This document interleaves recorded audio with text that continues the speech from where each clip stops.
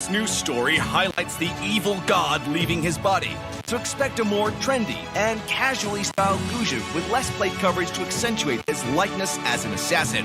We've also incorporated Amon's mana shards design at the end of Gujin's scarf to reflect the two brothers' reconciliation. Since his debut in the early days of the game, Gujin's popularity on the assassin roster has endured well into the present. Because of this, we've decided to keep his skill kit as is, at least for this update. However, we still feel that we should do something to show our gratitude for your continued love for Gujin. That's why we're bringing Gujin's visuals up to 2022 standards, with a full upgrade of his in-match model and skill effects. We've made sure that these adjustments won't affect his original design, so he'll still be greeted with that familiar face when you meet Gujin in the battlefield after the update. And even though September might be a little too early for Valentine's Day, we're going ahead and revamping the two heroes' Valentine's Day skins in this update. Compared to the original design, we've restyled Gujin's hair and added a few inches to his pants to highlight his elegance. The patterns and decorations have also been modified to better match Leslie's. As for Leslie, we're remodeling her high heels to further emphasize her femme fatale vibe. That's all for the first round of spoilers from this September's Project Next update. We've been hard at work, constantly improving every single hero's skills and visual effects to present you with the best gameplay experience at each stage. We hope you've loved all our improvements so far and are excited for what's to come. Get ready for the new Project Next update dropping soon. See you next time, and until then, we'll be seeing you in the Land of Dog.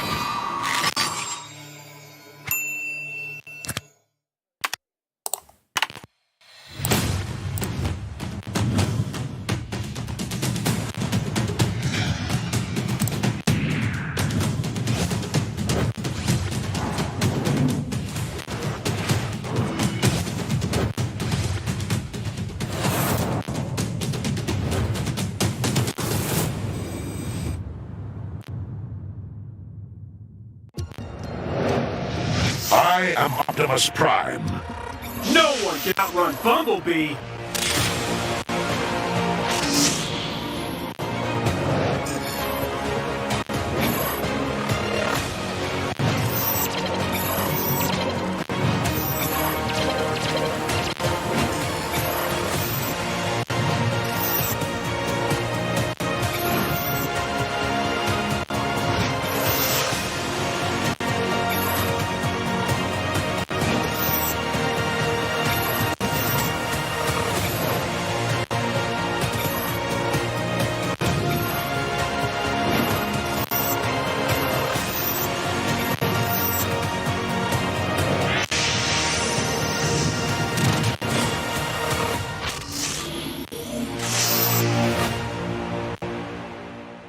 OSIM.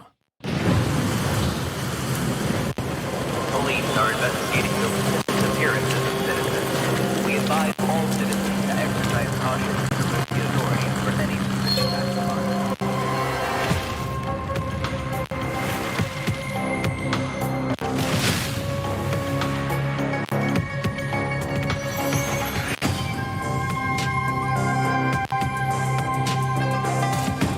I promised her I'll live and fight for the two of us.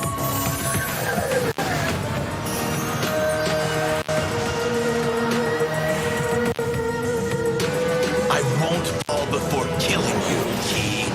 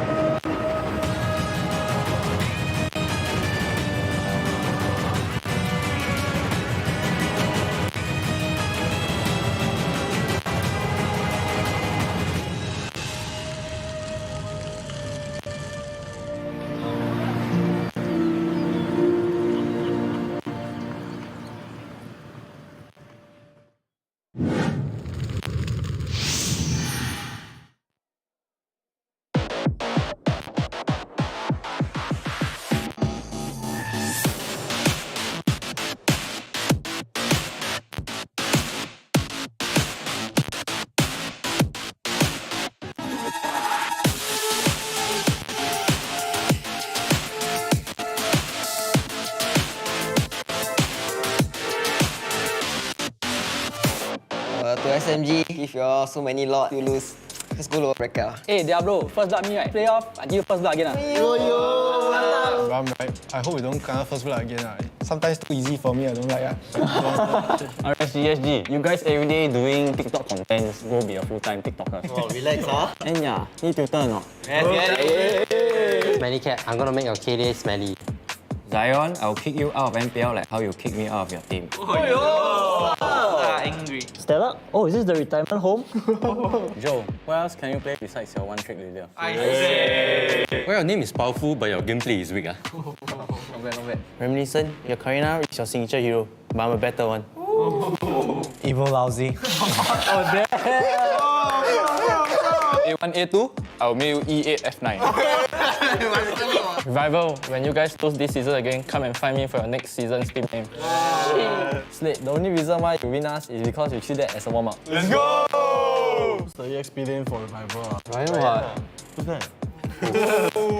To Adam here, I'll show you who's the better EXP laner. Revival. Even after you guys have revived, our players are more known than yours.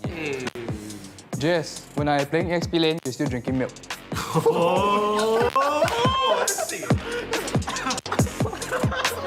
Okay.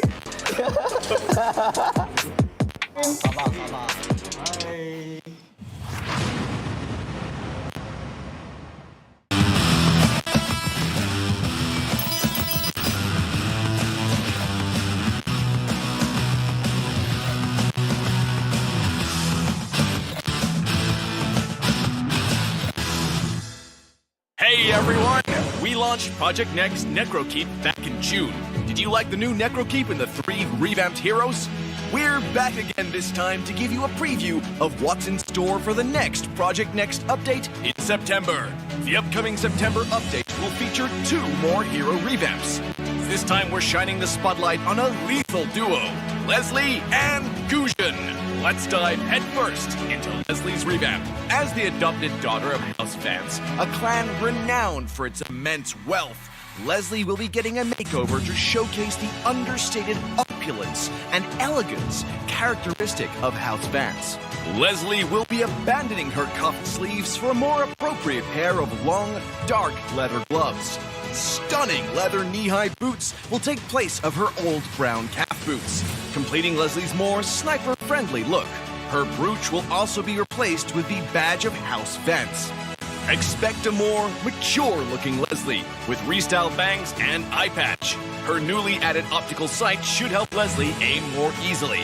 As for her skills, we're mainly adjusting the casting experience of Leslie's second skill, Tactical Grenade. Statistical data and live observation of players in match combat demonstrated a noticeable delay in the casting of Tactical Grenade, leading to an awkward and frustrating gameplay experience. We're optimizing the skill's animation and resolving before and after cast delays to improve the overall casting process. Moving on to Leslie's first skill, Master of Camouflage. Following a thorough review, we decided to leave the skill's mechanics as is. However, we'll be upgrading the visual effects of Leslie's camouflaged state, which promises a more exciting experience for Leslie mains in the battlefield. Finally, let's talk about her ultimate, Deadly Sniper. We're cutting down the interval between 2 fatal bullets to boost Leslie's burst potential and aggressiveness in matches. Next up, the Holy Blade of House Paxley, Gusion. Gusion's new story highlights the evil god leaving his body, so expect a more trendy and casually styled Gusion with less plate coverage to accentuate his likeness as an assassin. We've also incorporated Eamon's mana shards design at the end of Gusion's scarf to reflect the 2 brothers' reconciliation. Since his debut in the early days of the game, Gusion's popularity on the assassin roster has endured well into the present. Because of this, we've decided to keep his skill kit as is, at least for this update. However, we still feel that we should do something to show our gratitude for your continued love for Gusion. That's why we're bringing Gusion's visuals up to 2022 standards, with a full upgrade of his in-match model and skill effects.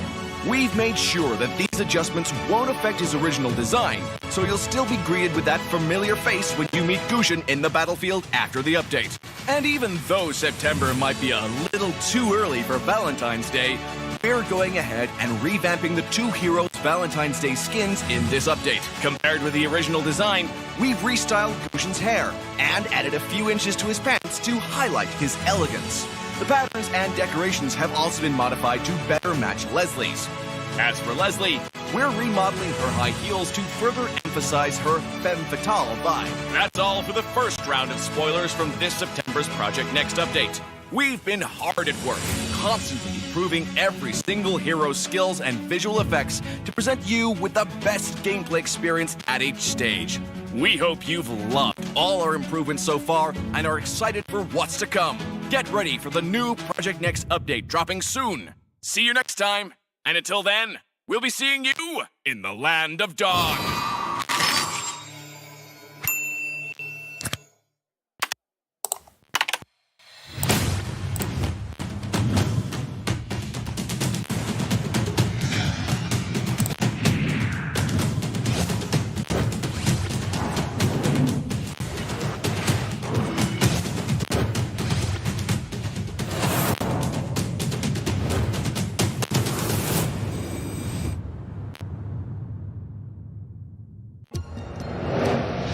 I am Optimus Prime.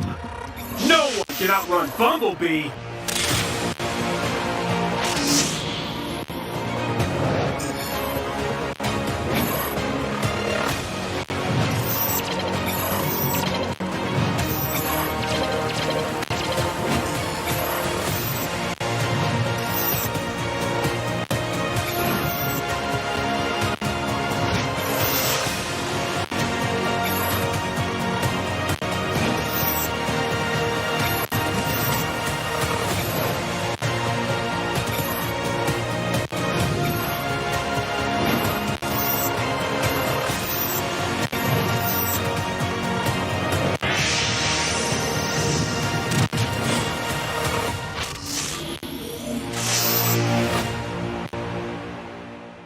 OSIM.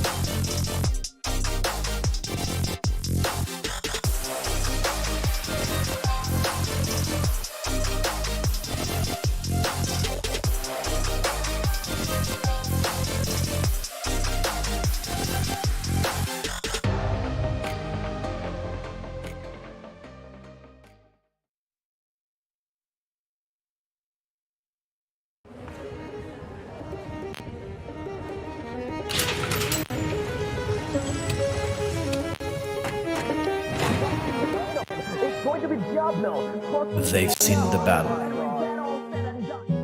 They've seen it rumbling. They come again to witness our gloriousness.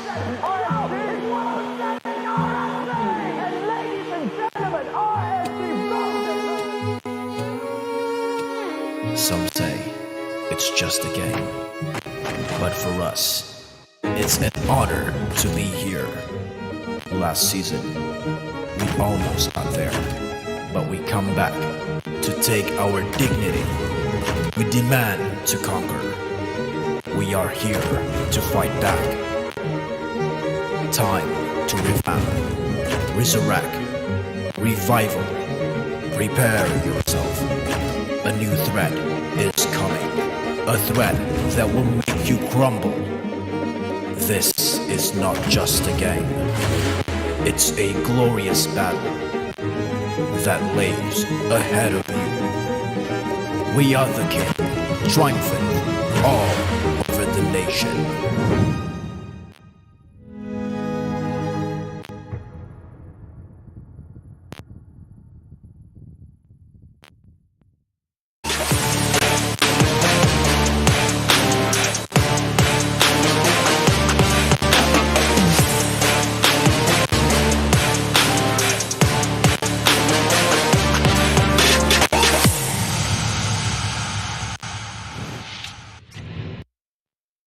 Ladies and gentlemen, welcome to the finale of MPL SG Season 4.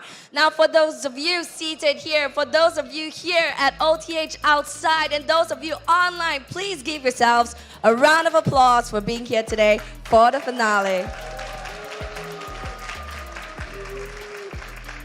It's a really beautiful sight to behold, to see all of you guys, Singapore esports enthusiasts, right here to support the Singapore esports scene. That's really, really awesome. Now, giving you guys some stats, which is really amazing. After 10 days of matches, 37 games, 257 total soups, 180 Lord recruited, and 8.4 million gold earned. It is that specific. We are finally down to the two best teams in Singapore vying for glory. Now the moment is finally here for MPL SG Season 4, as these teams are no strangers to anyone online or offline. Now RSG SG is the Season 3 champions, and they are here once again to lift the trophy and defend their crown, where we have Slate Esports. Though having lost matches against RSG SG both in the upper brackets as well as the regular season, they have fought their way back hard to challenge RSG SG again. Now we're finally here at our grand finals, where our top two teams will battle it out here at our Tampines Hub. The venue is literally filled to the brim. I'm not sure if you guys can see this, but can you let our online friends hear how many of them we are here? Come on, 1, 2, 3, let's go! Hear your voices! Now those of you online, wherever you are in the world, hope that you can hear our Singapore voices right here in the esports scene. That's just absolutely magical. Now, if you have friends excited about MPL SG and you don't want to miss out any of the action, we are streaming on all of our different platforms such as Twitch, YouTube, Facebook, and even TikTok. Now cast your predictions on who will win today's match before the draft itself to stand a chance to win some really awesome prizes. Now, before we begin the grand finals, we would like to hold an award ceremony for MPL SG Season 4. And all of you have already casted your votes online, and we would like to announce the winners in each category. Now, we will be giving out the awards of the regular season rookie, best caster, as well as the regular season MVP for MPL SG Season 4. First up would be the award for regular season rookie. Now, nominees are chosen based on the criteria of being a rookie player who have just joined the scene and have done extraordinarily well during the season. But before that, I would like to invite our VIP for today, and this is Minister for Social and Family Development, Second Minister for Health, and Minister in charge of Muslim Affairs. Ladies and gentlemen, put your hands together and welcome Minister Masago Zulkifli. Hi, thank you so much for joining us. So, the winner of the regular season rookie award is Peace from Revival. Now, Peace have been the unsung hero for Revival, ensuring that he pulls through from his team time to time again. When Peace is on the battlefield, silence from his team follows. As the marksman of the gold lane, he has been one of the backbone, ensuring that Revival is able to execute its game plan successfully. His impeccable positioning and clutch moves in the heat of the battle, despite being a fresh face in the professional scene, has earned him much deserved that award. Now, thank you, Minister Zulkifli, for presenting the regular season rookie award. I think for a moment there, a lot of people thought that you were the new rookie. Perhaps so, yeah? Okay, but it's okay. We're here to present the next award. Now, next up, we have the Best Casters Award. Now, the Best Caster Award is open to all of our lovely casters who managed to keep the regular season hyped and the energy high for 4 weeks straight. And, ladies and gentlemen, the Best Caster Award goes to James!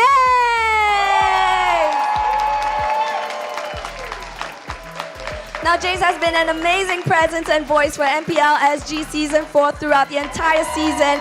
James not only energized the cast for our viewers with his boisterous voice, he also shed light on the teams with his breadth of knowledge during the games. He's able to pick apart the brains of players and coaches and break it down for all of our viewers.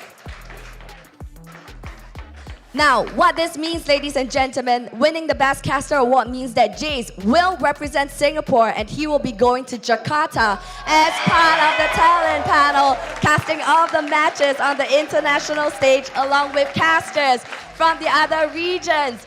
When I say Singapore represent, you say Singapore, Singapore represent! Fantastic, that's how it's done. Now, moving on to the last award. Last but definitely not the least is the regular season for MVP award presented by OSIM. Now, nominees for this award are chosen based on the top 5 players who have been awarded the most MVP titles. Now, we would like to invite OSIM Assistant Marketing Manager, Ms. Cheryl Ang, up on stage. All right, so Mr. Masagas, I need you here on the side. Oh, and then Cheryl, you leave a space for our MVP. Alrighty. So, and the winner of the regular season MVP award presented by OSIM goes to Lozzie from RSG SG. Now, Lozzie is an integral part of RSG SG, being captain, roamer, and a shot caller for his team. He can always be counted on to create opportunities in engagement or save his fellow RSG SG teammates from a bind. Now, in the regular season, despite being the roamer for RSG SG, he was the MVP for 5 games and a weekly overall MVP due to his impeccable performance against every team RSG SG has faced. Now, thank you so much, Minister Zulkifli. You can take a seat and enjoy the rest of the tournament. Let's give Minister Zulkifli a round of applause, shall we? Wow, that was simply amazing. That was just the awards for the regular season. Can you imagine for the playoffs? I'm excited. Now, ladies and gentlemen, once again, a round of applause for all of our MPL SG Season 4 winners. All right, one more round of applause. Come on, one more time. Yeah, so this is a lead up, right, for our final game for the day.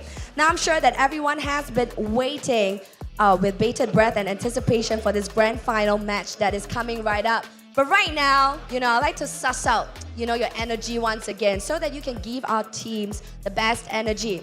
So, giving RSG SG the priority first because past season champions. When I say GG, you say GG! GG!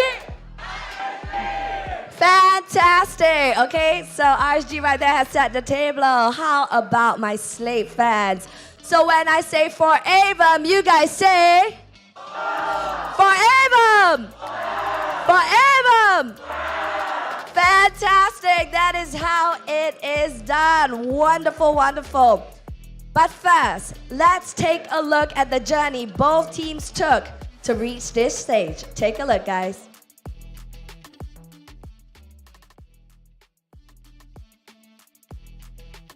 Teams stood on the same starting line at the start.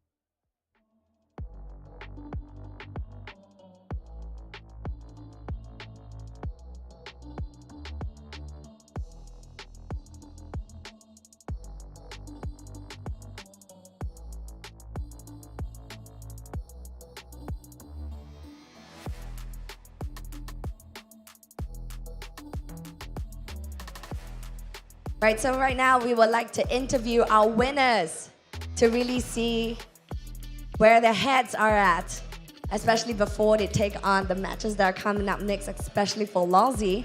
So let's get our winners back out. Put your hands together for Lawsy, Peace, as well as Jace. Is that tears right there? Just messing with you. Alrighty, so Lawsy, starting with you first. How does it feel like to be MVP of the regular season? Okay, I think that being an MVP as a roamer is one of a good achievement. I think no one has ever done it so far. So I'm very proud, and I would like to give this title to my team as well, because if they don't trust my setup and all, I wouldn't be the MVP. So, yeah.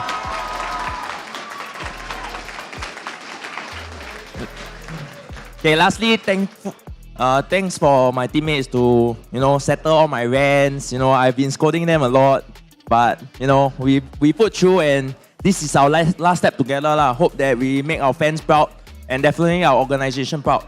Yeah.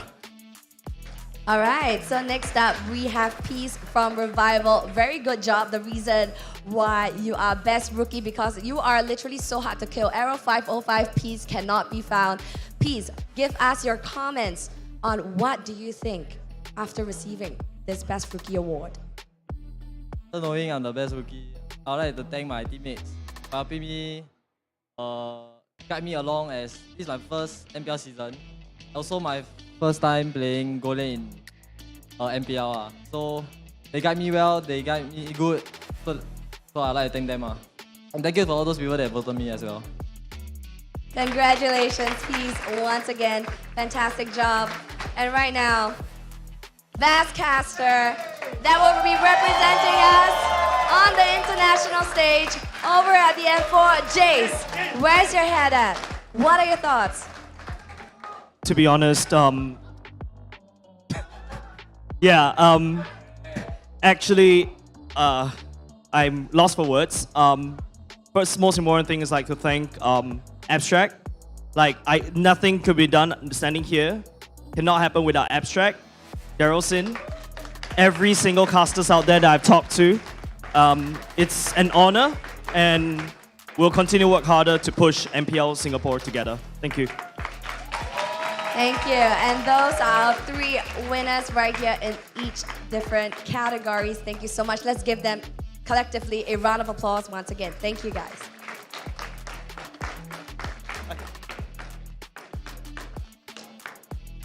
So yes, ladies and gentlemen, before we play you the opening video, we want to really, we did the sussing out of both teams. I know where they're at. Our RSG SG fans are here, Slate fans are here, but collectively, can we show all of our viewers that are online?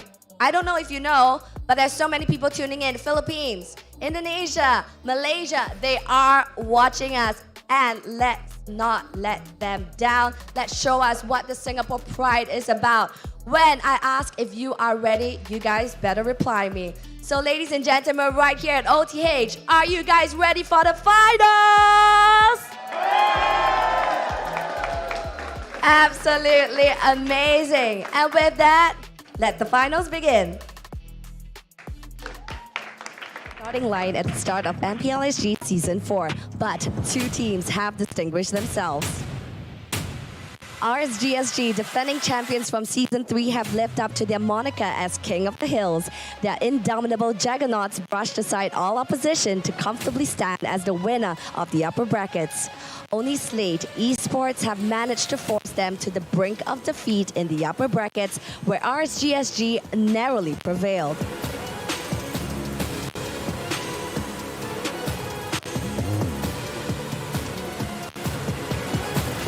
Slate Esports, a new team with familiar faces, are back to avenge their loss from Season 3. They surgically picked apart all their opponents but can't seem to surmount the final obstacle. The Revenants have fallen twice before to RSG SG, both in the regular season and in the upper bracket finals. The only obstacle standing in RSG SG's way is their bitter rivals. Likewise, will history repeat itself in this grand finals for Slate Esports, or it's 3rd time's the charm for them to lift the trophy? It is the battle of the coaches between St. DeLucas and Youngin. Who can chart a path to victory for their team? Now, onto the biggest stage for MLBB in Singapore. They will clash for the last time this season to win it all. Honor, glory, pride to present Singapore on the world stage.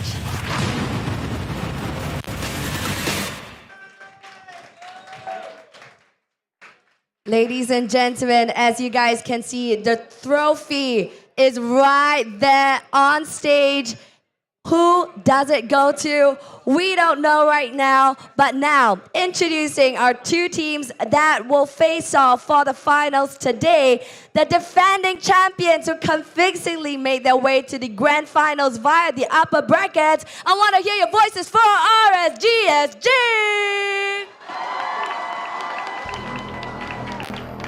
Right here from RSG, we have Lousy, Baby Cakes, 505, Bray, and Diablo.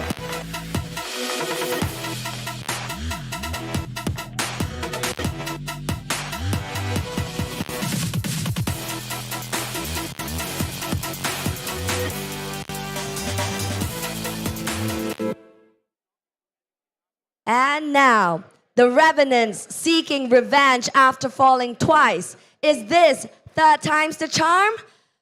I want to hear your voice for Slate Esports! Right here from Slate Esports, presenting to you JPL, Gear, Adamir, Stella, and FMM.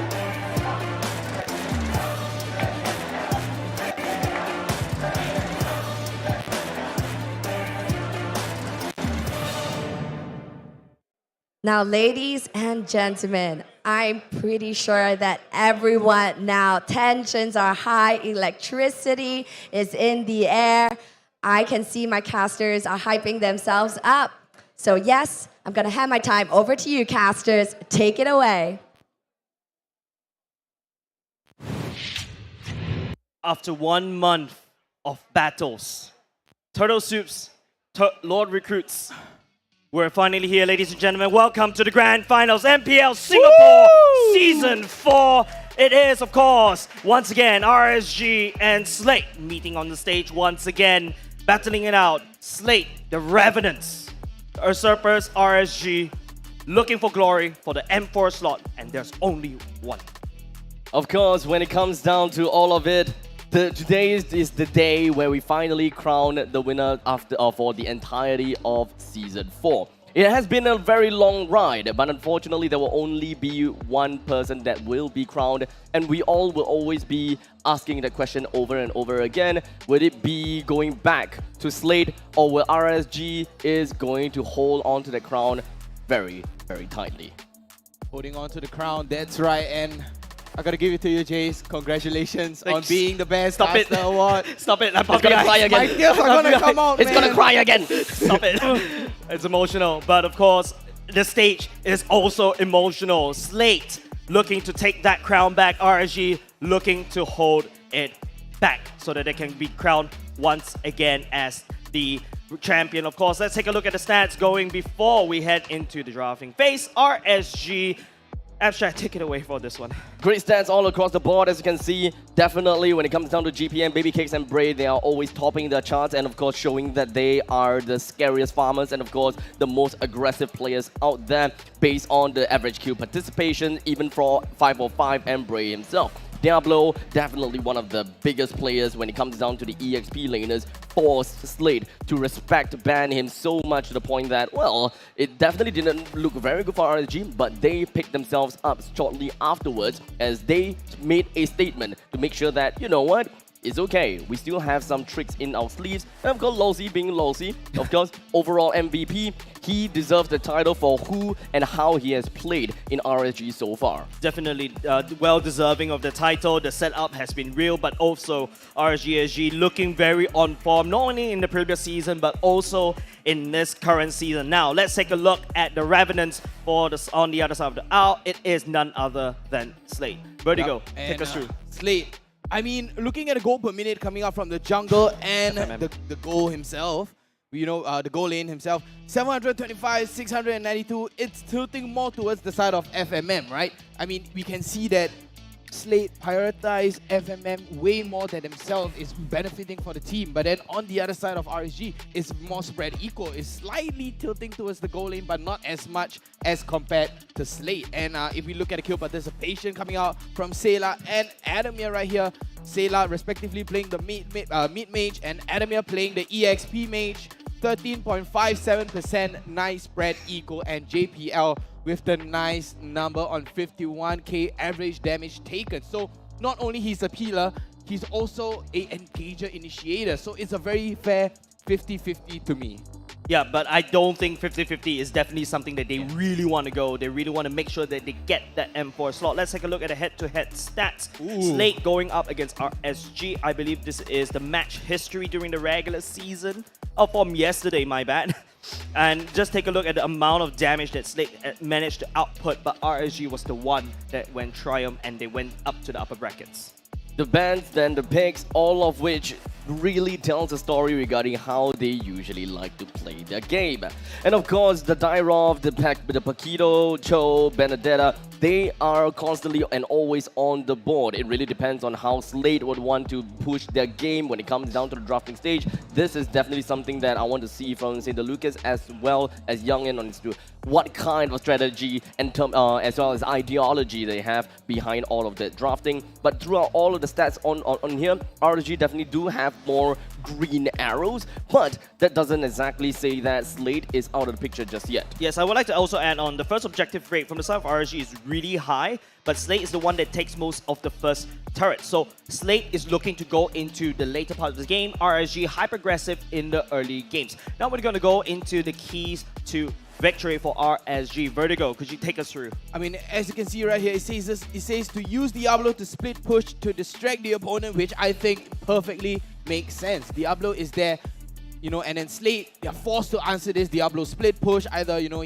or if he's coming from the flank, they need information, but we have JPL, the information king right there, and on the second point, it says to invade aggressively in the early game. But, you know, honestly, I love this point very much, but it all boils down to if the RSG SG, are they going to overextend in the jungle right there? Yeah, I think overextension is something of a threat coming up from RSG SG, but that is also their MO. They love to hyper-aggress. Slate, on the other hand, you know, they know how to counter all that. Don't forget, these two teams have been battling head-to-head for the past 4 seasons. And with that said, let's take a look at the keys to victory for the side of Slate. Abstract.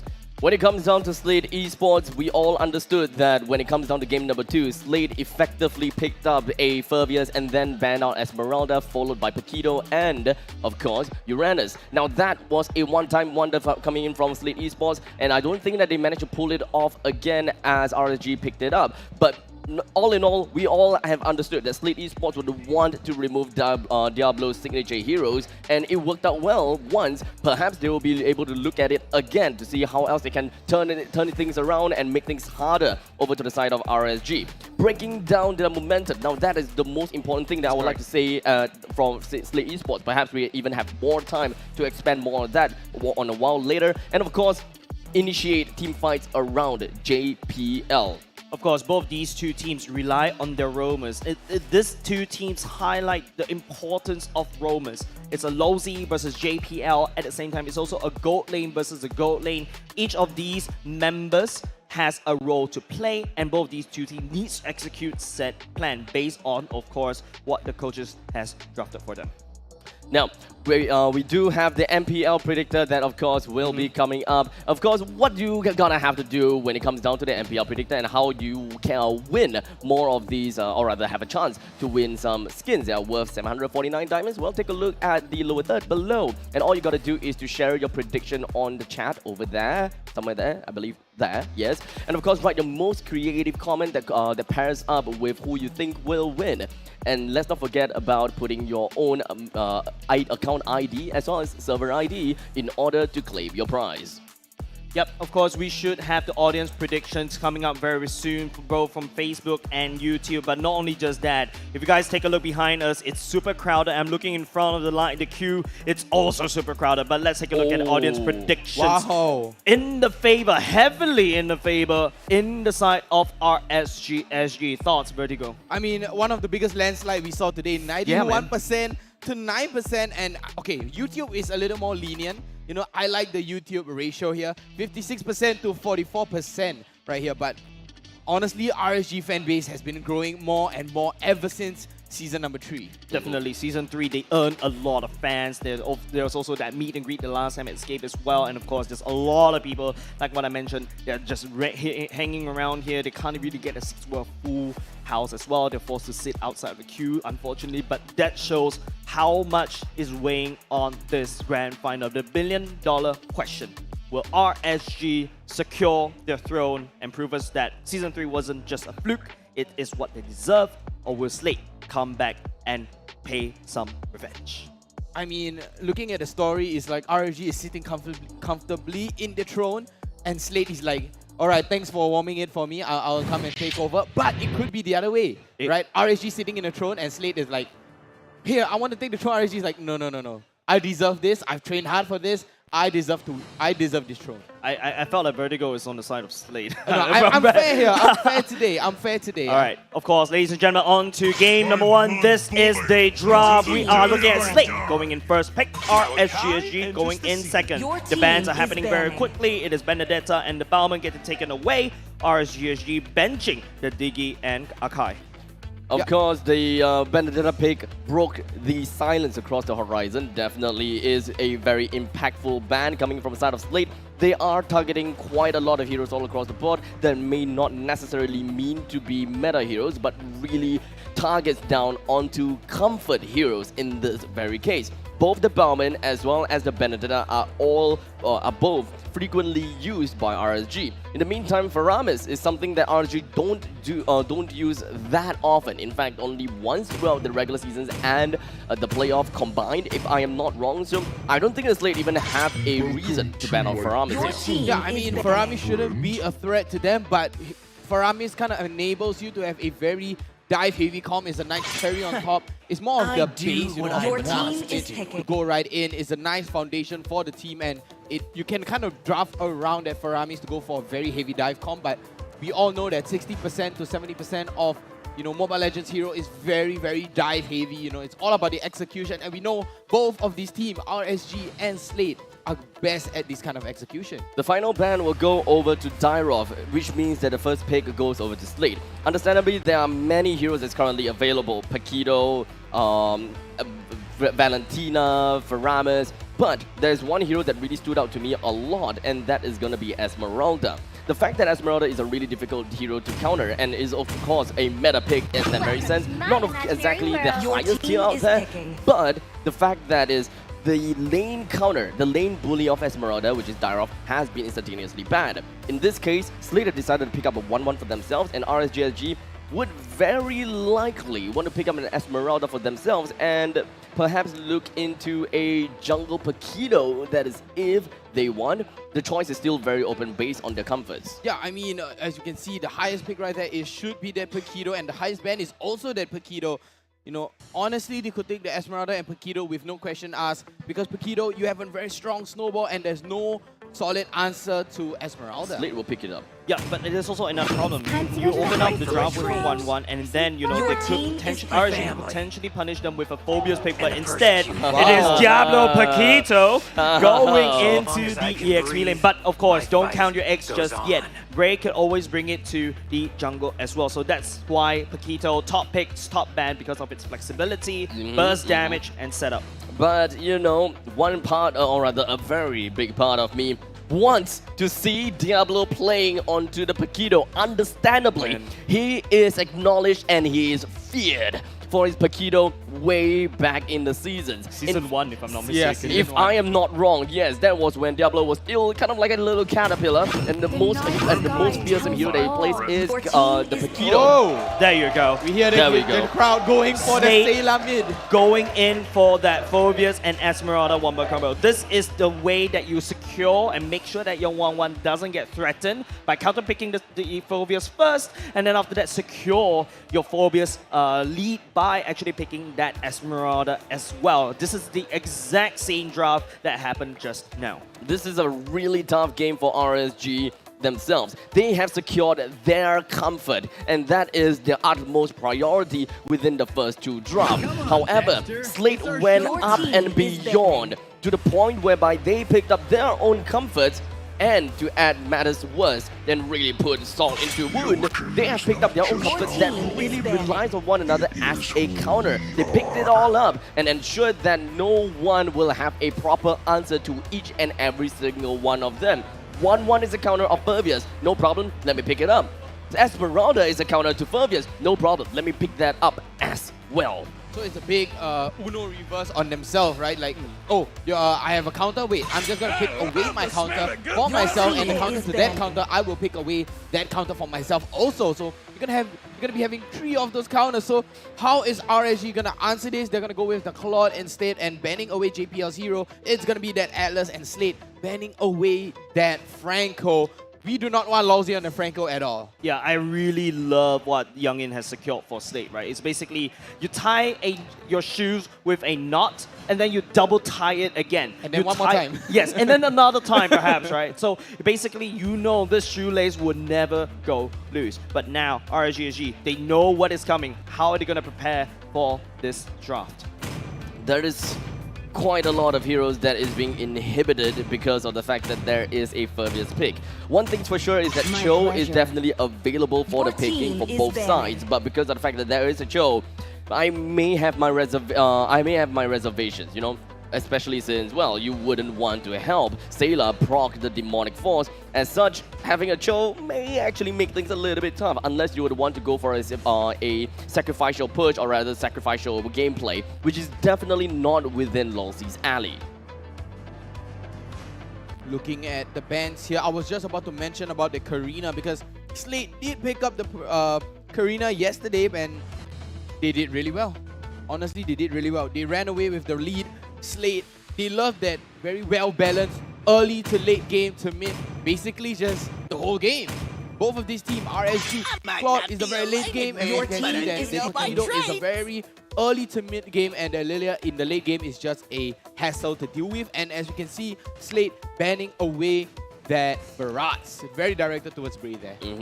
The way that the drafting has gone so far, there is going to be a relatively high probability that Slate might actually go for soft supports onto their side, be it a Rafaela or going to be an Estes. While RSG SG, they have a, well, most of the time, or rather in this case, I would definitely prefer to see them picking up a hard tank. In this case, they need to open their map as much as possible and ensure that they deny rotations coming in from Slate all over the place. Because momentum right now, the way that Slate has been drafting for themselves, it is definitely going to be pretty grim, and it could very potentially break the momentum of RSG SG. We're going with the Baxia here. Major throwback to the tank meta. I mean, it's still relevant. It's still relevant. That's a nice soft answer towards that Esmeralda only with Tortoise Basons. It's very more of a soft counter. It's a very one answer, right? It's like a full open-ended question. All you do is, do you enjoy MPL? Yes. And then the question continues with why, and you just don't answer it. You know what I mean? No, actually, it's a 3-part question. If you ask me why, I will just say yes. Just yes again. How much do you like MPL? Yes. How old are you? Yes. Oh my god. But guys, check this out. Whoa. Oh, of course. Jawhead Jungle and the JPL Cho makes his appearance once again, opening up the show, the very first game with nice comfort heroes, the walking ward, the walking way of the dragon, the big boy Cho. We even heard the crowd chanting JPL. Yeah, this is a very tough draft. At this point in time, Slate just seems to have everything in the palm of their hands. Every single one of these heroes are solid. They can all deal at different situations all by themselves, and they are very individualistic. And you put them all together, it is looking great. Remember how I talked about soft support? Yeah. It is not going to Slate after all. It goes over to RSG, who picked up the Estes. Estes for themselves. I mean, Lolzy did say that he was the top number 5 Estes in Singapore, and we can see today how will he bring this Estes to MPL SG. As we can see the crowd going wild right here. GG to RSG. Good luck to both teams here. Slate and RSG. Abstract and Jace. Take it away, guys.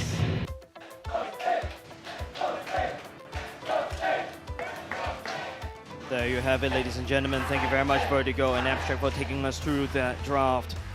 The crowd is hyped. You can hear the Let's Go Slate sneaking into our mics. But of course, ladies and gentlemen, on to the first game we've go on to the grand finals. This is RSG going up against Slate. 5 seconds. Here into Sanctum Island, we have the entire map divided into two. Blue and red. One at the bottom left and one on the top right. The one, of course, that is going to be representing red side in this case is going to be RSG. Diablo, 505, Baby Cakes, Bray, and Lolzy. While on the opposite counterpart, blue side, we have FMM, Sailor, Adamir, Gear, and JPL. All of these heroes and all of these players are starting with their own individual start without anything too crazy. Except for the fact that JPL doing JPL things decided to go straight into the enemy's jungle.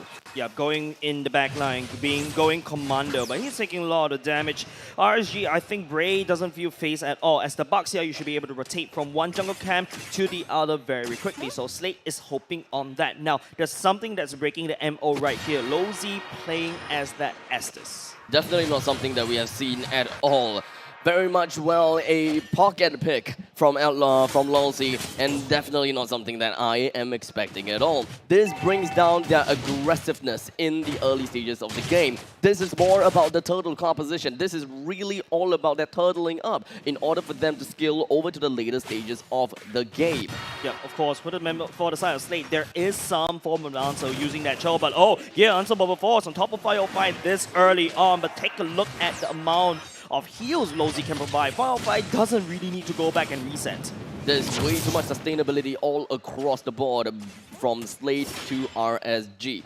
This game really boils down to who is able to survive any team fight the longest. And even at this point in time, it's kind of tough to answer the question. But once Estes is level 4, we know very well that RSG SG will have a massive power spike in terms of that sustainability that I was talking about. As such, they can be a lot more aggressive in taking objectives, but they can't be overextensive. Yeah, but take a look at where Slate is now. The Jawhead nowhere to be seen, whereas RSG SG will take up this turtle absolutely free. Adamir using the ultimate to get on out. First turtle goes over to RSG SG, but Gear is already here. Unstoppable Force going in. Baby Cakes get tossed. Oh my goodness! FMM is the one that gets tossed instead. The Blazing Duet managed to kite FMM away, but Lolzy, oh no, he is here. Gear on single down the hell. He's unable to connect. On top of that, Gear get out scot-free. Just by a hair. It is really all about the positioning that that Gear has put himself in. Definitely tough to put himself there, but of course, even though we are looking at the fact that both teams are still 0-0, there is still a lot of probabilities that we could be looking at, such as the difference in emblems and how that is going to be changing the game. Between the junglers, we're looking at Bucks here that picked up the Demon Hunter, while on the other side from Team Slate, we have Gear that picked up Killing Spree. Yes, Killing Spree, not Demon Hunter, not High and Dry. It is Killing Spree. He does want to move on from one place to another. A lot of quality of life changes into how he will play as this Jawhead. Yeah, he will definitely want to use that Jawhead to dive in the back line to jack one person. If that's a kill, he's able to go out. This Jawhead is playing more like an assassin. In the meantime, RSG, they're looking around at the bottom side. That is Diablo waiting in the bush, but it will be scouted out by the members of Slate. The entirety of RSG, they would want to congregate themselves and of course get close to one another as soon as possible whenever the clock is online. But they also just can't move together too closely, especially since they do have a couple of heroes that can be pretty elusive and agile when it comes down to using movement skills, namely Diablo. But Diablo, knowing how Diablo plays, he's always going to be at the other side of the map and just not going to be part of the action. Ejector connects on number 2, and here comes Sailor coming with the ultimate at the same time. 505 is the one to pick up the first blood for now. It is going to be Sailor. Oh dear lord, taking down Lolzy at the same time. FMM on the other side of that. Cosmo Tang affected on top of Baby Cakes, but the fight is not over yet. JBL will get aggressive upon, but Diablo, oh no, he's here. He's going in. I think he's trying to get activated, but FMM tried to kill for it. Would not be able to secure his teammate though. But the members of RSG, they take a lot of kills, and also the turtle in the pocket. A 3-4-2 trade, and as RSG has managed to find themselves on top in terms of value of kills as well as objective. A total of 2 turtles has been taken by RSG, putting themselves well over 2,000 gold on top of Slate. Game is definitely not over just yet, but with a peek on the items, we will have a better idea exactly what kind of composition that they're trying to go for exactly and what kind of game plan they are heading into. Of course, looking at the items, you already see the Phobias already going in that clock. That means that, you know, the Phobias will need some time, and time is definitely what Slate needs. But right now, it's all focused about making sure that they don't give too much structures away to RSG, maintaining that gold lead as close as possible and catching up during the mid-late games of that fight. But of course, Bray, you know, RSG, Bray is rolling, man. He's going around the map, securing neutral objective. They're trying to get some, you know, mid-game pressure using on top of Diablo, but JPL looking for some pick-off would not be able to find it. And for Slate, they need to go all in. Estes will build it all the way up if you let him go, but okay, Diablo, oh, he's in trouble though. Two members sticking on top of them, and they're picking that up. No way that Diablo will be able to get away. Oh, no way, Jose. I gotta have to say, bottom lane is now completely clear, and Slate now has an advantage with a pressurizing lane in the bottom. RSG would want to open up ways in order to punish the rotations coming in from RSG as much as possible. So whatever it is, RSG's movements have to be reactive to Slate. So far, Estes hasn't quite been in the crux of the fights most of the time because, yes, he has been trying to go for babysits. But Slate, they are actively trying to avoid working around Lolzy, especially since the Blessing of the Moonlight Goddess is a really pesky mechanism to deal with. Definitely, RSG, they're roaming as 4 or 5 at the same time. Slate, on the other hand, spreading out the whole map like thin layered tire. They're not even giving any form of, you know, team fight opportunity for RSG. They're going around the side lane, sneaking up, ambushing. That's how Slate will be picking up here, but the flicker will be used. Firefly will get kicked, but remember, look at here. He's actually focusing on Turtle instead. Find a dash, what Turtle in the pockets of Slate. But RSG, amount of healing going all the way in. But Diablo coming in for the side lanes. It is going to be Sailor jumping on top 5 or 5 for now. He's in a bit of trouble. He doesn't really have the purple shoes, but JBL will be one to fall. Traded for Lolzy. Not too much of an action from Slate. I mean, yes, they did manage to push out quite a bit of impact, and they did manage to push all of the waves in from the top lane to the middle lane. RSG would have no choice and couldn't defend the top lane, and they finally have brought something down. There is definitely going to be expecting to see that the Furbius moving around, sorry, not Furbius, the Esmeralda that moved around a lot more now that he has the unlocked already. Yeah, definitely has been unlocked, and not only just that, look at the gold, both are equal for now. Slate has caught up in that gold, slowly crawling all the way back in. The priority by JPL, oh no, he comes in from the backline, he kicks Diablo, doesn't get it, the crossbow tank gets activated, and Bray will get some fire as well. Lolzy coming in to lend in some support, but it is gonna be that Diablo goes down at the bottom lane.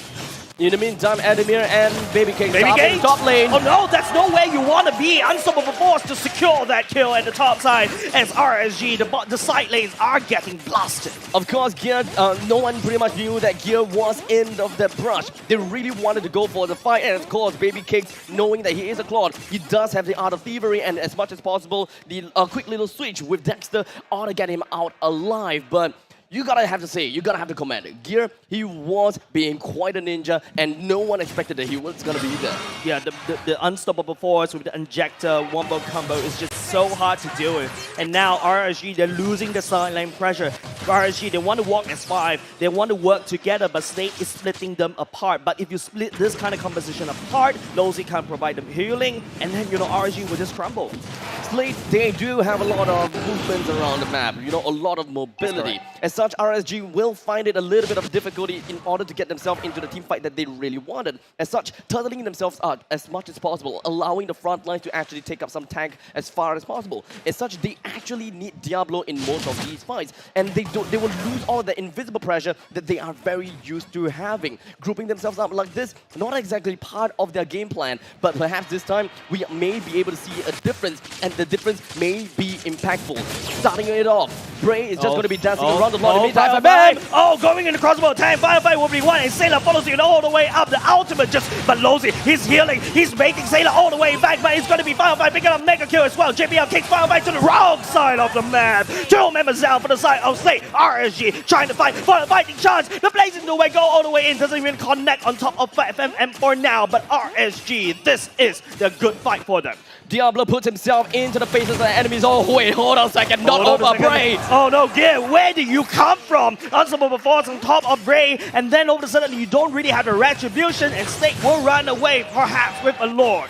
Endermere, he still want to push his attack up into the top lane and try to put on more pressure on the opposite sides of the lane. They know that they don't really have the opportunity to take up the Lord anymore. But here, he's still somewhere around the map. Yep. Bray, he did go down by the hands of Gira after all. So the Lord going down is understandably still going to be it, despite having some of this advantage. Yeah, but RSG, they're not out of the woods just yet. This Lord is still a baby Lord, but FMM is responding to the RSG push at the bottom side. It is Baby Cakes that need the farm and starts to need to split push. Yes, he is as flexible and as fluid as Diablo, but then again, do you really want to sacrifice a Claude to split push like this? 10 minutes and 40 seconds into the game, we are starting to see players starting to get kind of ramped up with 3 items and or more. Especially when it comes down to 1-1. 4 items has already been built up. The counterpart is going to be the Claude, which only have 3 full items built up. Well, both of these marksmen do have Wind of Nature for themselves, so it really comes down to skill-based strategy and, of course, how they would want to eventually put up a fight. RSG's way of putting up a fight is that they will always want to put someone in the front lines in order to tank as much as possible, putting Bray or Diablo as the bait. Whenever they realize that, look, Sayla is coming in, they do have the mobility, they will rush down, or rather rush backwards, in order to split Sayla away from the rest of the team, and that is where they will single one person out. Ademir, the slow coming in for the final fight. Ademir will be able to walk on away just now, but concealed play going in. JPL looking for some pickup. Firefly is the victim, but he's going to be Firefly using the purple shoes, and FMM, he shut down Firefly, and now the Lord is still standing. RSG, they need to try to defend using Estes, the Blessing of the Moon Goddess gear, looking for some pickup. JPL going all the way back in the front line, but tossing Sailor all the way to the front line instead. Slate will focus on the turret instead, and Sailor just racking havoc at the back line, but RSG, they are split up. Slate right now on a bit of hell. Diablo trying to make something work, but Sailor jumps into the air and misses Diablo for now, but Lozy desperately healing for RSG, trying to hold FMM. Wind of Nature coming back in. RSG, they will not be able to pursue. A steady push coming in from Slade, despite the fact that it only had 3 person and all of them were all on critical health. The top lane inhibitor turret ultimately went down, and Slade tried to buy even more time in order to push down the bottom lane and the middle lane all by themselves automatically.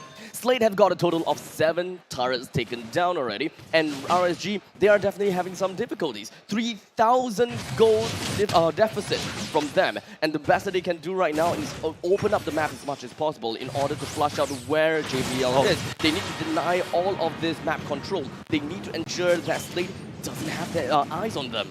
Yeah, JPL has been seeking all this information, right? Being so annoying to deal with. JPL is super slippery. Like, it's like fish. You're trying to hold it, but it keeps running away. And speaking about the fish, he catches Ray all the way back in, and I think he activated the crossbow attack. Ray is under a bit of damage, and now the mess of the mess for RSG didn't have to force the Winter Trinket. Now FMM, oh, it's gonna be a 1-by-1, but Ademir is asking, where are you gonna go? The Blazing the Wind, a defensive one, but Sailor will be able to shut Baby Cakes down, giving the double kill. And now Slade, 5-man strong versus RSG, 2-man only. And Slade, they can go for the Lord, they can also go for the end.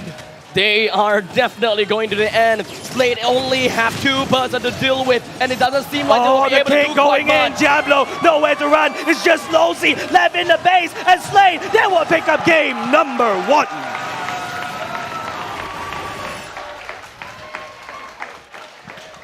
And an effective draft coming in from Youngin.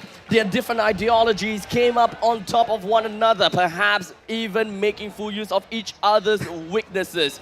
No, JPL, the camera is not the head to stand. But good job and good plays coming in from Slade and RSG themselves. Sayla, not you too! Sayla too! guys, it's like trying to give you the headset, trying to give the viewers the headset, but GG well played for the side of Slade. The draft on point, RSG being split all the way up. This feels like, you know, the past few seasons, how they've been dealing with RSG. They spread up so thin, like Kaya, and then after that RSG, since they built a very strong team-based kind of team fight, RSG can't crack Slate for now. Yes, they definitely have a game plan of their own. They really wanted to go into the later stages of the game, and of course, they would want to huddle and turtle as much as possible, even to the point that they have a Lilia in order to clear ways fast. They know what they're getting themselves into. But in the end of the day, the draft tells a lot of tales. And in this case, I believe that the draft made a crucial part of Slate's victory. Yes. But I would really want to hear from the side of Vertigo. Yeah, man, looking at the items right here, if you give Slate a centimeter, they will take away a kilometer from you. A full-on kilometer. The moment, okay, it was a Mexican standoff at first, RSG recognized that JPL Vision game was a tense. It was a face-off. They kept on. The goal was very constant, right? It was very close. There was not more than 2,000 goal lead at any time at all. Yeah, that's very important because don't forget, our Slate is waiting to play in the late game. They have a bit of early game lead, but they lost it. It's RSG that's the one that secures the early game, but when, you know, Slate, the clock starts to tick down, you know, Adam starts to pick up the items, FMS starts to pick up the core items as well. Abstract, you pointed out 4 core items already, whereas Baby Cakes is still a little bit struggling, and that's where Slate will strike. All in all, the early games, yes, they are pretty much looking at a certain point of stalemate. But they, of course, are looking at some kind of compounding, you know, loss from RSG. So Slate, they eventually got themselves the win, eventually got themselves the game, especially since each and every single one of these heroes are very individualistic, and of course, they do have very good ways of playing around in their own lanes, into their own roles. In fact, one of the best composition that I have probably seen so far in the entirety of MPL S4. I think this draft started when the Daro gets banned out. Whenever the enemy team bans out the Daro, that's where Slate will pick the Phobius and also Esmeralda. Don't forget, this draft was already selected in the previous game. You would have imagined RSG, you know, had, you know, just seen through the draft, they already expected what to come. I think what RSG did is quite good as well. They try to out-sustain, make sure that, you know, out-sustain Sayla in terms of that jumps. But take us through the stats, Vertigo. Yeah, I mean, looking at the stats, look at the amount of damage taken. It was all so close. 300k to 294k. That is just almost the same, but look at the damage dealt coming out from Slate. 189k compared to 146k. That's a much larger difference there, right? There's much of a larger difference, but look at the total heal. You have Estes for the heal, and you have anti-heal coming out from the Buxel on Bray, but the total heal coming out from Slate is way more, and it just shows that Adamir on that Esmeralda did so much for the team. He sustained throughout every single fight. Yeah, but with that said, ladies and gentlemen, look through all the stats. Highest kill participation from the side of Slate is FMM. RSG, on the other hand, it's Bray and Lozy that's always constantly setting up Firefly as well. But Slate, JPL has always found the crucial target to kick all the way back. And with that said, we should be looking at MVP from Slate, of course. It should be... Gear? We're waiting for the graphics to change. It's I Gear, actually it's can't Gear. give it to it, It's but Gear, in man. fact, it is going to be Gear. Looking at the items, can you take us through? Vertigo? Yeah, taking a look at the item, he's going to be building onto the Tough Boots along with the Hunter Strike Malefic Roar, Brute Force Breastplate, and probably going to go into a Athena Shield at the end.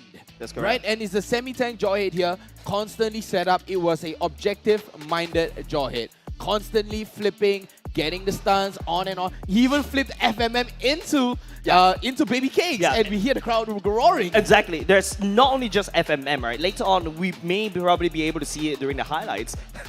Constantly. You don't flip your teammates in. But this one is you're flipping your teammates in and then aiding your team in, you know, there's incentive for it, there's more pros. Yes, exactly. I actually buy that item to prevent the Jawhead whenever I see a Jawhead in pubs. But for JPL, his tosses are actually on point. Yeah, his tosses are all on point, precise, you know, and Gear on the Jawhead, keep on tossing, and JPL with Way of the Dragon, constantly catching out 505, catching out Bray at the most precise timing ever.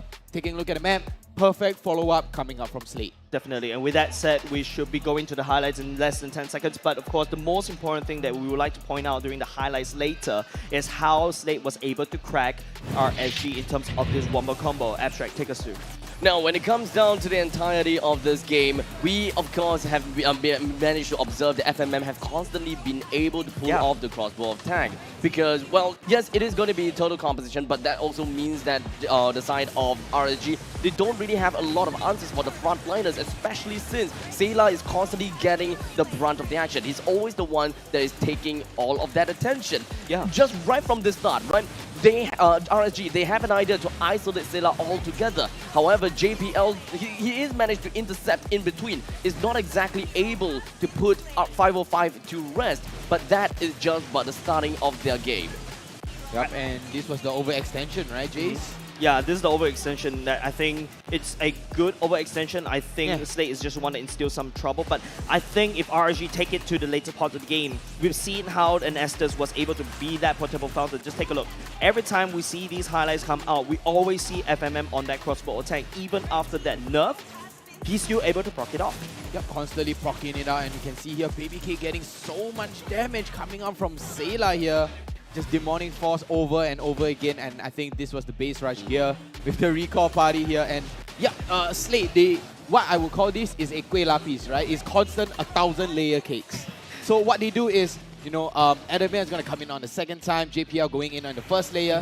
It's a nice multitude of layers, and by the time you know it, the cake is in your face. Yeah, they balance out the damage, right? If you notice, it was Adamir that was taking most of the damage instead of JPL because they know how to layer these ultimates, they know how to go in secondary, they also know how to think about, you know, attacking together, ulting over and over again.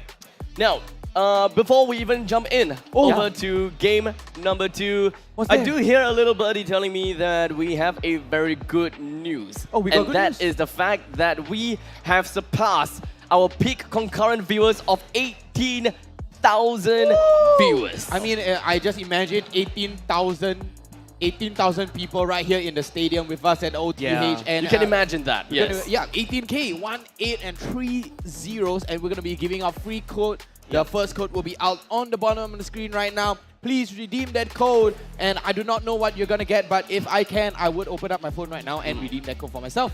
Definitely chances for skins, I would say. Yeah, definitely. But of course, thank you very much for supporting MPL Singapore. We're only 4 seasons strong, yet we're already hitting this sort of milestones. Imagine we actually have every single one of you not to join us online, but to join us offline.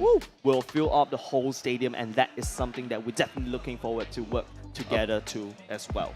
Of course, a huge shout out over to the other regions as well, as I'm pretty sure that quite a lot of you guys are watching in and taking a look at MPL Singapore. Thank you so much for tuning into this region. I hope that we have done very well, and of course, Singapore will be very much looking forward to looking at our brawl against your region in M4 itself. But you know what? The next code is, of course, going to be popped out on screen. Just keep your eyes at the bottom part of the screen. We'll take this time to kind of like bring ourselves together and prepare for what is coming up next, and that is going to be Slate versus RSG's game number 2. We'll break down a little bit more in the draft, right? Definitely. Because right off the bat, right, looking at Slate versus RSG, the way that they have drafted, we can identify that Slate, yes, they're targeting Benedetta, or rather they're targeting Diablo. They do not want him to pick up most of these comfort heroes per se, but in fact they gave the Paquito away.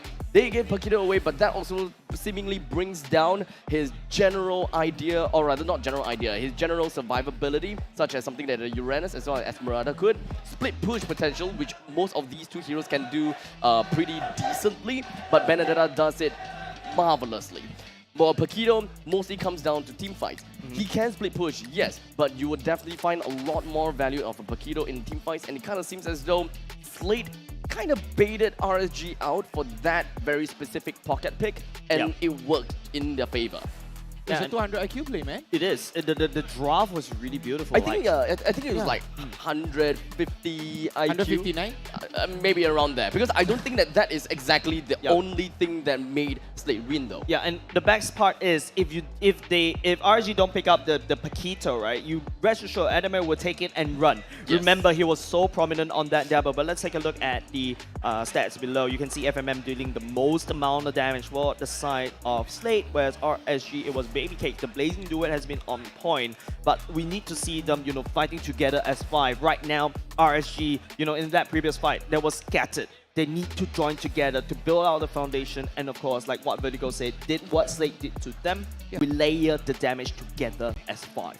Yeah, the layering is very important. I mean, I can see how RSG was drafted. I like this layer, but Yes. it's just, you know, missing a couple of layers as compared to Slate. Well, as much as we want to put more layers, you can only have a 5-layer in this way. So it's like a 4.5 because plus one because of the Lord. Oh yeah, you get the Lord too. Yeah.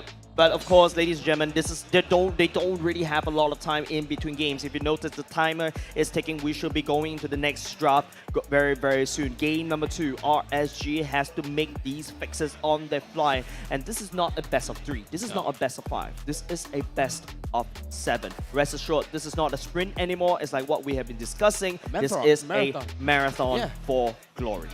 Yeah, Matheron? Matheron. Matheron. I mean, the weather's hot today, man. Yes, Guys, please yes. keep cool. Hydrate yourself. Cool, hydrate yourself. Yeah, even the crowd, everybody, the staff, the crew, everyone here in front of us sitting down. I'm sorry, but the stadium is kind of packed right now.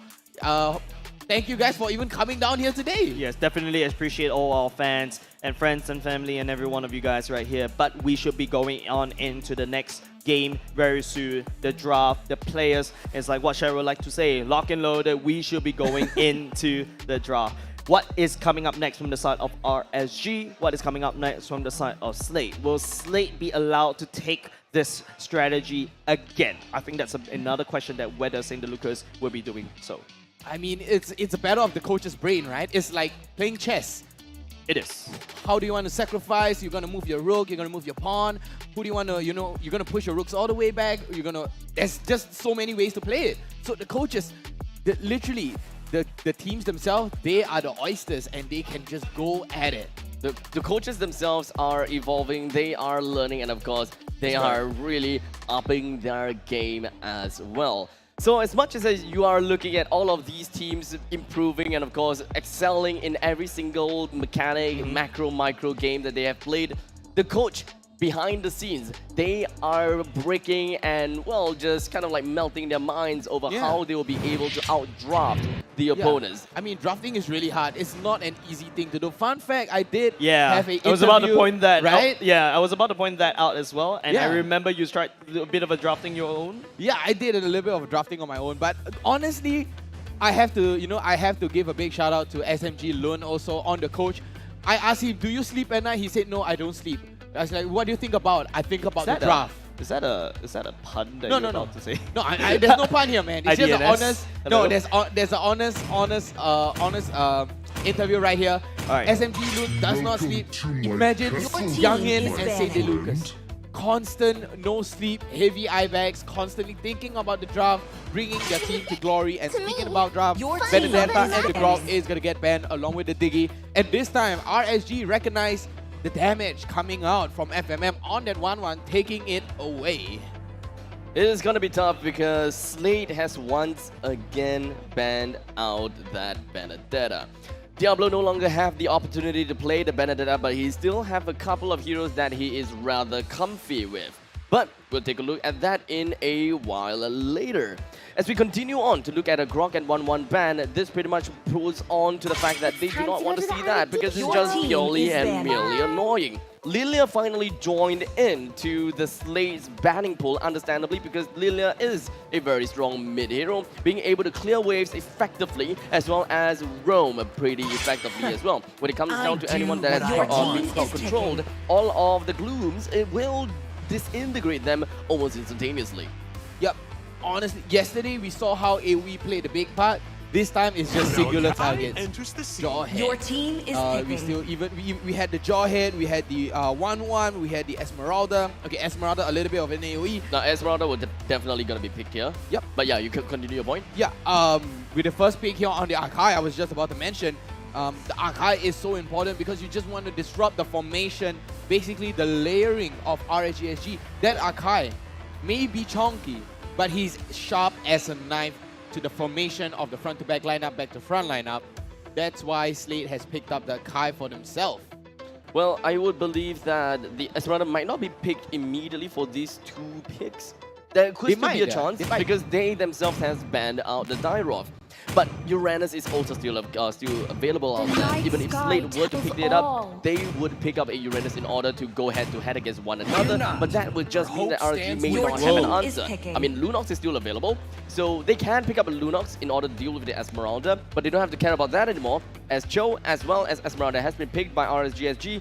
Absolutely loving these two picks. Definitely, I agree with you, Abstract. The fact that, you know, you pick a Cho and then you pick an Esmeralda, there is no threat on that Morpheus anymore. So Slate has technically, you know, RSG has technically secured that Cho pick that Lozy likes to play, but at the same time, that kick will also be beneficial when it comes to Gear's Hurricane Dance, trying to kick that away. Kagura is very likely going to be another pick here. Yeah, very possible. Yeah, very possible, right? Zaylan, very comfortable with the Kagura, and of course one of the other picks that is capable of bursting down Diablo and playing as the Esmeralda. But what Slate decided to do instead is that they would want to snap pick onto the Uranus as soon as possible, as well as the Claude. Now, looking at Uranus pick is definitely understandable, right? Because they do not want RSG to ban out the Uranus in order, and then Slate probably wouldn't have much of an answer when it comes down to dueling against one another in the lane. Because Uranus as well as Esmeralda, they pretty much go head-to-head, and of course, it's pretty much skill-based orientation. None of them particularly lose, none of them particularly win. Sometimes Uranus may win, sometimes Esmeralda may win. Yeah, but that's okay because, right, it all depends. It's like what you said, it's skill-based. It depends on when you use your second skill. From the side of the Uranus, the Esmeralda will love those juicy little shields. But at the same time, it is the only hero that, in my opinion, that can go toe-to-toe to try to hold down the XP lane. So expect not a lot of action around the XP lane, but expect a lot of action around the mid and the gold lane. Wet noodle fight, like what you always like to say. Ready to go? In my Sorry, Your team is banning. I'm kidding, man. But RSG SG here going with that Valentina pick, which I think is going to be amazing. She could either take Consecration, going with the Blazing Duets, even the heavy spin from Akai to just 50-50 it out. You know, push Gear on that Akai far away to deny any sort of formation breaking coming out. Yeah, I've seen this kind of drop before, right? Your Valentina takes away the Hurricane Dance from the Akai, and then, you know, you Beyblade it out. You kind of trade one ultimate for the other. Yeah. But now it is up to Slate. What kind of, I think with that, knowing that the Valentina usually take the Akai ultimate, what kind of ultimates they can actually go ahead and afford to get bigger ultimates too. Slate do have quite a bit of differences, and of course, or rather they have quite a lot of choices that they gotta have to pick here. But the main thing that they gotta have to fulfill is gonna be the jungler role as well as the roam role in this very case. Oh wait, sorry, hold on a second. Jungler as well as their mage. In this case, RSG SG has focused on to Sailor, giving him a lot of respect by banning the Fervius as well as Kagura. Both of these heroes have scored effectively against Slade's enemies. And now, with these two out of the picture, what exactly will Sailor go for now? I mean, the possibilities are endless right here. You have the Valentina, the Esmeralda, and the Cho. You do want a get out of jail free card, so I'm thinking a Julian mid would be really nice right now. Oh yeah, that is true. Right. A Julian mid would be great. A Julian mid, a Lunox mid. Yeah. And I know oh crap, Lunox! Oh, yeah, Lunox. That's correct. Okay, yeah, completely forgot about that point, and especially since RSG SG themselves do have an Esmeralda, and in order for Slate right now, right, their damage when it comes down to securing objectives such as the Lord may not necessarily be very high, because looking at Claude, yes, he will have a couple of true damage when it comes down to the Demon Hunter Sword, but you can't burst it down fast enough. In order for you to win in the later stages of the game, which is definitely something that a Uranus as well as a Claude excels in, you need someone that is able to burst down the Lord as fast as possible, and that is an absolute bonus, so that if RSG were to be out of position or if their jungler is nowhere to be seen, the Lunox comes in extremely handy, being able to lock down the Lord and just burst it down almost instantaneously. And I mean, you have a freeze engage too. I mean, you have a get out of jail free card with the power of the light, but instead RSG, they're gonna pick the Julian for themselves. So a jungle Julian, yeah, okay. It's possibly a jungle Julian. Cho on the roam, Esmeralda on the EXP, and then we have the Valentina on the mid lane, leaving the marksman open. So Slate, they're in a very tough position right now. They're stuck between a rock and a very hard place. This could be a risky thing to do, But I don't really know how comfortable Baby Cakes will be when it comes down to playing magical base hero. But another part of me just be like, you know what, it might not be the greatest idea considering the fact that there's already 3 magical damage dealers all across the board for RSG SG. Well, what you can go for is go for Clint or carry. Go for the carry. You shred it, shred JPL, or you shred the Uranus or the Archive all the way down. Now, take a look at from the side of Slade. That is JPL going on top of the Ruby, Sailor on the Farsa, and like I said, now RSG has to make a choice. Do you take the I'm Offended? Do you take the Feather Airstrike, or do you take that Beyblade? Honestly, versatile. It depends on the situation, but honestly, I think Valentina would definitely take the Feathered Airstrike, giving them a little bit more extra range. As you look on the side of RSG, it's all very in-your-face kind of fighter. You have Julian, Valentina, Esmeralda, and the Choke. It's all very in-your-face, nice and comfortable. You know, just right up in your face, just standing to you and looking at you right in the eye. For too long. Okay, yeah, the carry. There we go. Jace, this is what you are asking for, to see a carry being picked up by the side of RSG SG. And that will be the case. Yup, GG to RSG also. Looking at both drafts right here coming out, both sides. Look at the crowd, they're going crazy. They were waving the banners, waving the flags, showing the posters. Enthusiasm today is off the charts, man. Gonna be looking forward to this game between these two. Now, the draft definitely looks a lot more interesting, and of course, both of these teams will stand a very fair chance. This is skill-based game, but we of course will have more time to break down these compositions as to who does what and what are they supposed to do here. With that said, ladies and gentlemen, I think both of these two teams are the one they needed.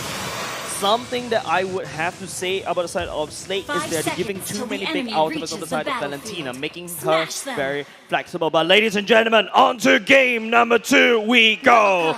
It is Slate in the blue and RSG in the red.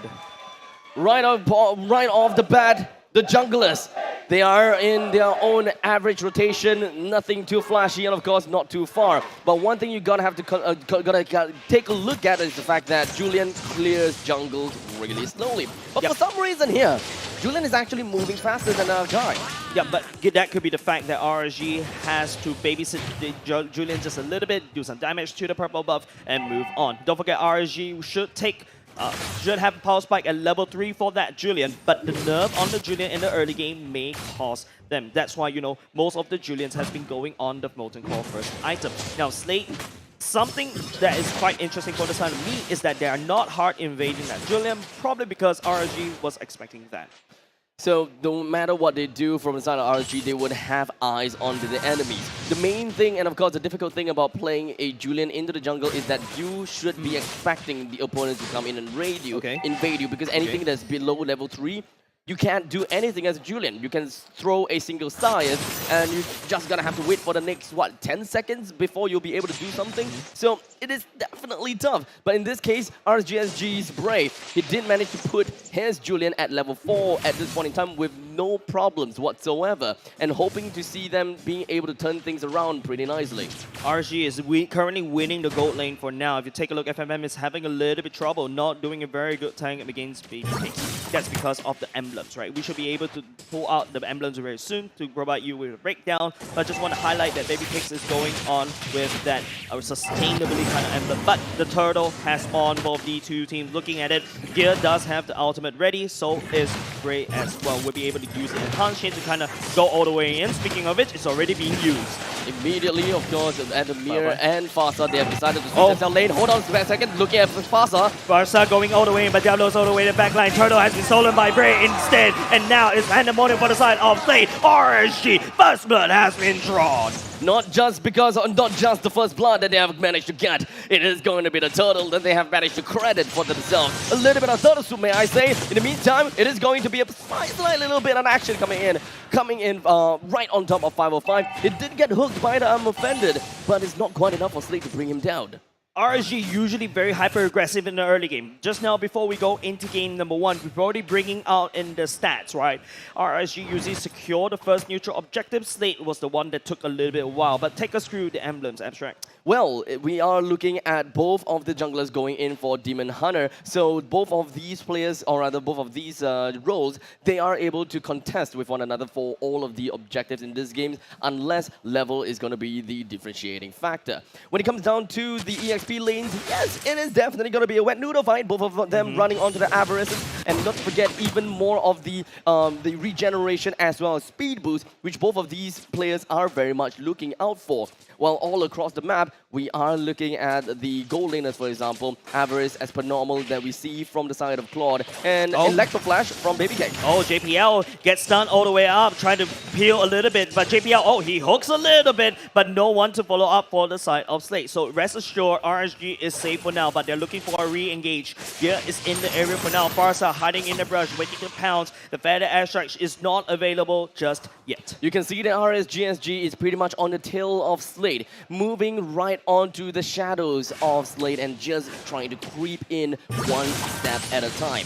They want to create all of that opportunities in order to create more space for their team. But so far, we don't quite see that just yet. 7 seconds until the turtle spawns. JPL rushes himself right into the face of Bray. Here continues on. But unfortunately, that is going to be a very simple enhanced sword in order for Bray to get out of the way.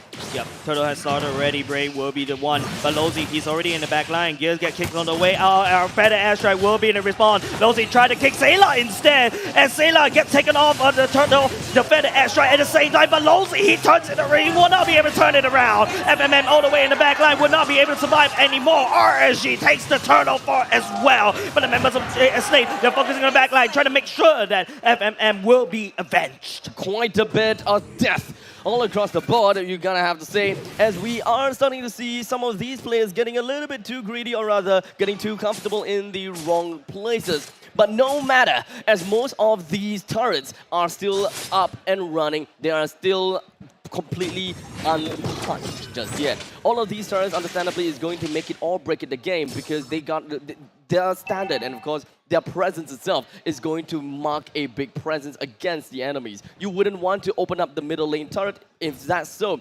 invasion into the jungle is going to be made super easy. If any of the side lane turrets is going to be taken down, the EXP laners will be freed. As long as they make a single push, they will be able to move themselves over to the rest of the objectives, or even join in team fights. Yeah, I'm trying to take a look. It's already a lane swap happening. Lozy is already, but oh, it is going to be Baby Cakes on the top side. Adamir, he's not ready.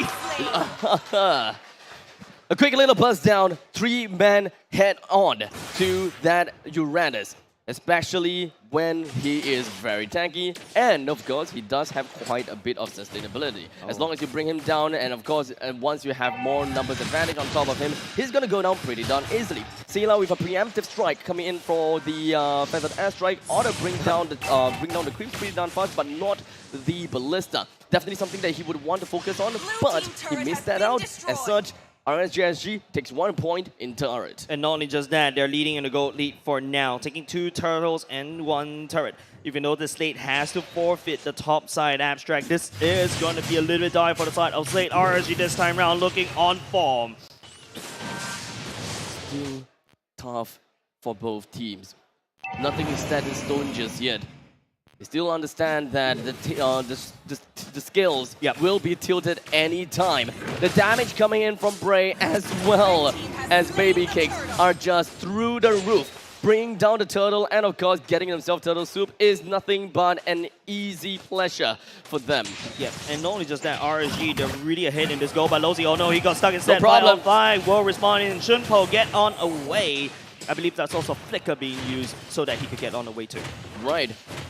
Beyblades after Beyblades, you wouldn't want to see that, but 5/5 goes straight onto the defensive, ensuring that Lozy stays alive still.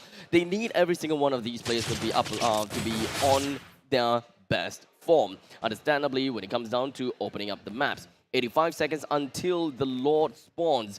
And Team Slate, as much as possible, they would want to play into a team fight. And that is what RSG wouldn't want to do, as you can pretty much tell. Esmeralda is constantly going to be on the other side of the map. And once more information such as numbers disadvantage coming up, RSG will take a fight. Yeah, it's late right now, trying to buy some time. RSG is not going to give There them we go. time as well. They're focusing on the bottom lane instead. Brady is already on top of the turtle. It's going to be a knockup on two. Two-man. Slade, Belozi, make sure the members of Slade will not be able to tactically retreat. But Sailor is here for the feather airstrike to cover their retreat. And double insurance when it comes down to Adamir. the feather airstrike. Oh wait, hold on a second, not over! Oh no, Adamir, he's actually popped the consecration, but Sailor, wonderful cover in terms of the retreat. It's like Normandy. Top lane is pushed, bottom lane is pushed. RSG SG have got a great advantage when it comes down to the lane domination. Of course, wave managements are looking pretty darn good. Oh my God, Diablo could even put himself on top of Adamir, which he will successfully be able to do so. RSG has finally got their mojo, and they're making sure that Slate has the arm's length in terms of their gold lead. RSG right here in the driver's seat once again. JPL will get knocked up gear. Knock up Lozy in the air for now, but Slade running around trying to pick up the scraps. They don't have enough gold to sustain. 2 turrets taken down in the top side. They have free reign and free real estate all across the vertical side, or rather the north and the western region of the Sanctum Island. With that said, the Lord is understandably going to be a little bit more difficult for Slade to contest now, only if they do have visions of the map. In order for them to have that vision, Adamir would need to push himself a little bit further in and open up the brushes. But Slate, instead of trying to contest for the Lord, they've decided to push down the bottom lane instead. Yeah, that's just pure damage control. But ladies and gentlemen, you're already 9 minutes in. Slate has only secured 1 turret. The Lord from the side of RSG has been secure. Rest assured, and not a lot of pushing power going on the way top. But Abstract going to the late game, what can Slate or RSG do?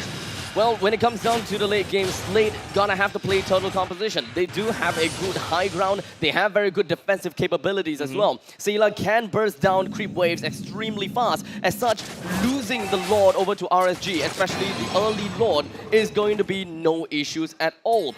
The Feathered Airstrike ought to bring down all of these creep waves as well as the Lord pretty darn fast. And of course, having Uranus onto the opposite side of the lane from where the Lord is, no problem.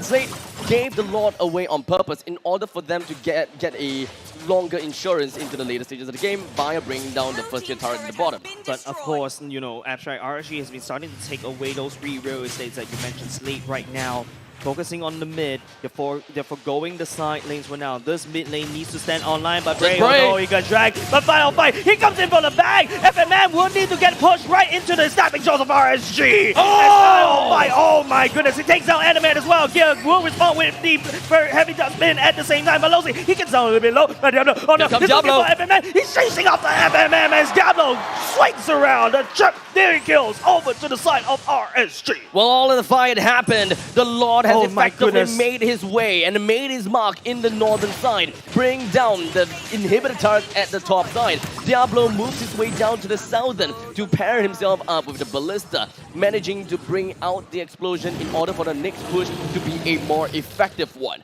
Out of all of that fight, Slate still managed to keep their first tier turret in the middle lane healthy, but at this point in time, they can't really do much here.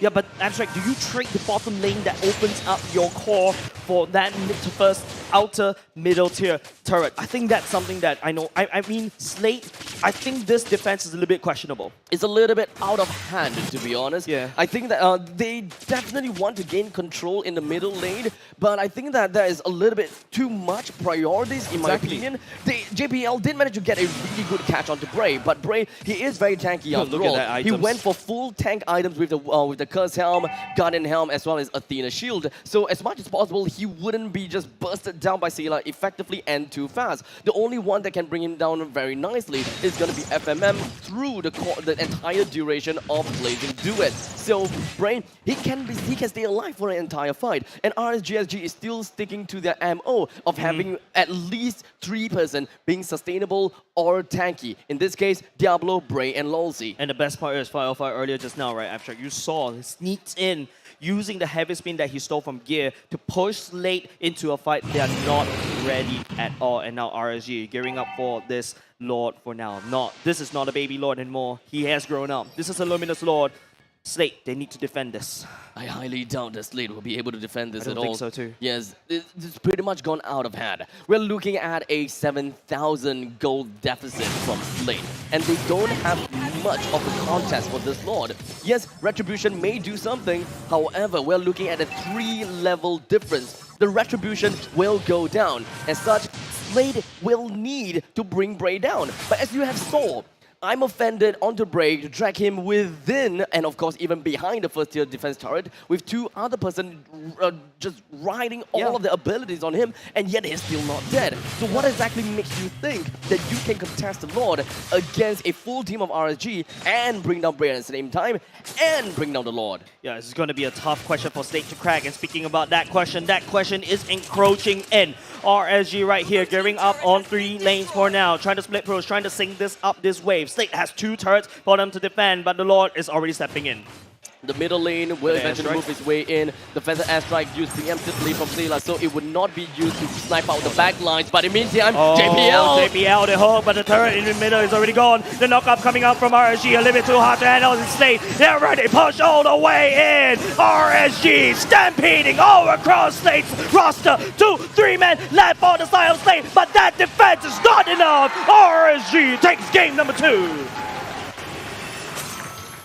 Game number 2 is indeed what we say and call a game of Jumanji. You know, you roll the dice and somehow you find yourself a stampede just crashing in through your home. It's not what's that sound? What's that sound? It's a stampede! It's a great throwback to the, what, to the 2000s? No, I think it's 90s. 90s? No, Jumanji was in the early 2000s. Yeah, oh, okay. Sorry, I don't have much of a childhood right here. I haven't watched Jumanji yet. How dare you? It's a great scary show at the same time. It's a scary show? Yes, it's actually pretty scary to me. But okay. Really? I was a child. And drop into a game? I'm going to throw a dice right here. It rolls a natural 20. The elephant in the room, RSG's picked up 1 game away from Slade. Thoughts from Abstract? Well, it is definitely a critical hit coming in from RSG. A natural 20, okay. Yes, of course. I gotta have to say, this game is also kind of goes down and of course wrapped around drafting, right? I would say that drafting does play a very big part in this game. Carry. For Slade, it gotta have to do with the fact that they all have counters that, or rather they have each other's counters, and RSG don't have an answer for it. In this case, RSG have the same thing, and that is the fact that they have heroes that just don't have an answer to.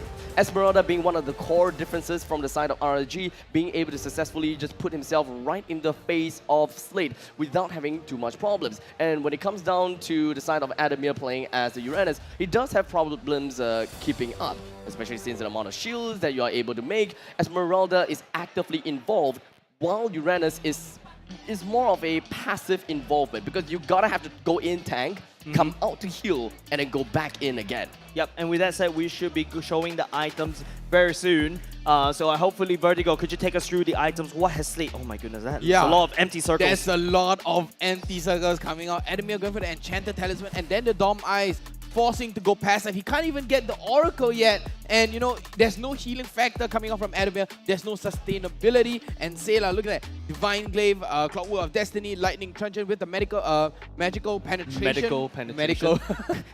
Magical penetration boots here coming out from Sela. 1-0-1, but compare that to 505. Exactly the same, but 505 with the Enchanted Talisman and the cooldown boots, a standard Valentina build to constantly spam over and over. Diablo, I have to point out, Ice Queen 1 just makes the biggest difference. 4-0-4 on Diablo here on the Esmeralda. Look at the gold, almost catching up to Baby Cake's gold by just shy of 1,000. And you have the Oracle for the healing factor, Dom Eyes for the anti-heal, and then you have Enchanted Talisman to keep on spamming on and on and on coming out from Diablo. And here, JPL looking the standard builds, they were just a little bit more behind. RSG did what Slade did in game number 1.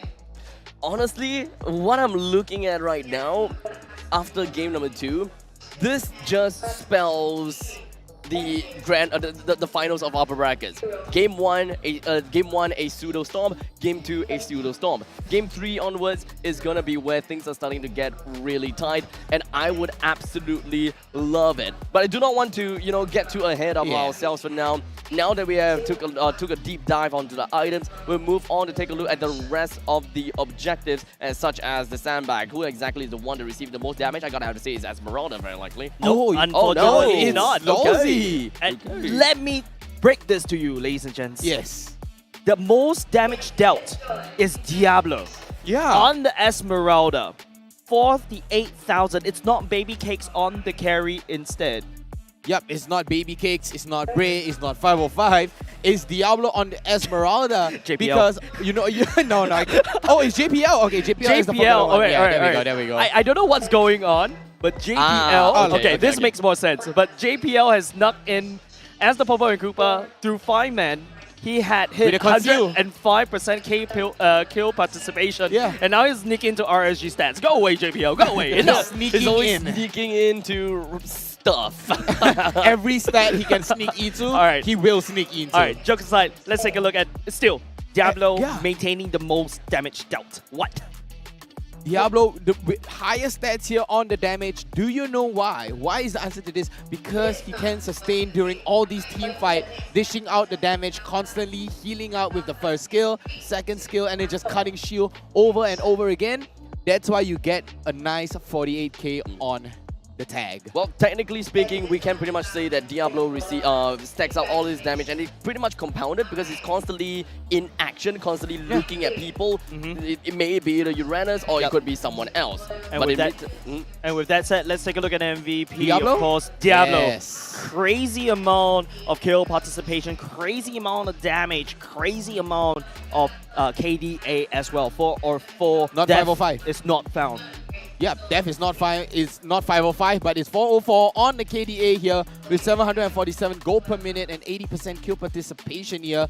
Even using the cooldown emblem, so you have a little bit more sustainability. You just go for the tough boots instead, and more money every 10 gold, refreshed at 5 seconds. Yeah, and I like the build right here, right? With Yes. Ice Queen 1, right? Yeah. The problem about Esmeralda is that you can't really stick onto someone like what a Uranus does. The Ionic Blades actually slow you down. But with the help of this Ice Queen 1, you kind of become that Uranus. The Esmeralda is the Uranus this time. So instead of healing, she dish out the damage and heal herself. Is a counterpart of Uranus. Yep. You make yourself more. You just deal more damage. We don't. I want to talk more insights about getting the Ice Queen wand, but honestly I can't because whatever that it is Ice Queen wand. You know them. Ice cream. No.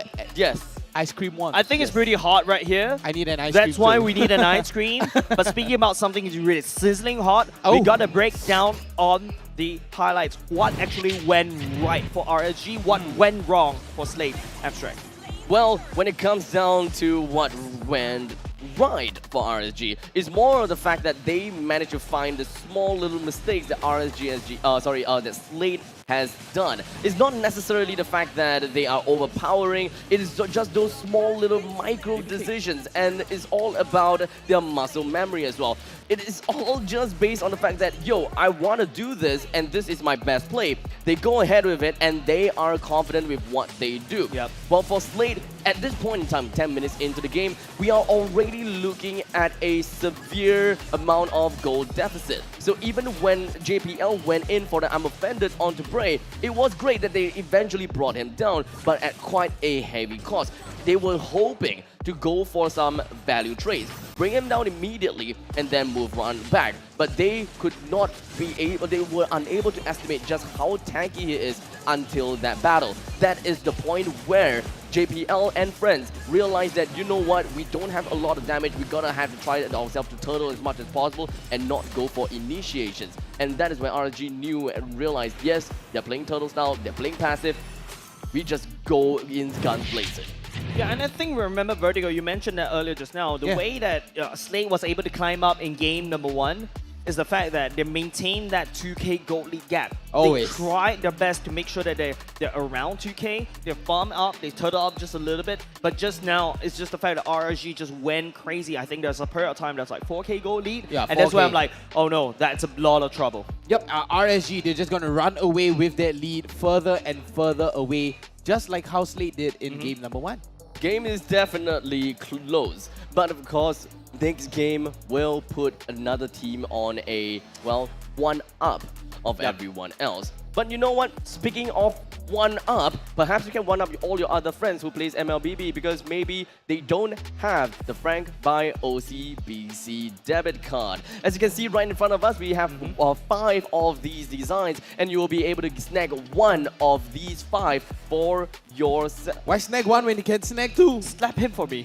Why are you stealing the cards away? I can't even use this. Of course, which you can flaunt them, you can one up your friends. You show that you're not only just a Skinner in game, you can also show that you're a Skinner in real life too. And not only just that, from now to 9th of October, which is I think it's today, sign up for a Frank X MLBB debit card online. Choose one of 5 limited editions. MLBB card design, plus be the first of 275. Thank you for returning.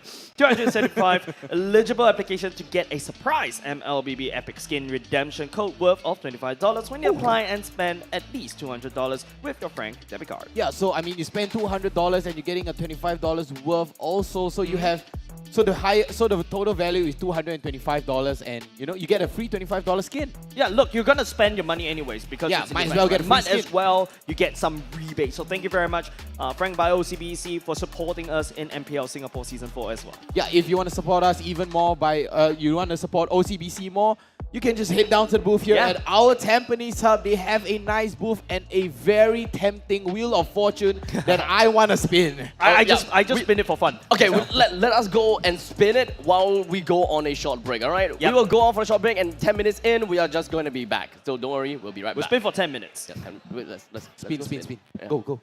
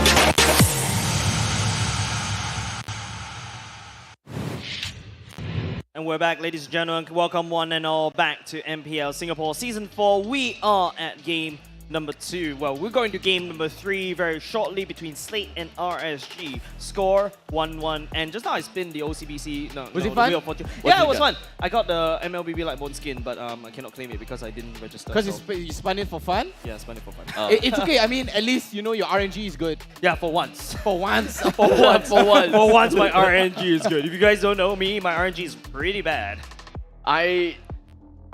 My RNG is pretty bad as well. Oh no, what about you, Vertigo? I have amazing RNG. They call Yeah, it RNG. yes. I remember that one Kimi pick. I remember that. That was not RNG. That Oh was no, that was that was RNG. That was pure RNG. RNG. Wait, who predicted Evil to be top 3? You. RNG. No, But anyways, we're going to go in 40 seconds to the draft. Slate has something to prove. RSG right now, they have to maintain that momentum. What is Slate going to do, Abstract and Vertigo? Well, when it comes down to the drafting stage, we have consistently seen that Vendetta has been the core ban from Slate.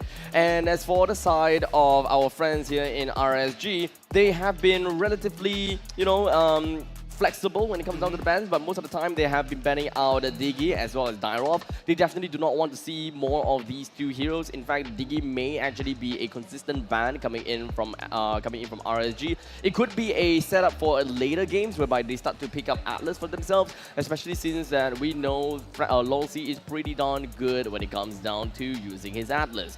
We haven't yet seen his Franco in play just yet. The problem when it comes down to Franco is that even as good as he is, there could still be a lot of risks involved because the entire team will have to play around the hooks. And as a Franco, you don't really have the luxury of being able to punish people whenever you go into a brush alone. Yes, you can go straight in for the bloody hunt or you can go in for a point-blank hook, but sometimes it's not exactly the answer that you want because it's not necessarily a damage skill or a slow skill. It is more of a utility skill that really buys time for your team. And by the time that your bloody hunt is about to be over, your mage may have just... Yep, but of course, Abstract, it sounds like it made it like a draft issue for game number 2. But going on game number 3, Vertigo, what do you think about the bans currently? I mean, a 1-1 ban and a Phobia's ban coming out, it just shows how much of an impact this kind of heroes is, impacting the team, impacting the game. But coming out with the Dyrov ban, it's very versatile. You could go into the Dyrov full tank in the jungle, just going straight for objective, non-stop, and you're there to peel for the team. But at the same time, the versatility of the Dyrov itself, you could even go into the full damage, and you just go tanky with the rest of the team.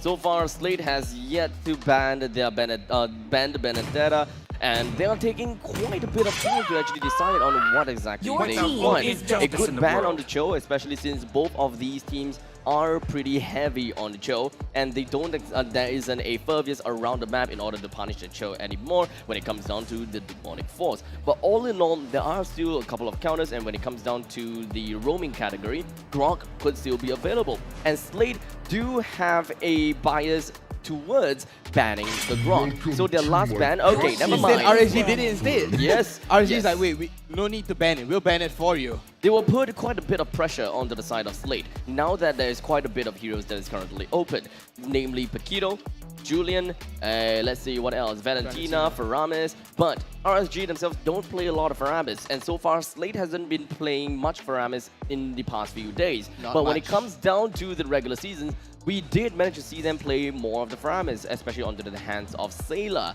So that is exactly, that is definitely something that we could still expect. Diggy, let's not forget about that. It's actually leaked through unless Slate have decided to go for the ban on that. Yeah, I mean, if Slate were to ban on the Diggy, I was about to just pick up on that point that Diggy has been banned in the past 2 games. Will Slate leave it open? Yes, they will. They're going to be banning away the Balmond instead, but the Esmeralda has been leaked, so the Diggy, the Faramis could be very open on the side of Slate right now.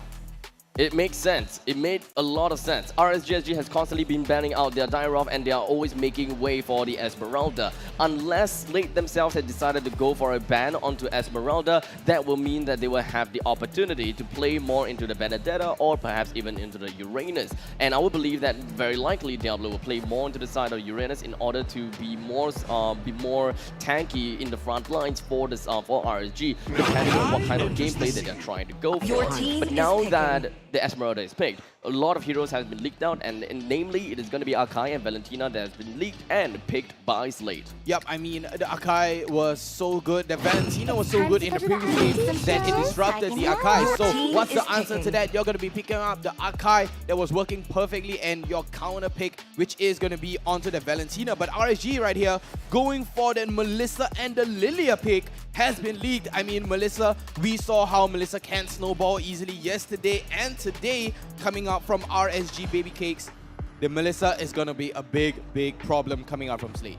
RSG's game plan from the first 3 comfort picks that they're trying to go for suggests to me that they are trying to go for a little bit more early game aggression. They would want to put as much emphasis onto the gold lane in order to give Baby Cakes that early game spike and really put him on top of the curve in order to mash up together for an early game fight to contest for First Lord a lot easier than Slate is. And because of that, Slate, they pick themselves up to the Claude, so it makes things even easier, or rather better, for the lines of RSG. Things are starting to look good, and Slate, they gotta have to start banning out aggressive roamers, and they gotta have to do it fast. Yep, banning away the aggressive roamer would be essential right now because Lawsy, we know he's the big playmaker. So Atlas is still open and Slate is going to go for the Julian ban. I mean, you did have a point there, Abstract. The Julian is very in your face, very high aggression, especially coming out from Bray. We saw how this Julian was used to his maximum potential coming out from Bray. Uranus banned out from RSG. They are dwindling down the numbers of heroes that can deal with Diablo playing as the Esmeralda. With the jungle roam / mage as well as the gold lane being picked out, there could still be a chance where RSG can ban out the Lunox in the event that they would want to play over to the later stages of the game, or they just don't want the Lunox to melt down the Esmeralda. Because Slate is pretty much the same composition, almost same composition as game number 2, where Slate doesn't necessarily have an answer for the Esmeralda because Slate picked up the Claude against them. Yes, Slate do have the Akai as well, but in the previous game they had a Ruby.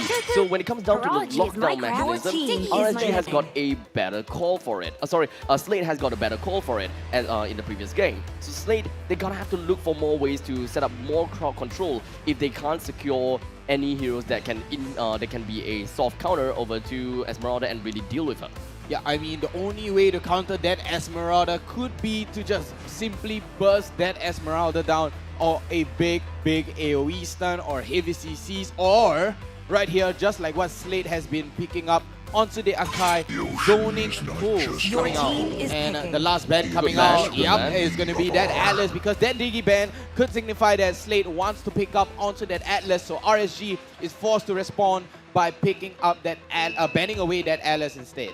Team Slate would want to go for more of a team fight composition, and at this point in time, heroes that really works towards team fights, I gotta have to say, is going to be Lolita, one of the options. But Slate may actually leave that for a while later, or are they? Yeah, I mean, they could pick it up. Jace, I think what JPL is really wide open right now. The Franco is something that I think Slate needs to take away from RSG. I think RSG themselves will pick the Franco. They might want to take out Franco. That's why Slate may want to go for that instead. But instead, it's going to be Adamir on that Paquito for the side of Slate. So long as I can breathe, Paquito onto Adamir, leaving the last slot on the side of Slate for the tank, or even possibly could be the Akai on JPL. Looking at as much options as possible. As RNG, all they gotta have to look out for is a jungler and a roamer. I've tried to pretty much identify that an aggressive roamer is pretty much important for RSG. I don't think that Barat's Actually, it Yeah. might be. Yeah, it might could be a Right, big, it's a, good. a Barats can work. And Yeah. on top of that, I think for Barats to make it more effective, we need something to sustain our Yeah, team more Karina like a Franco. Karina tank and a Franco pick. RSG, ladies and gents, they are going fishing. Well, looks like we pretty much got the hit it right on the money, right? Having the having Lolsey onto the Franco, being aggressive as much as possible, especially since the synergy between a Franco as well as a Lilia is pretty much very important. Once you get a single person onto the bloody hunt, you can pretty much be expecting that anyone being hooked down will be melted down by all of the glues. As such, Slate, they gotta have to respond. With the final rover that they gotta have to look out for, is it someone that is able to resist all of that crowd control? Is it something that they gotta have to work with when it comes down to opening up brushes, soft support, hard support? Very likely. I'm bound by nothing. Oh, yeah, it's Arkai tank. Yeah, it's Arkai tank. Arkai tank. Yeah, Oh, called wow. it. Okay. Called it. Okay. Yeah, the Arkai tank and the Gusion on gear. After the rework. Yeah, you can hear the crowd going wild here for Slade.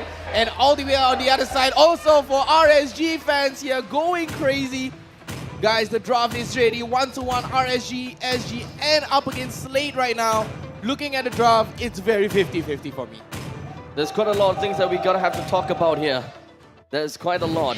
But we will break it all down for you guys and see what are the small little weaknesses that lies within the crevice of the from the lineup of RSG as well as Slate. As we slowly gear ourselves up, no pun intended, into Sanctum Island. Jace, take it away. Who do you think have got a better draft? I think both drafts did equally well. Like what they need to do, it's all up to 5 the seconds execution. till the enemy I reaches think the RSG very strong on the Smash pickoff, them. but on the side of Slate, strong in the wombo combo team fights. But ladies and Welcome gentlemen, on to to game Mobile number 3. Legends. It is black versus blue.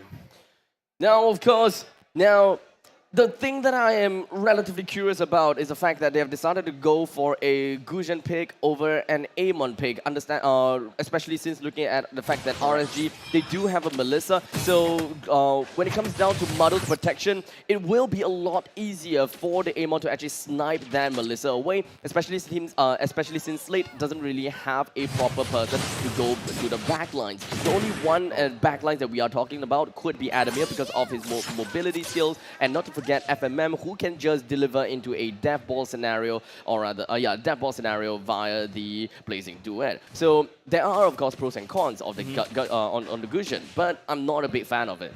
I'm definitely not a big fan. I feel like the Amon is a better pick right here because you do have the range, you do have the sustainability, but that could be, what Gear is very comfortable with. Right now, in my opinion, what Slate is doing right here, they need to play around the mid lane because the side lanes, if you take a look at how Diablo is cutting the waves, while the top lane as well, it's FMM that's not really doing well.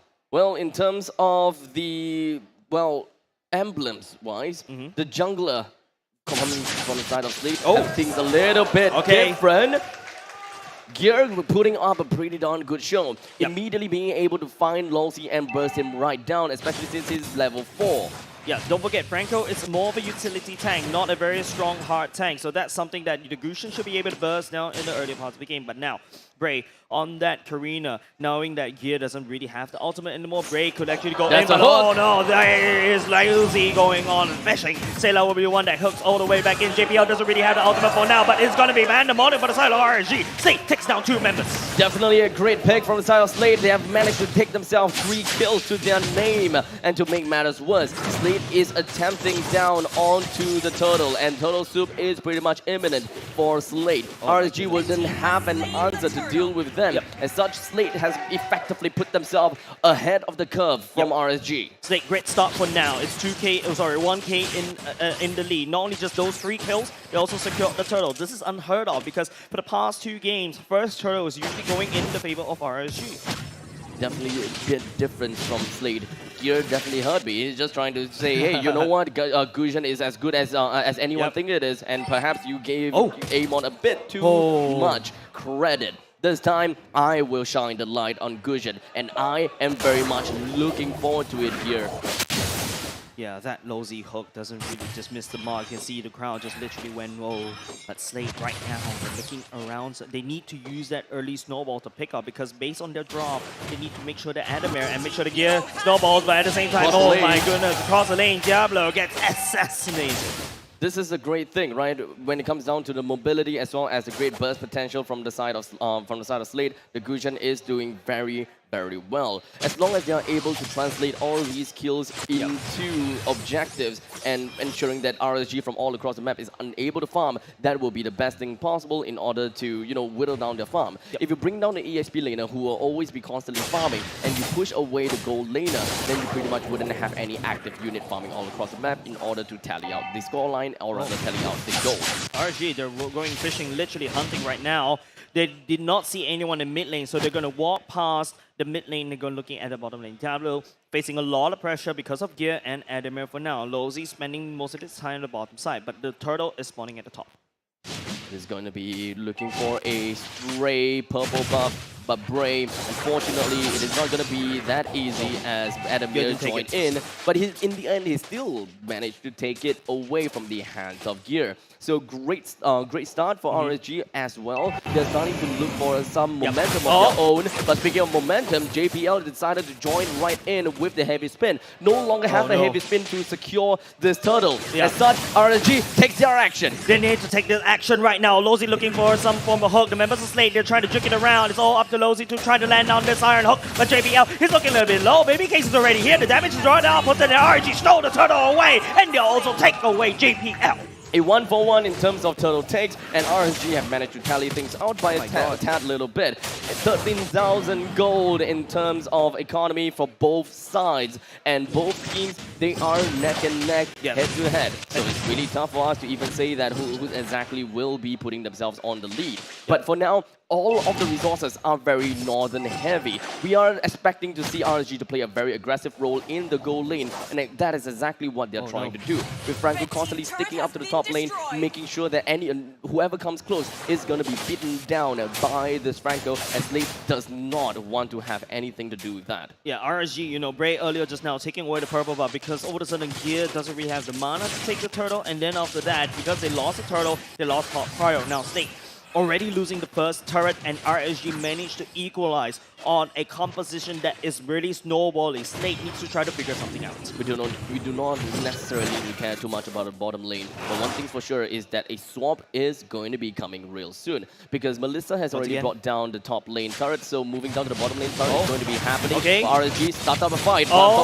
It is going to be Adamir that's getting suppressed. JPL catches Brave. They will be trading their jungler for the fighter for now, but it is kind of neck and neck in terms of the gold, but it is still in the favor of RSG. Not too bad of a problem. Not too far away. Even though they have lost the jungler, and in this case, you should be expecting that the jungler is the position 2, while Adamir is the position 4/3. So in terms of, you know, position as well as goal acquisition, Slate has got the upper hand. But if you take a look at things, there is not a lot of objective that is going on across the map. So Adamir losing his life is pretty much going to be putting him down on farm and putting Esmeralda on top, making things a little bit easier for Esmeralda to continue to suppress onto Torpedo, which eventually will make up a bigger margin later game. Yeah, at least this time around, Gear does have the purple buff, which is required. Right now, at least Gear could start to spam abilities, but low-Z, he will reveal himself for now. Walks into Gear just to try to show, but Gear,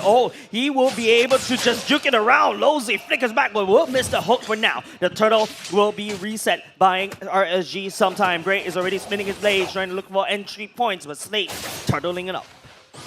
We were pretty much expecting to see that Melissa will swap his lanes over to the bottom lane, but he really wants to be active. It kind of seems as though RSG has changed their playstyle a little bit. They would want to have their marksmen to be in part of the action and try to have a 5 versus 5 fight in order to get more value ahead of Slate. They are starting to play a lot more cautious, and they are not trying to thin out their forces as much as possible. As such, you can pretty much see Slate is going to have a problem here because JPL doesn't have a lot of help to it is going to be Gear that gets dragged right underneath RSG. And Slate right now, not only just that, JPL has been found by Bray, charging it all the way up. 3 members around, and RSG will try to respond. The Iron Hook will not be able to connect on JPL. FMM comes in, the blazing duet. But he takes a bit of the damage, but it's not enough because BMI will be able to jump all the way back. Baby Cakes will push on the pressure at the top side.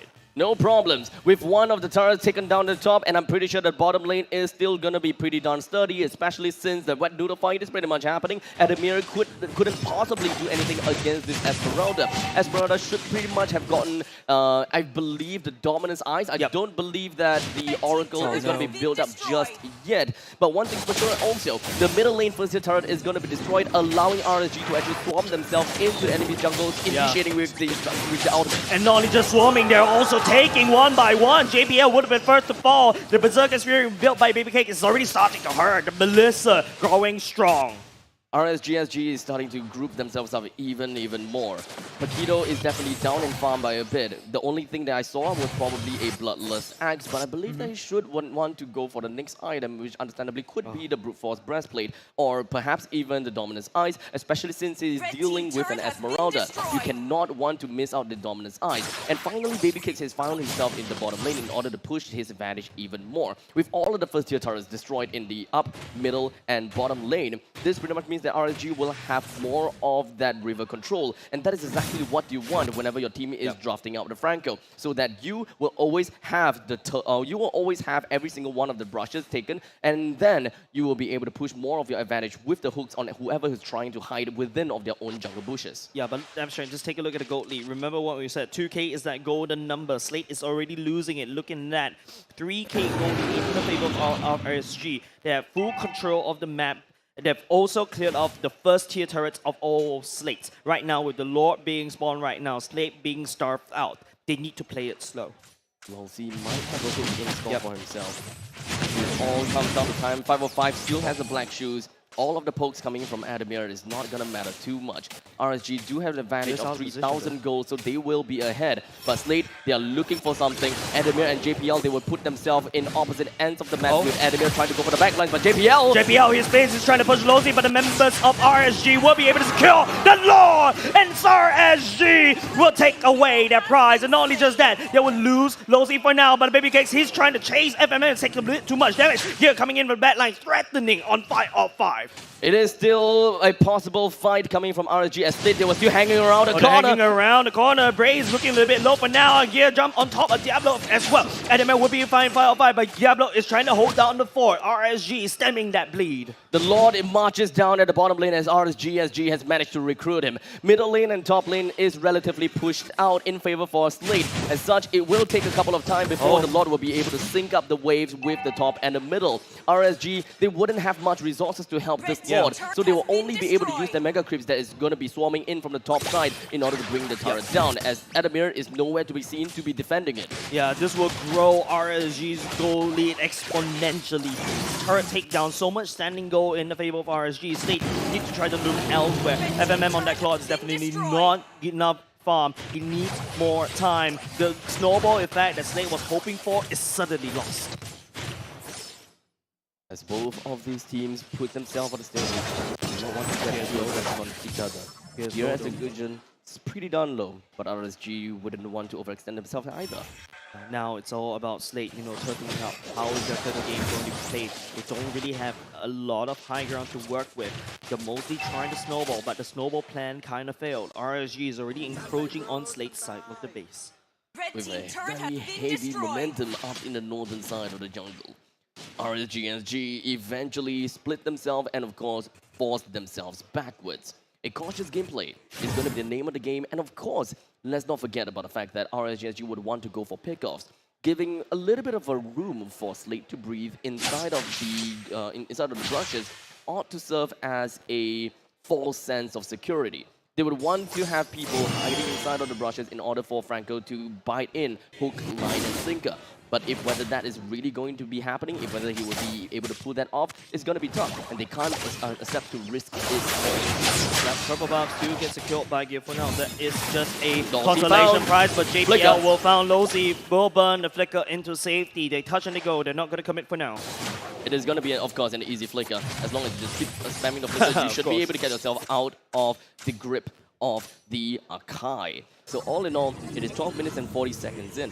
Both games in game 1 and 2, games have ended in 13 minutes and 30 seconds plus. So we could very possibly be able to see that this impending Lord could be the GG push if RSG SG is able to take this Lord down. And Slate, they very well know that they would want to contest this as much as possible, but the biggest question is FMM ready? I don't think FMM is ready. It's only level 13. Yes, he doesn't really have any kills, but he can look at the gold gap is actually starting to widen. RSG. Never mind. That's JPL. one way to cancel the hook. That's one way. Yeah, JPL will spin for now, but that's one big ultimate being used. 505 trying to output some damage. Nila coming in for the backline. JPL, he doesn't really have the heavy speed, so he will be the first to. He was actually trying to hold out, but at the same time, Brave will actually fall. Now, Baby Cake will be finding gear at the backline, and now Slade. Oh my goodness, how they crumble as RSG. They're trying to look for more. Looking at Sailor right here, while Lozy focusing on that Lord for now. Diablo chasing down Sailor to the ends of the earth, and Slade will lose out this Lord. A good little flicker from the side of Sailor ought to bring in more of that space between him and Esmeralda, granting him a safe getaway as there are no other possibilities from Esmeralda to catch up anymore. But all of that is all encompasses over to the fact that RSG SG laid down a fantabulous hook down on fantabulous hook onto JPL that forced JPL to actually go for the heavy spin. And because of the fact that heavy spin is such a monumental ultimate that could sway the tides of the battle, having that out of the way is going to be a sign of relief for RSG, and they can be more aggressive and they can't be punished by anything else anymore. Yeah, I like the fact that once JPL burned the heavy spin, RSG is like, no, we're going to go all the way, and this time on the Lord is going to charge all the way, and it's going to hurt. You notice the O5 members focusing on the Lord right now. Pretty much good defense, but what about the second wave? Because these are super minions marching in. It's all about the second waves that will come in. We are expecting to see all of the waves slowly get synced in, but unfortunately, top and bottom lane pushed in together, while the middle lanes... Okay, never mind. The next wave is coming in as well. No. Middle lane pushed in.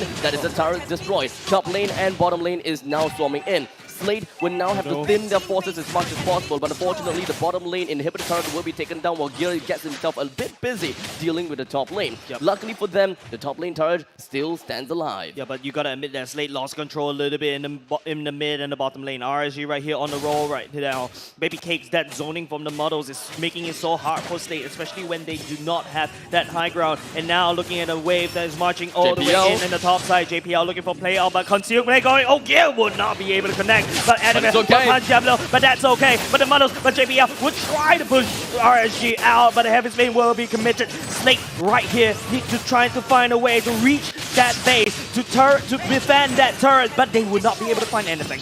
Lossy tries to continue with a hook, and the rest of RSG SG immediately move back after they have secured their objective. They found the answer that they're trying to go for, and of course the mission has accomplished. Yes. All of the inhibitor turrets down, they have created a barren wasteland on the side of Slade and introduced sand and everything else, making it a Sahara Desert. The only thing that is left is going to be the core that Slade will have to actively defend. Would it be a backdoor push from RSG? Or a impactful push by the Lord? Yeah, but RSG, there's so much wave here involved from the side of 505, right? But now Slate, I don't really know what they can do. It's like what you mentioned, Barren Wasteland Abstract, and then you have the Lord that's going to be respawning in another 25 seconds. What RSG is doing right here, if you notice, is they're baiting for the purple buff because Slate desperately needs, Gear desperately needs it so that he continuously spam. But I think what happens right now is RSG, Slate, they're not finding Baby Cakes. They're not finding any pickoffs from now. They cannot afford to snowball. They come in. JPL immediately went for a dash as well as a heavy spin, but none of that have connected onto Diablo as he pops off with a sprint and easily outmaneuvered the entirety of Slate. This brings the attention down over to the Lord. Exactly. That's like 5 obsessive fans looking for Diablo, and Diablo doesn't want anything about it. He's able to get on the way, buys a lot of time for RSG, and RSG takes the Lord while Slate is too busy. The Lord, of course, will be pushing in the next 20 seconds around there, so it will still take some time. Slate will have no other choice but to be holding on to their horses inside of their base. They still have time to try to take their own jungle. They still can have some time to eventually work their way through. Yeah. But now, all of the members, except for one, have put themselves pretty nicely settled in the lower quadrants of the jungle. Yeah, this is the calm before the storm, Abstract. It is. The Lord's slowly encroaching in the mid. RSG, they're gearing it up. All lanes are sufficiently pushed, and they They are have to moving race. in tandem. Lord is leading the pack of RSG. The question is if RSG is going for a fight. Yeah, we're definitely going to go to fight. JPL will be the first one to fall, but RSG, the damage, the gold lead is way too much for Slate to hold, as RSG will pick game number 3. Just a shy bit more until RSG dons the crown. 2 more wins, and that is what RSG is looking out for. Slade still has some time to breathe. It's not exactly the end just yet, but RSG, they are elated. The momentum is definitely in their favor, and of course, the crowd, they are joyous. Of course, GGRSG, the Raiders are cheering. So close, 2 more games. Slate, they feel the pressure. The momentum is being thrown into the furnace. The coals are thrown into the furnace. RSG will choo to victory. And Slate need to find some form of speed bump to prevent that. But Vertigo, what are your thoughts about that game? I mean, looking at the game right there, Slate, they went for the early game damage, and then Slate punishing RSG for the big plays, but then constantly again, RSG just goes for the big plays over and over again, and then they went for the big spread lockdown onto RSG, and RSG constantly zoning out Slate. We can take a look at the highlights way later. Constantly getting zoned out. There's no space for JPL to even do a nice heavy spin, a nice big spread on the team. There was just no space for Slate. Yeah, with that said, let's take a look at the post-game items, right? We got to see what kind of build that each of these members, especially the Karina, going for tank. That's pretty normal. But this time around, no ice green 1 for Diablo. Yep, no ice green 1 for Diablo. He went for a little bit more defensive. He went for the Athena shield and then the Oracle along with the Dominance Ice and the Winter Trunkian. Just, you know, just so if he couldn't get out of any sort of situation. But we saw just now how he managed to evade the whole of Slate with just a sprint. Yeah, but on top of that, right, I feel like what RSG did very well, Baby Cakes once again tucked all the way to the back line. Slate gear as the assassin Gushin wasn't able to find Baby Cakes at all. And even if he does, Baby Cakes could always pop the ultimate just to protect him from those blades. Now, one thing that we gotta have to look out for is, of course, the fact that there is a Valentina pick from the side of Slate. And normally, we look at Valentina, it yells out impact player, impact player.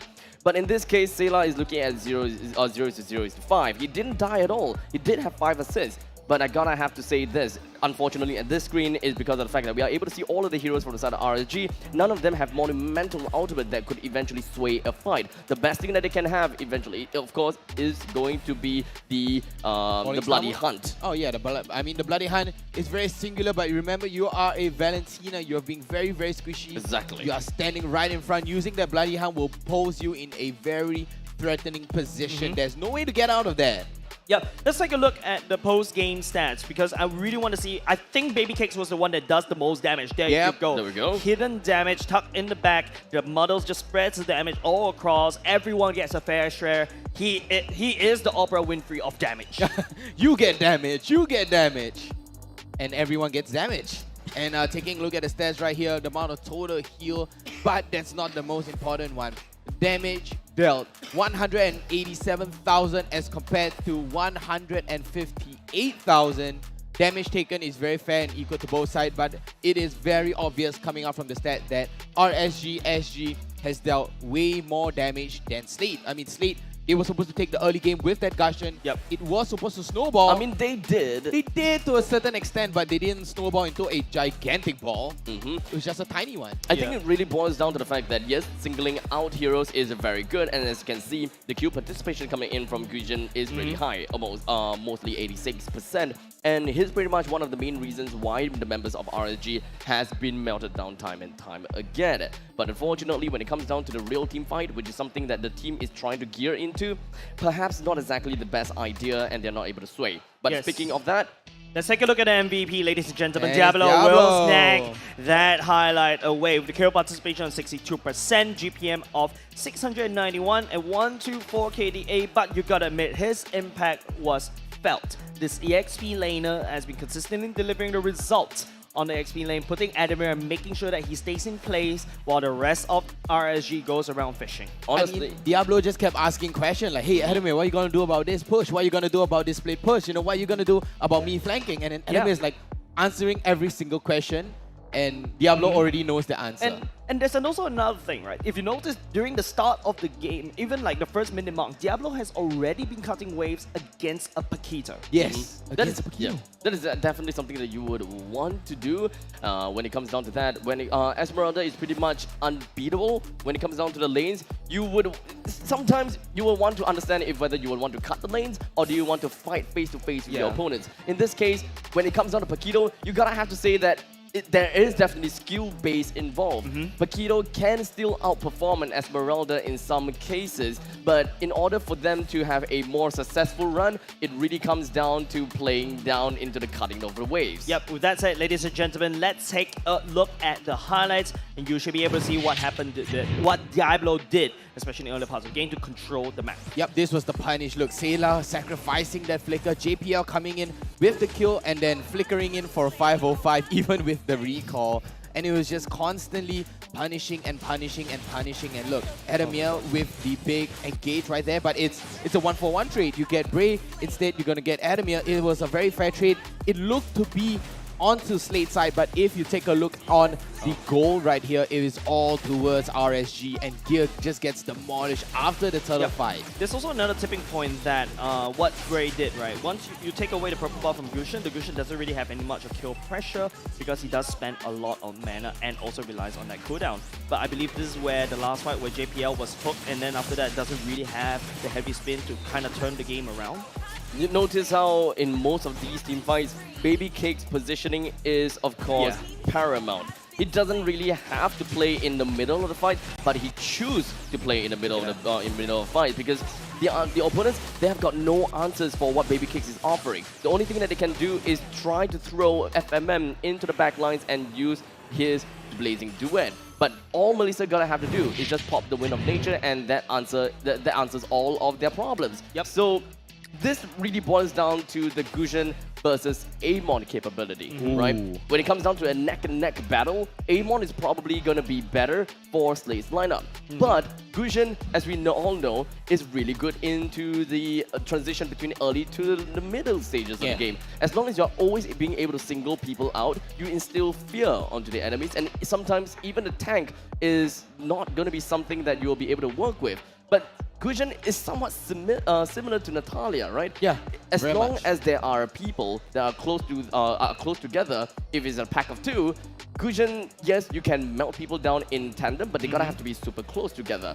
Yeah, but I feel like, yes, it could be a draft issue coming out from Slate, but it also comes down to the execution. If you notice in game number 3, like the fact that, you know, Slate was losing 2 lanes, and I don't see any form of way that, you know, Slate was able to, you know, fix that issue or also try to push, you know, RSG away from those 2 lanes. I don't necessarily think that it is entirely a draft issue. When it comes down to picking up a Gushin, they have a standard game plan that they're trying to go for. And the game plan is not something that I would have expected. And if they pick up an Amon, the game plan would probably be a little bit simpler because they are looking into playing for team fights. But looking at Gushin, they are actually branching out to another sort of game plan. They don't play only for a death ball. They look into a death ball, and in the early stages of the game, in order to transition into a stronger, harder death ball. Yeah, but Vertigo, take us through the previous game recap, which will be flashing very soon. What do you think about game number 3? Is it an execution matter or is it a draft matter? I mean, it was honestly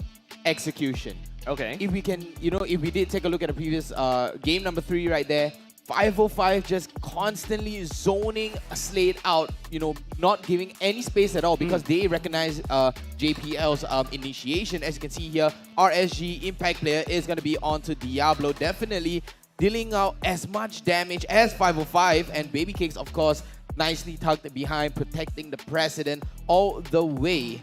And on the other side of Slate is going to be onto Adamir on the Paquito. I mean, he was forced he was forced to answer Diablo. It's like Diablo is like the teacher holding the cane. It's like, answer my question now. I like the fact that you bring in the teacher analogy because don't forget, Diablo knows Paquito inside out, left side right. It was his one trick before. So you rest assured that Diablo knows how to exactly counter the Paquito to that T, and Slate, I think, just got debated into that. It is definitely a fact, though, that Diablo was a one-trick Paquito. In season one. In season one. One. That's why everyone goes out to ban the Paquito. Because he is so good at a Paquito, you gotta have to get it out in order to get a handicap, right? So in this case, Diablo is a whole new creature by himself, right? He is quite a monumental. I think, he really grew. Yeah, he really grew up since season 1, right? And he's improved a lot. I remember there's this one long training arc that he had, you know, like anime, that sort of idea. If you want to go for the LW, where he wasn't around, but he came back stronger. He has a lot of impact in this season, and you know, he's definitely gearing up to be even better than this. Gearing up. Yeah. I like that analogy. You know, using gear to gear you up for the next fight, the big fight. It's like the hard, rocky training season, right? Like he constantly training, and then Diablo just comes out as this new and improved player with such a big and vast hero pool. That's correct. There's nothing that can stop Diablo at all. Yeah, and now going into the next game in less than around 1 minute or so, Slate really have to take a look about their draft and exactly what went wrong. Because I think FMM on the clock wasn't able to deliver results against Baby Cakes. And then remember, it's usually, you know, Slate securing a strong lead on one of these lanes, and then they push their effort there. I mean, FMM just needs to secure something nice and comfortable for him, right? Because Irithel. there's no way... Irithel, right? He hasn't played the Irithel for this entire series just yet. Correct. Yeah. Even though during our player stats, we put Irithel as one of his comfort picks. It wasn't picked up as Bruno? Are you looking at the Bruno abstract? No, I mean, for Slate so far, they have been putting FMM onto the clock for Game 2 and Game 3. Both of which were technically a lost game. So it kind of seems as though Claude may be a small little factor. Paquito may be a factor as well, considering the fact that RSG themselves picked up a Paquito, and I believe that Slate is very well versed with playing against the Paquito and knows what are the game plans in order to reduce a Paquito's effectiveness. And I believe that Slate themselves knows it as well. So in these two matchups, there could be a probability that both teams will eventually just not pick up a Paquito in the EXP lane anymore. Yeah, but if you take a look as, you know, I think what RSG also unlocked is that they usually ban the Dirov as well in the first two picks as well, first two bans. That also limits and allow the Esmeralda to scale. And if Esmeralda, you know, was going through, they also secure, you know, as the picks around the they secure the ban around the Uranus as well. So I think right here, going to the next game, I think these are the things that they really have to look at, not only just the draft, but draft usually wins 60% of the team of the games. I believe that there are a couple of questions that Slate have to answer, and of course, how do they want to address it? Do they want to have an answer for the Esmeralda by picking up someone that can really burst her down? I mean, when it comes down to RSG, they have constantly been banning out the Dirov, so that is out of the question. I have put out for Lunox. Lunox could be a possible pick, especially since Sayla does play the Lunox as well. Otherwise, just flat out eliminate this Esmeralda and look at what are the other options that will be available for their team. Yeah, but of course, we should be going to the draft, ladies and gentlemen, very, very soon. This is going to be game number 4. Don't forget, it's 2 more lives left for Slate. RSG poised to lift that trophy up once again, the 2nd season in the row. Slate looking to fill up the M4 slot as well. Which team shall prevail? Will it be the Usurper proving us that they are deserving of that, or whether the Revenants coming back for revenge? I mean, it's on a tense situation right now, right? They're walking on thin wire. Slate. Thin wire? Yeah, thin wire. Yeah, literal thin wire. Just balancing themselves. Okay. You know, one small slip up and that's it. But Slate, we see how they perform in the regular season, but right now is a total different ball game. This thin wire is now a thread, hanging by a thread. No one gets my analogy, man. A wire is thicker than a thread. Yes. So is a wire like a phone wire. It's thicker than a thread. Yes. Yes. Yes. Not an electrical wire. Why are we going into engineering stuff? You're really throwing me back into my holidays, man. When I really have to literally study the tensile strength of a wire versus the tensile strength of a thread. Of course, you guys, engineers, you do know what I mean. But ladies and gentlemen, I think we really need to take a look at the draft. Game number 4. What is in Slate's pockets? Where's Baby Cake's gone? He's enjoying the OSIM chair. He's like, He melted into OSIM chair. He's like, I love Your OSIM. I mean, team who doesn't is love banning. OSIM, am I right? Look at the comfort level of RSG right now. In the driver's seat, they have all the momentum in the world. The furnace is full. They're ready to just choo-choo take the victory. Yep, choo-choo train indeed into the end. But coming out with the first ban is going to be onto the Lilia and the Phobias. This is how much that Lilia had zoned them out. They didn't want that Lilia at all. It is a big problem for them on the side of Slate, so they do not want anything to do with this Lilia, hence the ban. As of right now, Slate on the second ban right now, and they are going to go into the Akai because they are the first pick though, but they're not going with not giving away the Akai, so they're definitely going to be prioritizing every other hero. You know, it could be the Dirov, it could be the Faramis. The options are many, man. Yeah, everything is quite wide open right here. RSG found the Phobias to be the bane. If usually if you see RSG banning the Phobias, you expect a Cho to come out or maybe even a Paquito to come out, something that has a lot of mobility. Don't forget, Baby Cakes can also play the 1-1 as well. If RSG purposely leaks the 1-1 out, either one of these can take it. RSG will move on to ban away the Diggy. I mean, banning away the Diggy, it could hint that RSG do want to pick up the Atlas for themselves. I mean, Diggy is very general, right? Yeah, very general. They have been banning the D quite a bit already, and it kind of just hints as though they are going to be picking an Atlas anytime soon. But so far, they haven't exactly shown us that. If you notice, whenever RSG is on second pick, they will always ban the Diggy in order to pair themselves up for a Atlas and a something else pick. That is if Slate doesn't force them to pick something else. In this case, Dirov is still available. Esmeralda is still available to be picked. Quite a lot of things is still out there. Nothing is set in stone just yet, and nothing that really spells danger to me until now. Dirov is banned. So, Slate, they have a couple of questions and a couple of answers to make. Do they pick the Esmeralda right here and now? Because it has proved to work.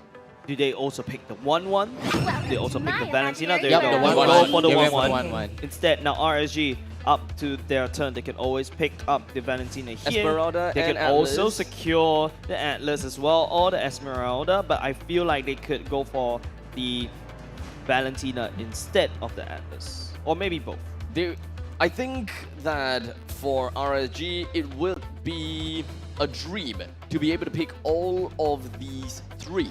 But Slate will, of course, be able to deny RSG of that. So in this case, it is going to be a Valentina and an Esmeralda that will be prioritized. As such, Slate does have another thing to do, and that is to pick up the Atlas if they want.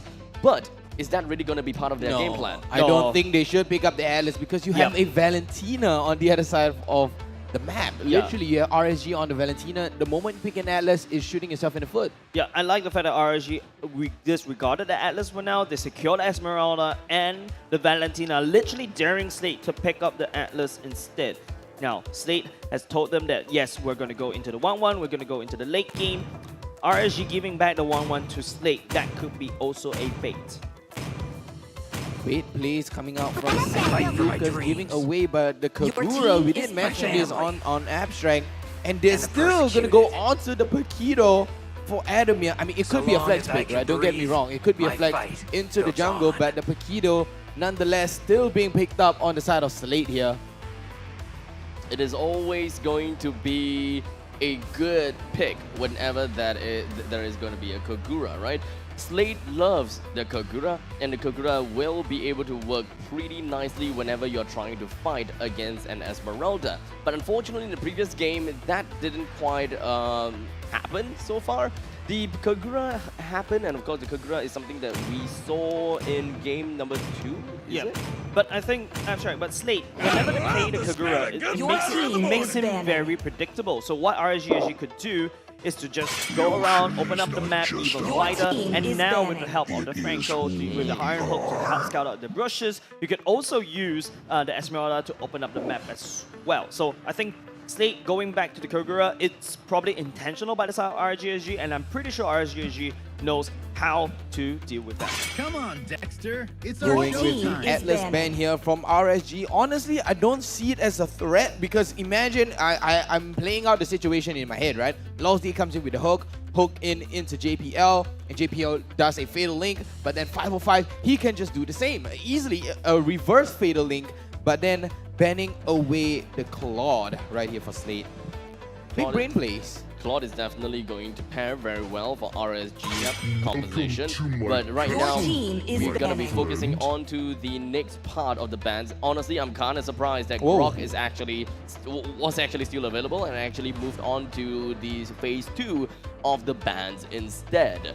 While Slate is going to be looking at the last ban that they have, I'm going to take a look at the current picks. They do have a very early game composition with the Kagura as well as the Paquito being able to dish out early game damage. They understandably might want to try to go for jungle. They would want to go for roamers that do have crowd control capabilities as much as possible in order to enable that Kagura. I mean, you don't exactly need it, but it would be good in catching people off guard. In this case, a Jawhead would be pretty darn nice for Slate in order to really press the attack with a full-out damagey composition. Yeah, I mean, going between the Jawhead jungle or the Jawhead roam? Your team Jawhead roam. Oh, Jawhead roam. Okay, I see what you mean. But we were talking about the Irithel not being picked up, and guess who decided to listen in on us on our conversation here? RSG picking up the Irithel for themselves, and how is Slate gonna answer this? It is gonna be a Barrage jungle and a Estes on the JPL. Oh, and the instant Fanny. Ladies and gentlemen, oh no! What a layup! Wow. Ultimate bonding experience. Remember what I mentioned, the Barrage needs some form of support, some form of heal. The Rafella, as there's Slate identified it, and RSG Bray will test going in with the Fanny. He's like, let's see if you can out-heal my cables, out-heal my ultimate. Can you even catch me? Can you catch me is going to probably be the label of the game. As much as possible, we will throw that out as much as possible because Slate, they don't have anyone that is capable of catching this Fanny at all. This Fanny will be dancing across the battlefield from one wall to another with not too much of a problem. Maybe, just maybe, 1-1 could catch him. 5 I seconds don't know till the about enemy that, reaches but the I really hope to see that. I'm a marksman main, and you're telling me a 1-1 to catch a Fanny? I don't In the think so, late bro. game? I don't think so, Not ladies and even. gentlemen. Ladies and gentlemen, on to game number 4 we go. RSG very close to that trophy. Slate right here picking up the scraps. This game, we are definitely going to be looking at Bray the whole time. He is going to make quite a bit shift if the game does go very well for him. We are expecting to see more from RSG in this game in the early stages. Slate, they decided to play a little bit more tanky with the composition that they have had instead of a more damagey composition. I was hoping that they would have more crowd control as mentioned previously, but they tossed that out of the window by picking up an Estes for themselves in order to gain more sustainability in an overall team fight. Yeah, and the way that JPL plays the Estes is slightly different than how Lozy plays, right? If you take a look how JPL roaming from one point of the map to the other, making sure that the laner stays in lane, and because of that, you are able to make sure that the laners get enough farm. So right here, the win condition is still this. Slate needs to make sure that they don't give too much in the early game, let them scale all the way to late game, but Bray's already level 4, and he's spinning for the win. Yep, but unfortunately, doesn't really quite have much energy to work with. It did make his way into the face of JPL as well as Sailor with I mean, we pretty much know that Bray can't kill anyone at this point in time just yet, especially on the middle lane heroes. But for now, we'll keep our attention onto the emblems. Most importantly, keep our eyes onto Fanny, which picked up the Festival of Blood onto the Fanny. Definitely not something that I'm expecting at all. Okay, so this means that the Fanny wants to last in the fight as long as possible, especially when you does have an an Estus from the other side. You're gonna try to counter that heal instead of going for the high and dry, which Gear likes to play instead. No, there is definitely a vast difference in the way that you would want to play your Fanny. Bray looking a little bit low right here, but FMM will be the one that goes down. Slate might need to take this opportunity to go towards that turtle, but then again, it is Bray on that Fanny. Should be able to be there in no time. All right, of course, I would love to break down about more about the Bray's itemization, such as picking up that Festival of Blood, but I don't have much of a luxury, as it seems as though Slade has managed to put themselves right into the face of RSG, and of course, since Fanny doesn't have his purple buff, he's gonna have to give away the turtle in order to secure his own buffs. Yep, Slade, perfect timing right there. You know, you take advantage of the fact that Bray needs the purple buff, sneaks away the turtle. That window of opportunity a little bit slim, Slade squeezes it through. No problems at all. Now that I've got a little bit of an air time, let's talk about the Fanny, right? Because ever since the patch onto the Fanny, Fanny's cables is just not as economical anymore. They're not giving me the time! Losey, he gets would be suppressing Gear, but the burst damage coming off of Sailor's a little bit too much, and now FMM would try to push on the advantage. Takes down 2 members from the side of RSG. Now, okay, so do I have the time now? Yes, please. Okay.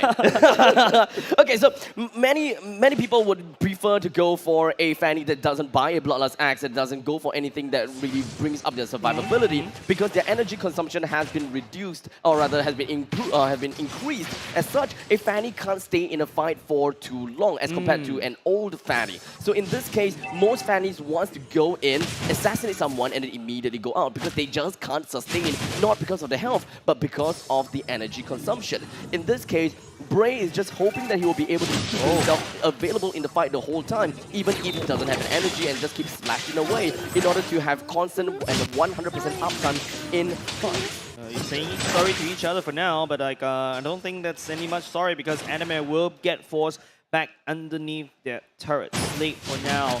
You know, I think they're still not too far away. Remember that 2K is the gold mark, but FIO5 holding on, and as this ulti walks on by, preparing to heal Diablo whenever he wants to. Oh well, I completely forgot about the fact that the Valentina can just steal the Blessing Moonlight Goddess. That's a little bit hilarious. Okay, correct me if I'm wrong, because I don't play an Estes. Does Estes heal actually skill with magic damage? Yeah, of course he did. It's one thing about, you know, what Bray did. Comes in, jumps on top of the Anime when he's got his pants down. But Slate already prepping for that turtle.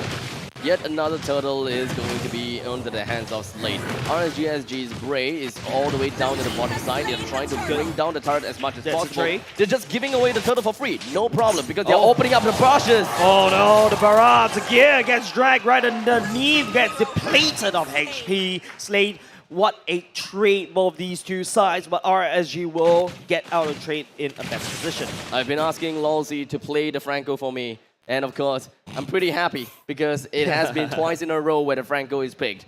This is the best thing ever. But for now, RSG SG, they found themselves with a bit of an advantage with a 1,000 goal lead, as well as a single kill advantage. But I wouldn't say that it's going to be too big of a difference for now. But when it comes down to lane domination as well as map control, RSG will have a vast difference, because of the fact that the bottom lane can be pushed out effectively, and Esmeralda is able to roam very effectively. It will eventually be a 5 versus 4 or a 5 versus 3 fight if RSG aggresses. Firefly don't get baited. Sailor's in there. Oh, that Windtalker will review him. And look at Firefly's like, nope, I'm noping out of there. Yet, indeed, he's noping out of there. Immediately going straight in for the recall. RSG SG, Bray managed to receive his own purple buff. Bray, like I said, he doesn't have the energy consumption. He doesn't really have a lot of energy to sustain the fight, but he still wants to go straight in. Adamir was hoping that he will be able to cut him out, but in the end of the day, it's going to continue, or perhaps not. No, JPL, the ambulance is here to heal Slate back into fighting form, but it's going to be FMM. Oh no, Baby Cakes ring around the roses, but FMM will be the one to fall. Continuing the fight, 505 have already used the Blessing of the Moonlight Goddess. Diablo. Gets swallowed. Gets spit all the way up into the Yum, wall. yum, yum. Sela's right here. The burst damage not enough though. You need He's some not sort gonna of die, consistent man, damage. buddy. But Bray, he's already wait, here. Bray. He's actually gonna spin away. Disengaging for RSG for now. It's okay. Things are still very much a-okay. No, it's already 3K. No, it's still a-okay. Slate still has a chance. They have constantly been able to take the objective, and RSG has been giving that up to them. Slate still have a chance to come back for all of that, unless RSG is giving them, you know, false sense of an illusion, you know, false sense of hope that makes Slate constantly try to aggress and challenge the turtle. In which case, RSG, if they really have the lead and if they really have the opportunity, they will do it now. Yeah, they have to do it now. The ultimate will be used, but it will not connect. Lozy jumps all the way back in, will be able to catch Sailor. JBL launches the heal and trying to make sure that Slate stays alive as long as possible. Lozy takes a bit of damage, but the turtle gets going into Slate, unfortunately. As Bray, oh no, he gets going down. He comes in for the re-engage. As Diablo, he's getting caught in a bad spot. 5-4 members, but Diablo, the shields will not be enough. Slate takes the turtle and wins the team fight. Now that is the answer, ladies and gentlemen, why RSG have not been trying to contest for the turtle. Slate's Blessing of the Moonlight Goddess is undoubtedly one of the pivotal game points for Slate.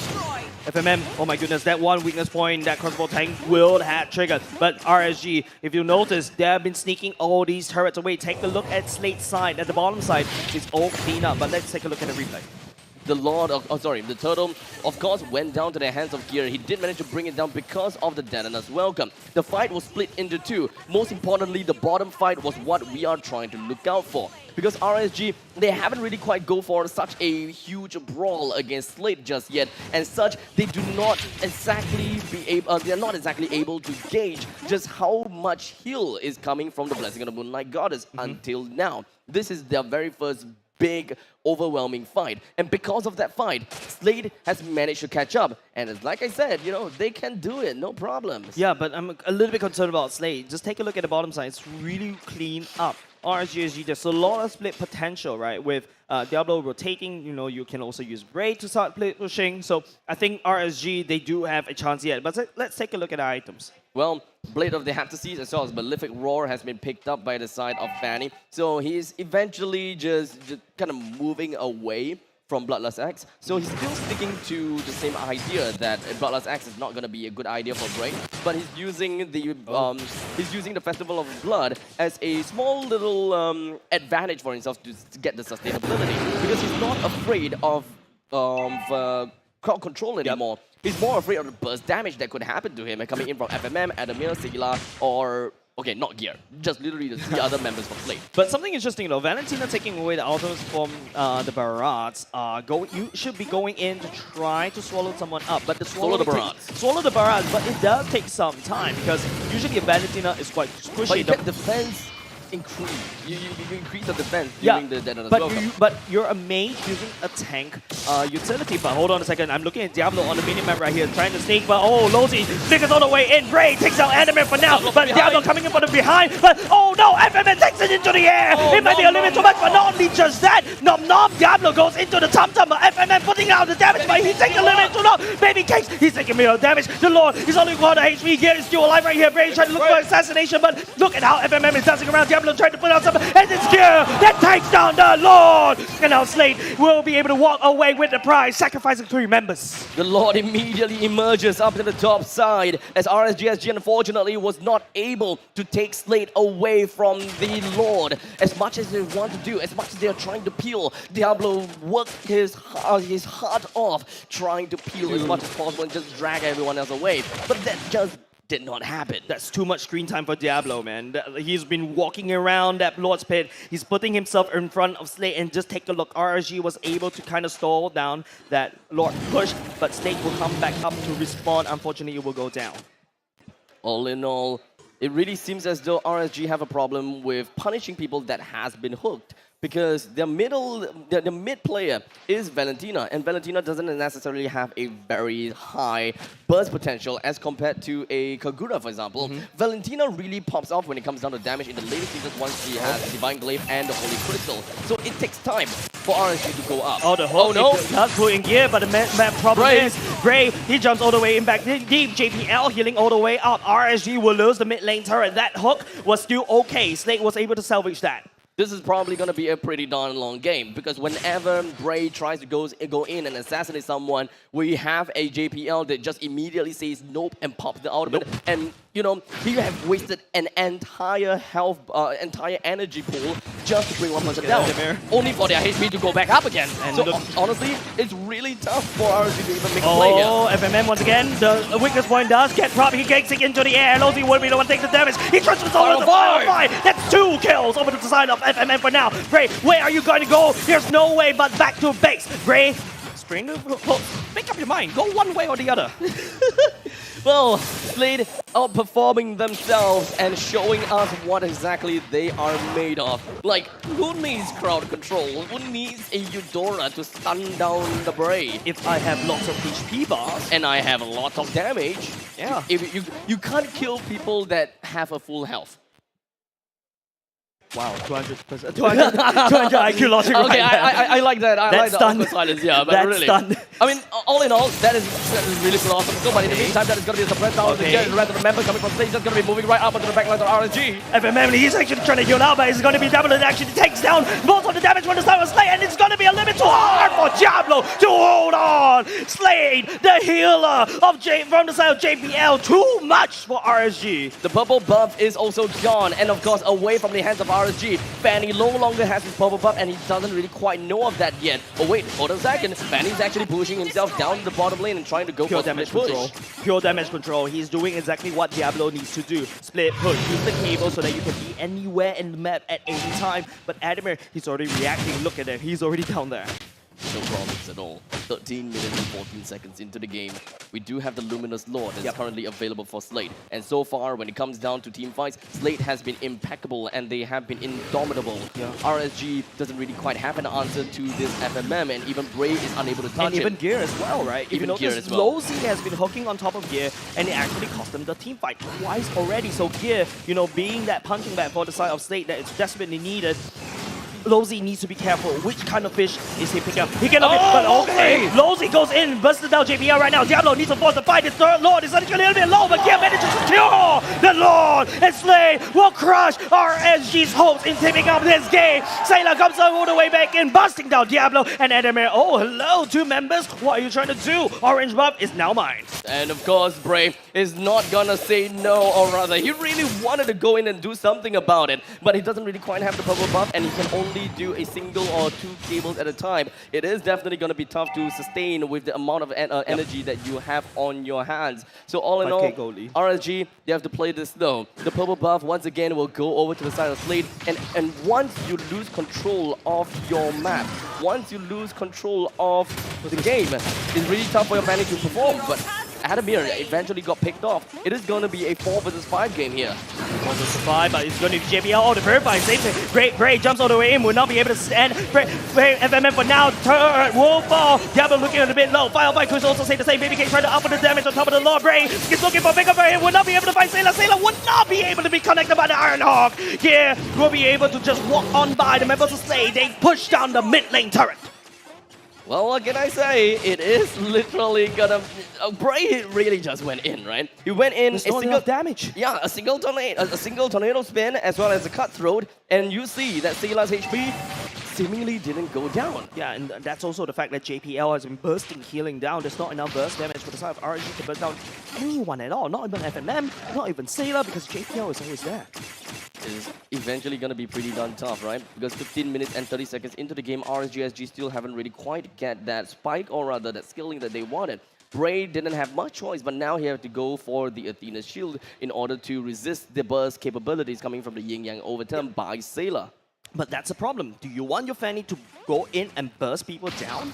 Or do you want your Fanny to outlast that heals coming out from Slade? I think that none of them is the answer. Mostly since it really just boils down to the amount of energy that you can have as a Fanny. I will still stick to the fact that you want to go in and be very, very positive that you would want to kill that certain someone.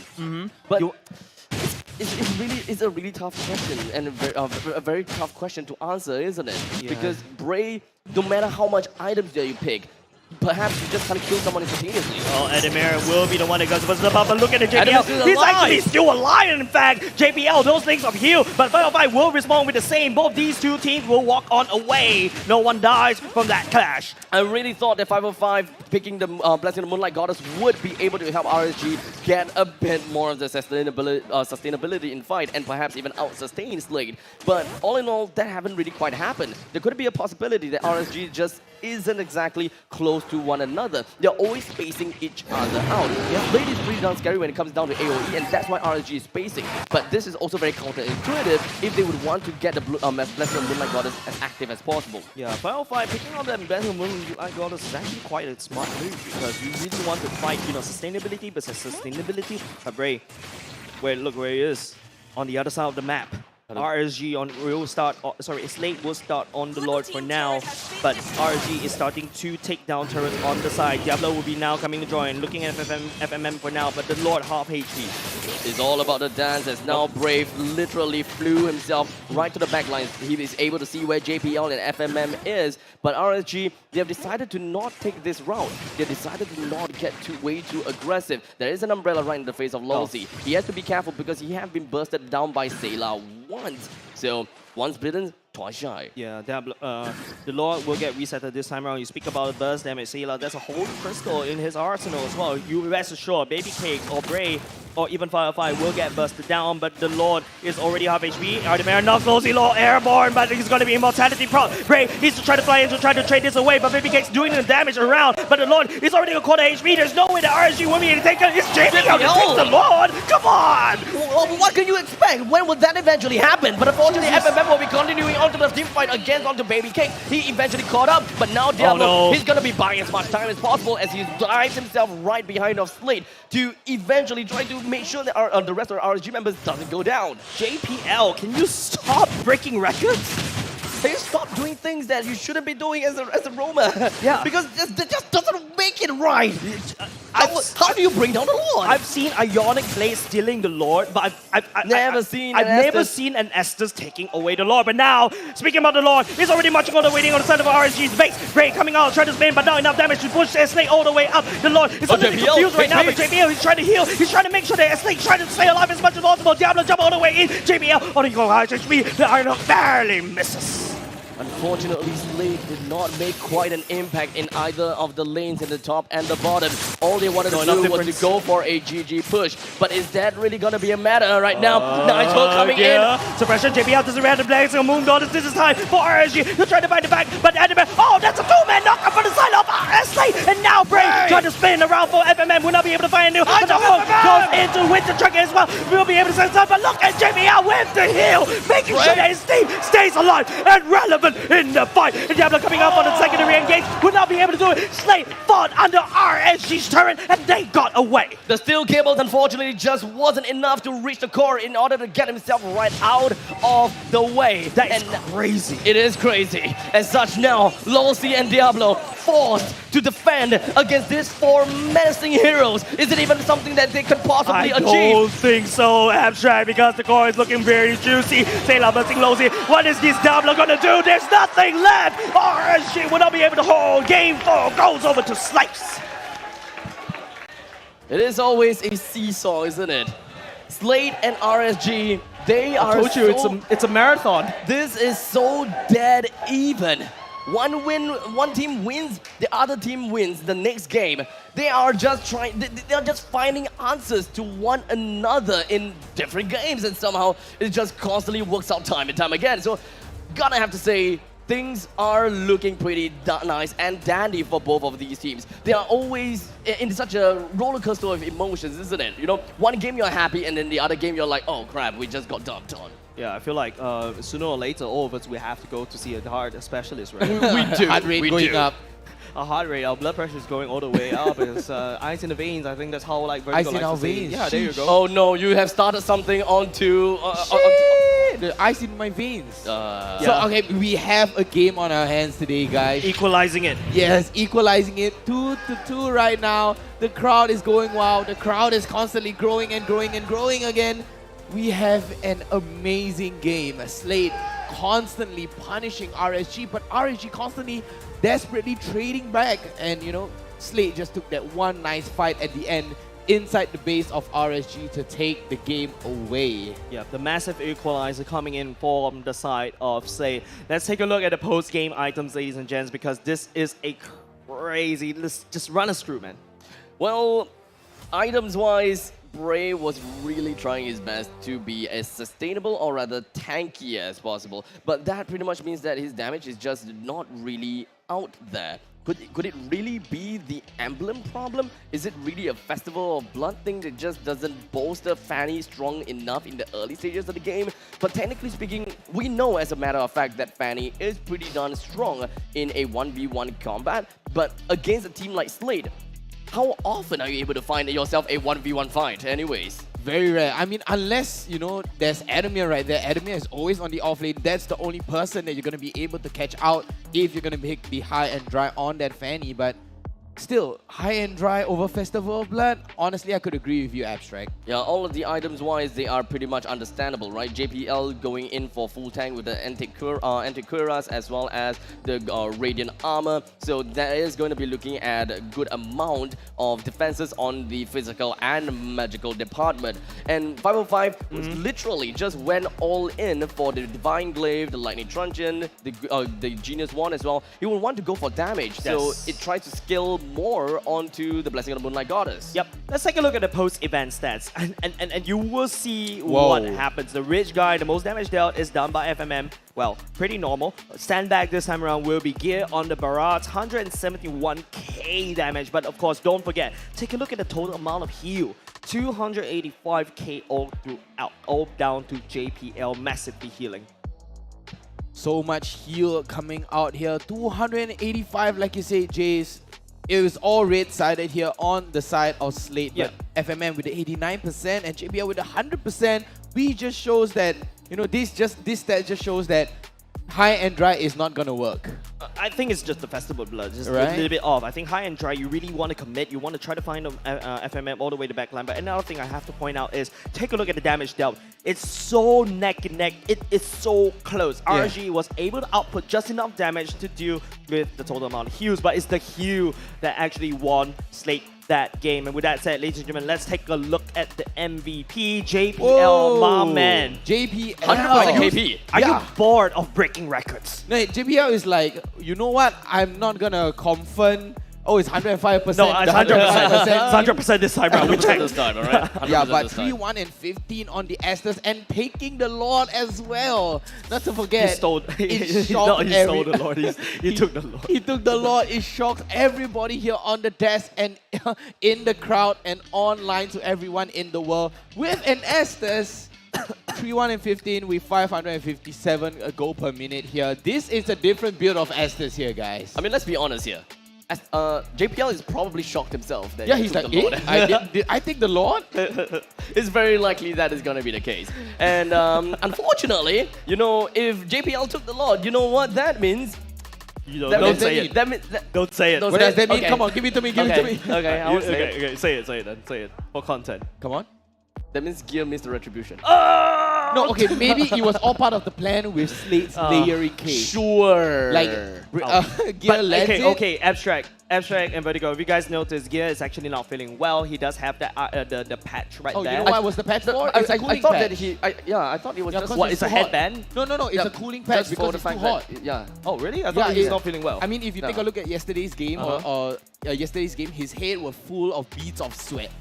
So it's really, really hot up there with the stage lights, with the LED screen. And of course, the pressure. Of course. But ladies and gentlemen, let's take a look at the highlights. What went well for Slate this time round? Well, honestly, if you look at it in the macro point of view, it really is just about the chains. It's all about the links. Yeah, it's just layering after layering after layering and Slate cleaning up constantly. RSG just doesn't have an answer as to how do they even bring down all these threads that binds all of these players together. Because the backline trio, they're always together.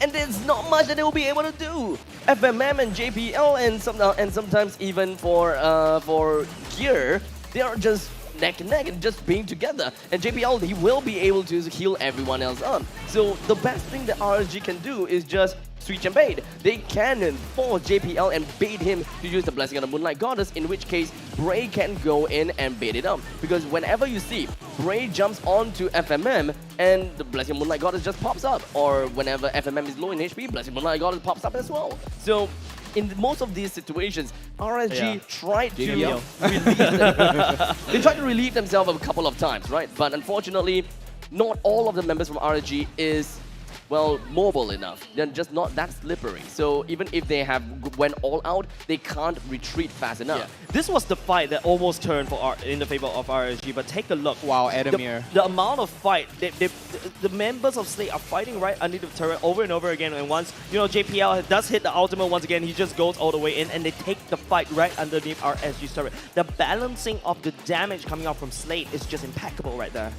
Adamir was like, if they're gonna punish Slate, and then Slate is gonna be like, if any member of Slate gets hooked in by Lolzy, Adamir just snaps. He just goes in, he's gonna punish you. The whole of Slate will come and follow up and, sure, hook me, come on, hook me. And then Adamir comes in with a big play, disrupts the whole team. It's a alternative to Akai, if you ask me.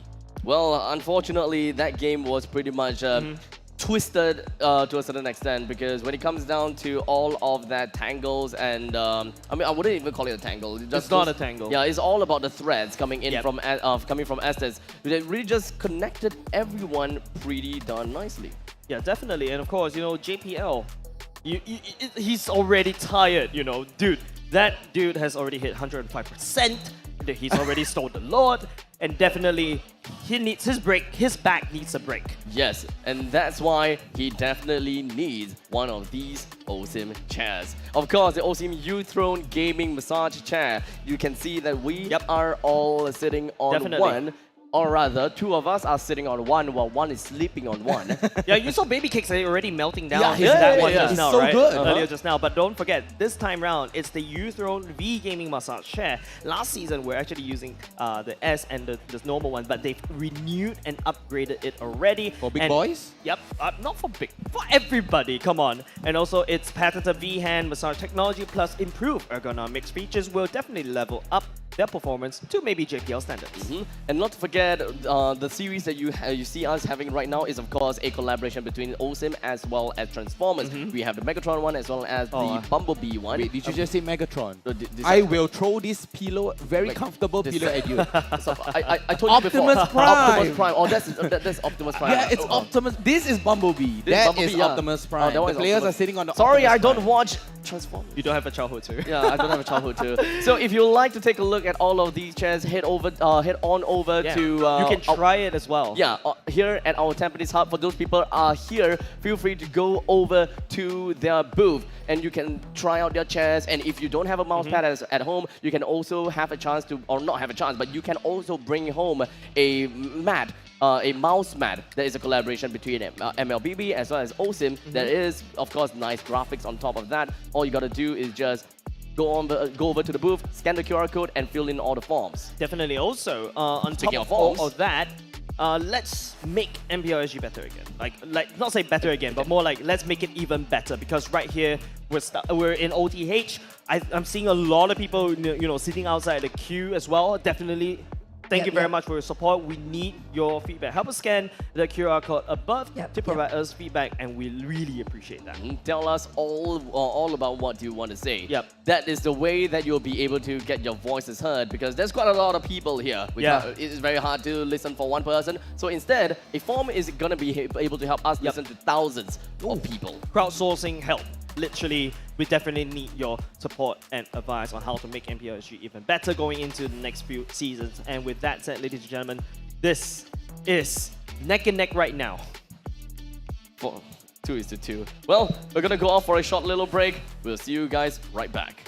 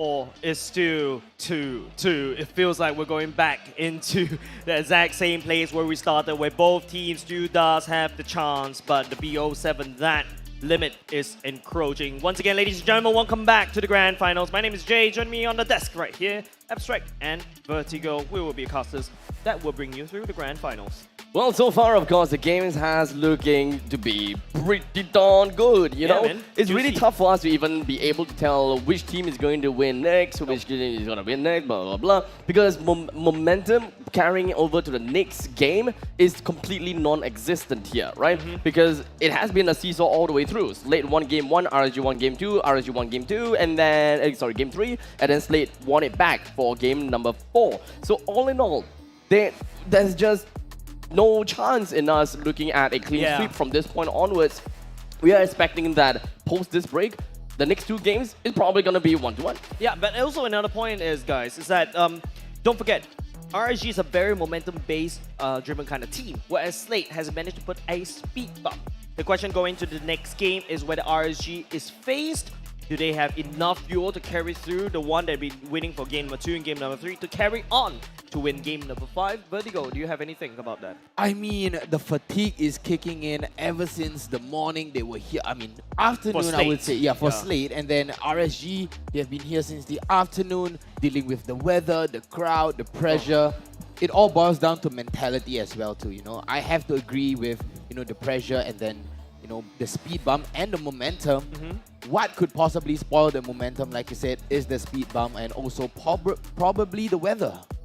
Yeah, I think that also boils down to the fact that, like, you are in an offline venue. Yes. There's not only just the fact that your micro, your macro, your stamina, your mentality, it's also on your environment, right, that you have to also cater that in. Because this is a professional state, you really have to factor all these factors in. We should be going into the draft very, very soon. I like that previous draft coming out from the side of Slate in game number 4. But speaking of draft, we should be going in right now. And starting things out, RSG will take first pick, while Slate will take second. And so far, we have already have 4 heroes that has been dropped out of this picking pool. And that is going to be Dyrov, Fervius, Akai, and 1-1. I mean, just coming out right off the bat, just the same bands all around. It's about first picking and second picking. Honestly, only a surprise pick will surprise us right now. I mean, that's the whole purpose of a surprise pick, right? I mean, you're supposed to throw the opponent off their guard with the element of surprise. But as we see right here, RSG banning away the Grok. The Grok is so important right now. I mean, that Grok will just disrupt and literally a physical speed bump to RSG, hence the ban on the Grok. There is quite a lot of heroes that are still not banned just yet. Lilia, which has constantly been seen in, being picked out every now and then. And this time RSG, since they are first pick, they usually don't go for the Digi ban, and that has been proved to be true. Paramis and Valentina is also out in the open. Paquito also out in the open, and so far Slate has always been picking that up. And Slate, they did manage to go for a Lilia ban indeed. Yeah, I mean, banning away that Lilia. I mean, we saw how in game number 3 that Lilia just zoned out Slate constantly over and over again. And as you can see right here, the 1-1 is banned because they are on second pick coming out from Slate, and Akai and Lilia is just great zoning potential and great zoning too. And as we can see, RSG SG, they're gonna prioritize on the Diablo Esmeralda and Slate yet to have an answer. Still going with the Paquito and the Melissa. Now, of course, nothing too out of the ordinary here. Now that the EXP laner has been fulfilled, we're going to be looking at the rest of the heroes that should be picked. Understandably, the mage could be pretty darn important. We still have a lot of heroes, and I believe that Valentina could still be a possible pick coming in from RSG.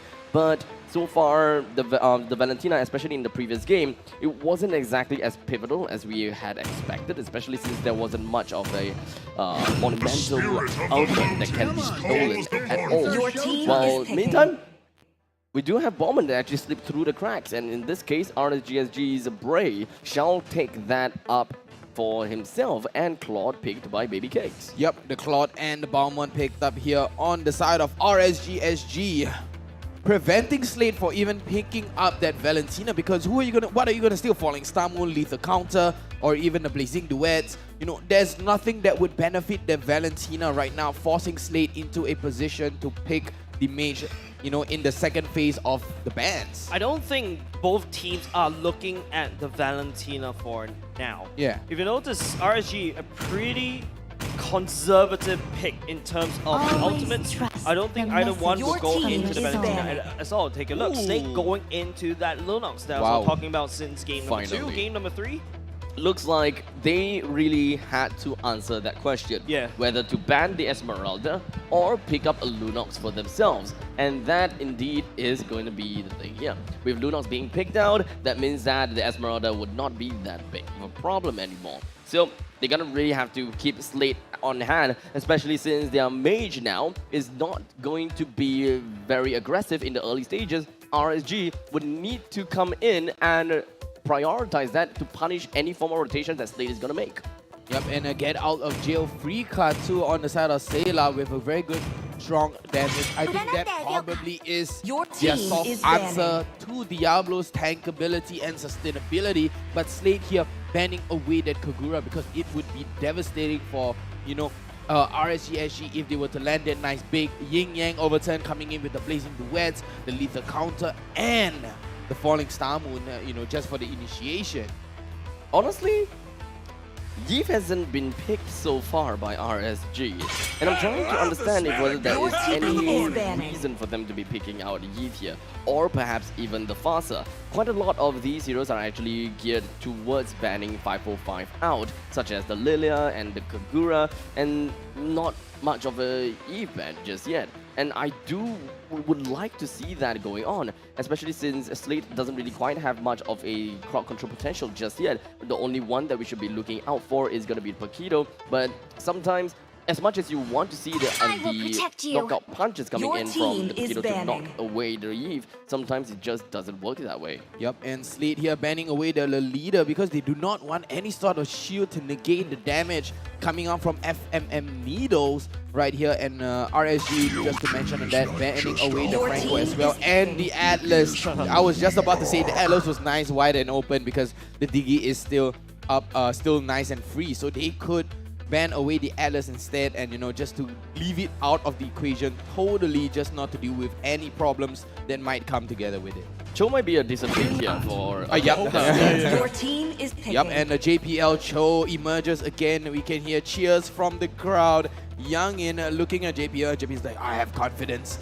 Yeah, I read his lips. He's like, I have confidence. Are you still like voice lining over JPL as if he's a robot? Yeah, and then Lozzie is like, what do we pick here? And St. Lucas is like, I think we're gonna go for something nice. But JPL on the Cho here, that vision game is very important coming out from Slate. They need that information, but as we saw in game number 2, JPL did pick up the Cho, if I am not wrong, in game number 2 where RSG won because they were denying JPL with the vision. Like you said, Fasa coming out and Lozzie on the Ruby. If the Yeef is not banned, if the Yeef is banned, the Fasa will be picked up. If the Fasa is banned, the Yeef will be picked up. Nice overall zoning, large AoE, you know, with the real world manipulation, or even the Feather Airstrike, which RSG decided to go with. And this time is gonna be the Jawhead pick coming out. So it is gonna be a Jawhead jungle again. Do not fix what's broken. So now the Jawhead is of course going to be paramount when it comes down to stopping 505 from putting out all of that Feathered Airstrike. But the thing is, Feathered Airstrike does have a very large diameter, or rather radius, so you gotta have to really look out for that if whether Jawhead is even being able to penetrate through the radius. I'm looking forward to this game, and honestly, I don't really have much comments coming in for any one of these drafts. There are good counters and of course good answers to every single question that would pose to them. The crowd going wild here. Let's go Slade and let's go GGRSG here. The crowd is going wild. Everyone is cheering for their favorite team. And of course, ladies and gentlemen, we're back into the land of dawn. 5 seconds. Battered, bloodied place. Both these two teams battle the heart out, blood, sweat, and tears literally on this battlefield. And the Slate and RSG find themselves equal at this point. 2-2 is the current scoreline between RSG and Slate. And now it all depends on who will reach match point first. Who's going to be the team that will start receiving all of that pressure of when they lose, that is game over. This game is ultimately going to be super damn important. For now, let us take a look at all of the laning stages. And what? Here on the Paquito jungle. Oh! All right, let's blink a little bit, ladies and gentlemen. Let's take a look at the players. I know Abstract is a little bit lagging a little bit because of the... Okay. Yeah, I'm also quite surprised as well when I saw that. But yeah, take us through on this team composition coming out from Slate. Okay, pretty interesting. Now, for what we're going to be looking at here is the fact that Slate in the EXP lane is going to be is got Cho fighting against an Esmeralda. Understandably, Esmeralda will be able to proxy every single one of these lanes and will be able to come in to go for fights as much as possible. This way, Lunox will not be able to reach much of a power spike in the early stages, and they will have a problem when it comes down to an all-out battle in terms of AoE.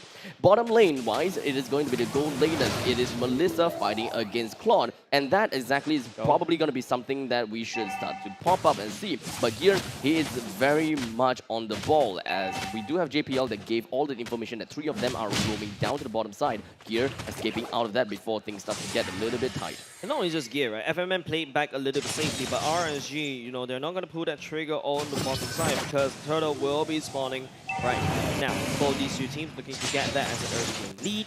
I think Brave with the Retribution and the label counter is something that, you know, RSG does have an advantage for this neutral objective. It's really tough for Brave to lose this turtle, unless this happens. JPL ejected Brave right into the first blood of Slate, and Gear picks up the turtle at the same time. Animator kicks Wildfire right into the front line, but no one will be able to follow up, but Slate takes deals the damage. When you can't fight against the ballman in terms of the objective, all you gotta do is just bring him down instead. Oh no, it is not only just that. Diablo will be able to revenge that as well. But ladies and gentlemen, RSG and Slate are not going to give it up. Eventually, now 1-1 is going to be the scoreline at this point in time. And both teams, they are pretty much neck and neck, except for the fact that Slate, right now, they are doing a pretty decent job because they are about 700 gold ahead of the scoreline. But, you know, we're still talking about 3 minutes into the game. The first turtle, it did manage to credit over to Slate. All in all, the team fight is going to be important. Yeah, and Final Fight with better airstrike should be able to deal JPL. It's up to Slate to try to revenge that. No value at all. RSG takes one for free. Not quite free if you ask me, but all in all, still worked out pretty darn well. All of these players, especially in the middle lane, is where most of the actions we are going to be expecting. Baby Cake decided to actually go for an ultimate onto the proxy lane, so that way he will be able to go back home and then come back in again for a full health. But recall has been stopped. I don't think he realized that until now. So he's going to be slight bit late when it comes down to the next stages of the waves. But one thing that I do want to say is that RSG is playing in a very defensive positioning. They're not exactly as aggressive as I had originally hoped for. But Slate, it makes sense, because we do have Jawhead that is a very aggressive player, but hold on a second, I'm offended. Fender goes all the way in, Feder airstrike to follow suit. Sailor will be able to find Firefly the backline, flick forward just to deal the damage, and Sailor takes Firefly down to the ground. Lunox making big plays here, right? Currently 2 kills in the game. Once you reach level 4 as a Lunox, you can expect that with the power of the Chaos Darkening will give a lot of damage. Losing gets tossed right on in. Gear is already here to receive the damage and also push out the damage on top of Losing. Diablo coming all the way. Gear is a little bit dangerous. Sailor zones. Baby Cakes away as Gear will be able to walk on away. Diablo now getting chased by multiple members of Slate as Gear will be able to fight for another day. No problem, because Diablo still has got the sprint. He did manage to drag every single one of them. Oh my goodness, that's why you pay attention when you're trying to back off, because Firefly will sneak up on you with the Feather airstrike, and with that, no red tree, while RSG takes the second turtle. Large radius is what I'm talking about. You gotta have to respect the Fasa. All in all, when it comes down to RSG's lineup, they have great high ground all across the places, and you gotta have to be really careful whenever you put yourself into the brushes too. That puts RSG in the lead in terms of that goal, but not only just that, they also take down the first turret at the bottom side. Now Slate picking up the scraps. They're doing so well in the early game, but RSG, they managed to grab it all the way back. Slade, they would want to play in a pick-off fashion. Whatever they do, they would want to single out one person at a time. JPL's kid will be able to get himself right into the enemy's lines, be it the front line or the back line with his unstoppable force, and of course the ejector or to bring one person out. You probably would want to reserve it for 505, but it shouldn't be too big a problem because Adamir can actually offer himself to do that job anyways. So, whatever they do, killing one person is important. Be it Diablo, or Bray, or Lolsey, they are all going to be a great addition to the team. But they got to have to be careful. If they would want to go for Lolsey, they need to burn him down as fast as possible. And the question will always be if whether Sailor can burst him down. If Gear joins in, sure, no problem. I don't think that they will have a problem with that. Yeah, and now Slade, you know, there's a lane swap happening. Baby Cakes will be focusing on the bottom side, whereas FMM focusing up the top. Turtle will be spawning there instead, so Slade needs to try to find a bit of a top lane priority, but RSG, they've already clamped down, say, nope, this is my Turtle, get out. Both of these teams, they are still pretty much neck and neck, but RSG, they do have a bit of gold advantage when, and of course, their economy is looking pretty well. JPL is not too willing in jumping in, but all he can do is unstoppable force. Lolsey gets tossed all the way back. Firefly lands on the perfect feather all strike. But at the same time, Slade will be able to pick up Lolsey for free, and now with the feather airstrike gone, RSG, they don't really have any turn of priority, especially without Ray's leader counter. The power of the martial artists coming in from Slade with the boxer as well as the Kung Fu guy, okay? They are just going to have massive amount of momentum as well as movement. Bray does have the ultimate. Move in, of course, even with JPL, they could make things even scarier. Oh, JPL, the kick. Bring around the Rosie. Bring around the Rosie at the same time. Gear will pick up the turtle as well. It is JPL, it's Adamir that kicks the Bray away. Lolsey tried to drag Sailor right back into the fight, but no one from the side of RSG wants to fight at all. RSG SG, I think that they are looking too much into the perfect team fight most of the time, right? Yeah. They are relying a lot on Lolsey, and understandably so, because Lolsey is one of the only few people that have got a very pivotal ultimate, or perhaps his own presence itself is going to be crowd control. Comeback Whoop King as well as I'm Offended allows Lolsey to be able to hold anyone down onto the ground as much as possible, and that's when RSG is able to unleash all hell within. Buying time for Baby Cakes to eventually ramp up in speed just for the art of thievery will eventually be the name of the game, but for the early start, 505, very important. Oh, JPL once again takes it into the sky and in the bad form away. The kick will allow FMM to make sure to secure that kill. RG will lose Lolsey once again. 505's damage seems to be a bit of a lackluster. The amount of items that he have is not quite there yet. As such, his damage onto Adamir just kind of seems a little bit absent. Because usually by this point in time, we would be able to expect the mages to have a great amount of burst potential, especially for such a consequential ultimate. But for now, JPL, he did try to go for the concealed play around the Bray. Bray immediately gets himself out, and Adamir overextends himself a little bit right in between a 505 and Bray. I don't see himself getting himself out of there. I don't think so, but... Oh, wait! Whoa! But he's already dead. The knock-up as well. Adamir sets it all the way up as one little pixel of help. RSG, they burned the feather airstrike just a little bit too fast. Wait, indeed. Adamir, he juked everyone else out, and now RSG has lost the biggest prey that they gotta have to look out for. In the meantime, we do have Paquito just eventually just trying to push the advantage down the Baby Case down to the bottom lanes. RSG have lost a lot of time. Dude, we signed off the death certificate of Adamir just a little bit tad early. But the fortunate thing, Gear is in the vicinity. They were just waiting. It was really more about calculated. Very much calculated. We thought that, yeah, you know what, Adamir, he went too deep in, but you know what, this is all just a bait. They were just waiting for the perfect time. In the meantime, Sailor, the power of the Chaos Darkening will be popped right on top of Diablo, but he has wasted it all. He doesn't manage to burst Diablo down just yet. JPL takes so much damage right now. Bray will be the one that secures that kill. At the same time, it's going to be Lolsey that would be the fall. Adamir will become Bray all the way back. FMM goes in for the triple kill at the same time. And now it is going to be an onslaught coming up from Slade around the lobby, and Gear survives once again. The amount of people just at a sliver of health from side of Slade is just way too much.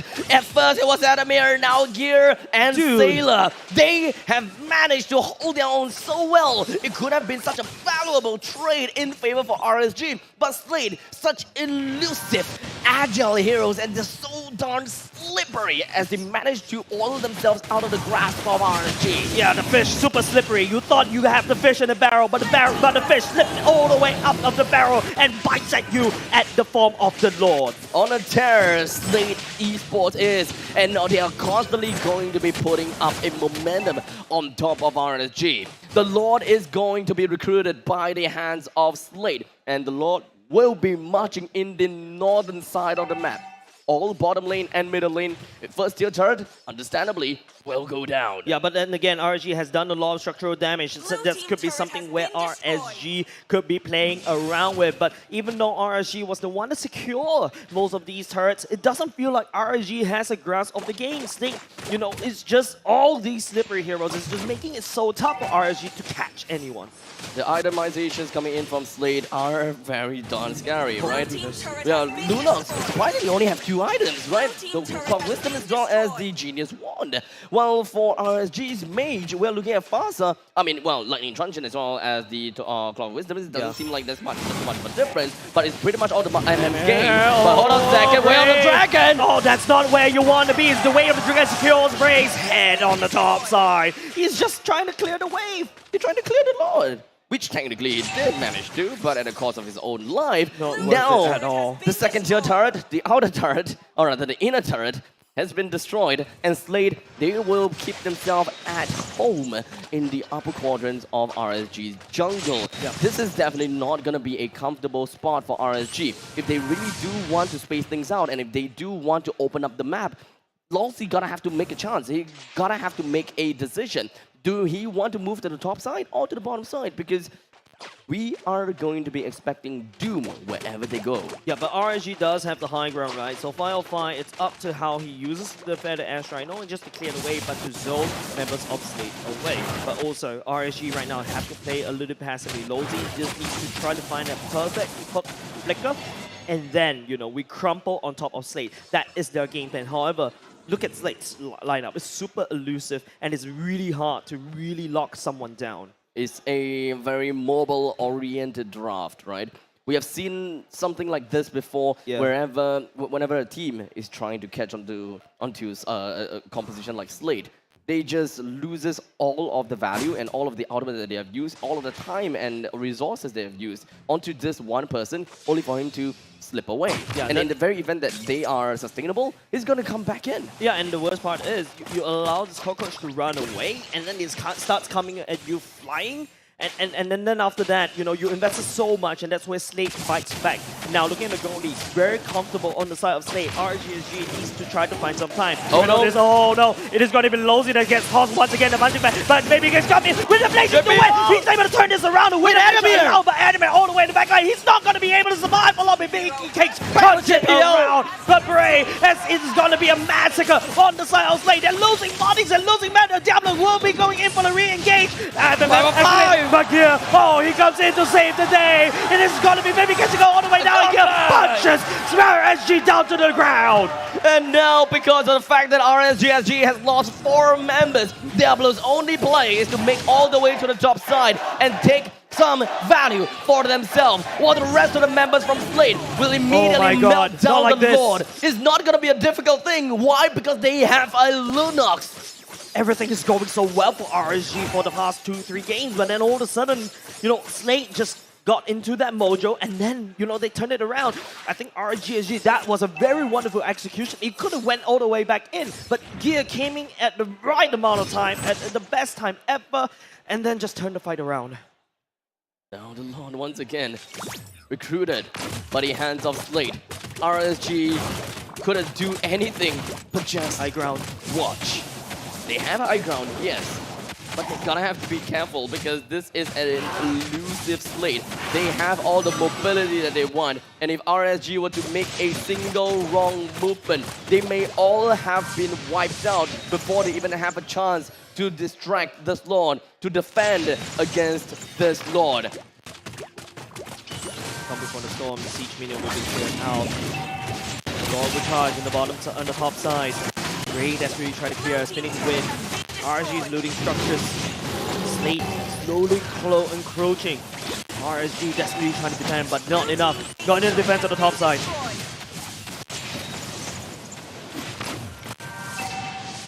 very much on the standstill. Slay doesn't have any minions for now. Just nothing. Can't do anything. They can't get out of the base. No more mega creeps as well. Let's just remember that. Yep. The middle lane turret is down to less than 50% health. RSG SG have got the high ground. The other conceal play going in, looking for Lost have a right conceal here. play himself. Yeah, Rocket both in time. But nothing is being done for now. RSG, they're trying to defend. Slate will just let it go for now. Back to a stalemate. Yeah, they're gonna go wait for that 70 seconds clock on that Lord. The single Lord only made one play, and that is to destroy the inhibitor turret in the top lane. That's a weak point for the side of RSG. They need to small stem. little weak point. They need to stem. They need to duct tape that wound. If Slade is gonna be able to get another Lord and take another one of those turrets at bottom lane and only just one turret, it may eventually put RSG on a pretty good spot for a later skill of the game. Yeah, RSG though, if you give them time, look at BabyCake starting to secure Malefic Raw. And This is a power spike. Yeah, again. that's another power spike, right? That means that the Claw blazing towards is starting to do a little bit more damage, but RSG, Fire as well. That nuke, that Feather Airstrike will nuke and it will hurt. Slate needs to start to pay some respect. 20 seconds until the next Lord spawns. It's nothing to be done on the map. Both these two, look at how Slate. There's so much vision, so much avenue for Slate to work around. Every single one of them is very cautious, ranging from RSG side to Slate side. Slate is ultimately going to be the one that wants to be the aggressor, and Diablo. RSG is the one that wants to be defensive. Diablo on the top side, he's really pushing away deep.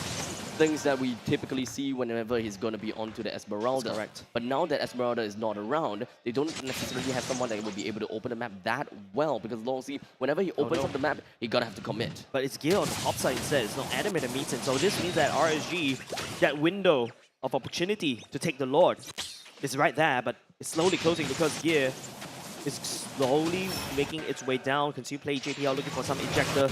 Looking someone to pick up the flicker when they activate. That is going to be Brain. It gets all the way into a no man's land. This is not exactly what Brain wants to go. And BabyCake's come in with the blazing away, but the wind of nature for the side of MMM will be able to sustain himself. The Lord got an HP at the same time, and Diablo, he will not be able to do anything at all in the backline, but it's going to be Diablo that kick it all the way up. The Lord got an HP. The Slate needs to try to take him, but no, Diablo will not be able to reach the Lord as well. Star SG will not be able to secure the Lord. Slate on a roll right here. It's just BabyCakes in the base right now. What can RSG do to defend this? The BabyCakes coming in from the backline, but the core is going to get destroyed. And Slate takes game number 5. It's a statement that that Slade has got for themselves. They showed how it's done, and in this very decisive game, in this very decisive push, they ended the game before they even had the final push.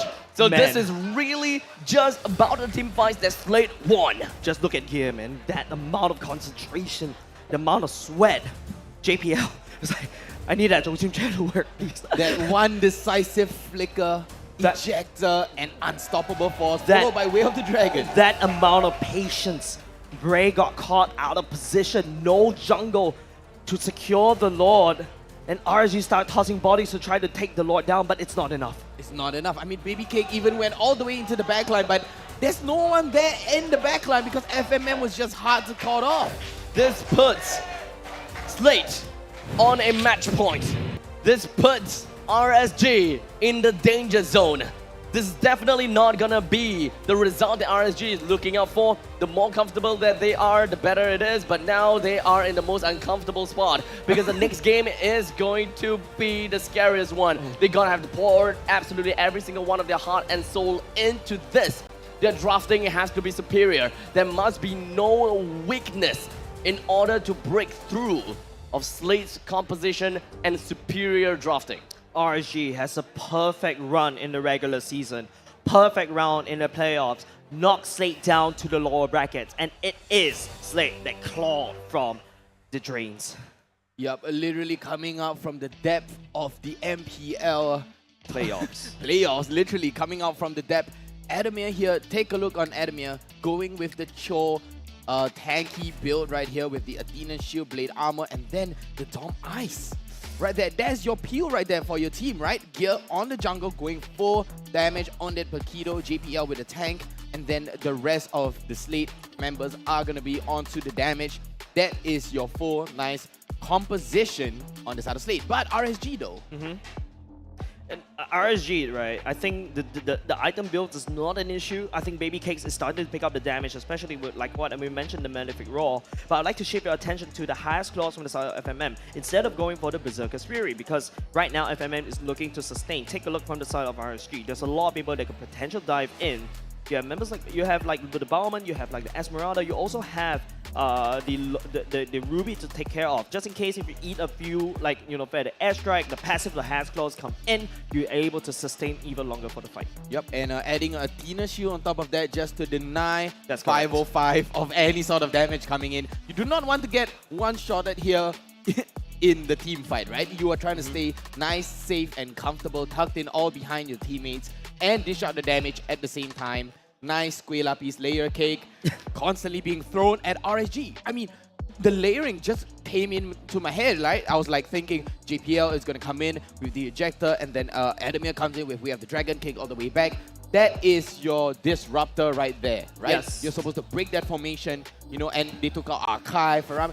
All these are formation breakers, and guess what? Slate came back with the formation breakers in the form of Pakido, Jawhead, and the Chill. Yeah, so with that said, ladies and gentlemen, let's take a look at the post-match statistics. I am intrigued to see who did the most damage. Of course, Sailor on that Lunox. Most of the damage being also absorbed by JPL, and of course, FMM farming like a boss. Are you even surprised to see Sailor having the most amount of damage dealt? Well, not for me, at least. Surprised. Not surprised. Of course, high amount of GPM coming in for FMM, 607. When we look at the bars in the middle, the highest damage, or rather, Slate has dealt quite a lot of damage, and of course, RSG, they're gonna have to reciprocate. They're gonna have to receive all of that damage. Unfortunately for RSG, they haven't managed to really break down much of a turret. They only managed to break down one turret, if I recall correctly. So they don't really have a lot of that control across the map, as because, I mean, it's just kind of like a Ruby thing, right? In the early stages of the game, you just don't have the kind of survivability to work with. So you can't just randomly and openly just go straight into a brush and expect that you will be unpunished. In order for you to stay alive, you have to commit to it. Commitment is a very big issue here. Honestly, Lawsy with the I'm offended, constantly catching out Slate, but there was just not enough, you know, follow-up or layering coming out from RSG. It's just too slippery, right? You look at every single member from the side of Slate. You want to catch Adamir, you want to catch Gear, you want to catch Sailor. These three will be able to slip on out from anything RSG is throwing at them. But ladies and gentlemen, let's take a look at the MVP from the side of Slate, none other than Gear. He's been setting up his flanks and gangs on the top and the bottom and all at the same time. Don't forget, Adamir is alive because of this boy. Yep, he is nice and alive because of this man right here. Gear 4117, going with the Killing Spree emblem, Hunter Strike, Malefic Roar, Battle Axe, and then the BOD. Bloodlust X, sorry. Bloodlust X. Yes. Yeah, that's a lot of damage, right? Lots of burst potential, armor penetration, survivability in the Battle Axe at the same time. And on top of that, if he goes in, gets a kill, Killing Spree pops off, and he can either chase down or run away. So most of the time, Gear has really been popping off quite a lot. Alas, he did manage to only use his Killing Spree 4 times, but you know what? Doesn't really quite matter because he still managed to get quite a lot of GP. You know? Yeah, and the best part is, it is Gear on an XP laner-ish kind of jungler. Don't forget, Gear did a swap in the middle of the playoffs last season. Yeah, he was an XP laner, and then he swapped into a jungler, and throughout the playoffs, you can definitely see growth in this boy. I mean, secretly, he's been playing the jungle off the cameras, at home, in scrims, constantly training jungle over and over and over again until, you know, he gets to prove to youngin, hey, I'm finally worthy, do the swap right now. It's no surprise that he will be comfortable onto the Pakido after all, right? EXP lane, jungle, both the zero works in the jungle. Well, who would have guessed it? Sorry?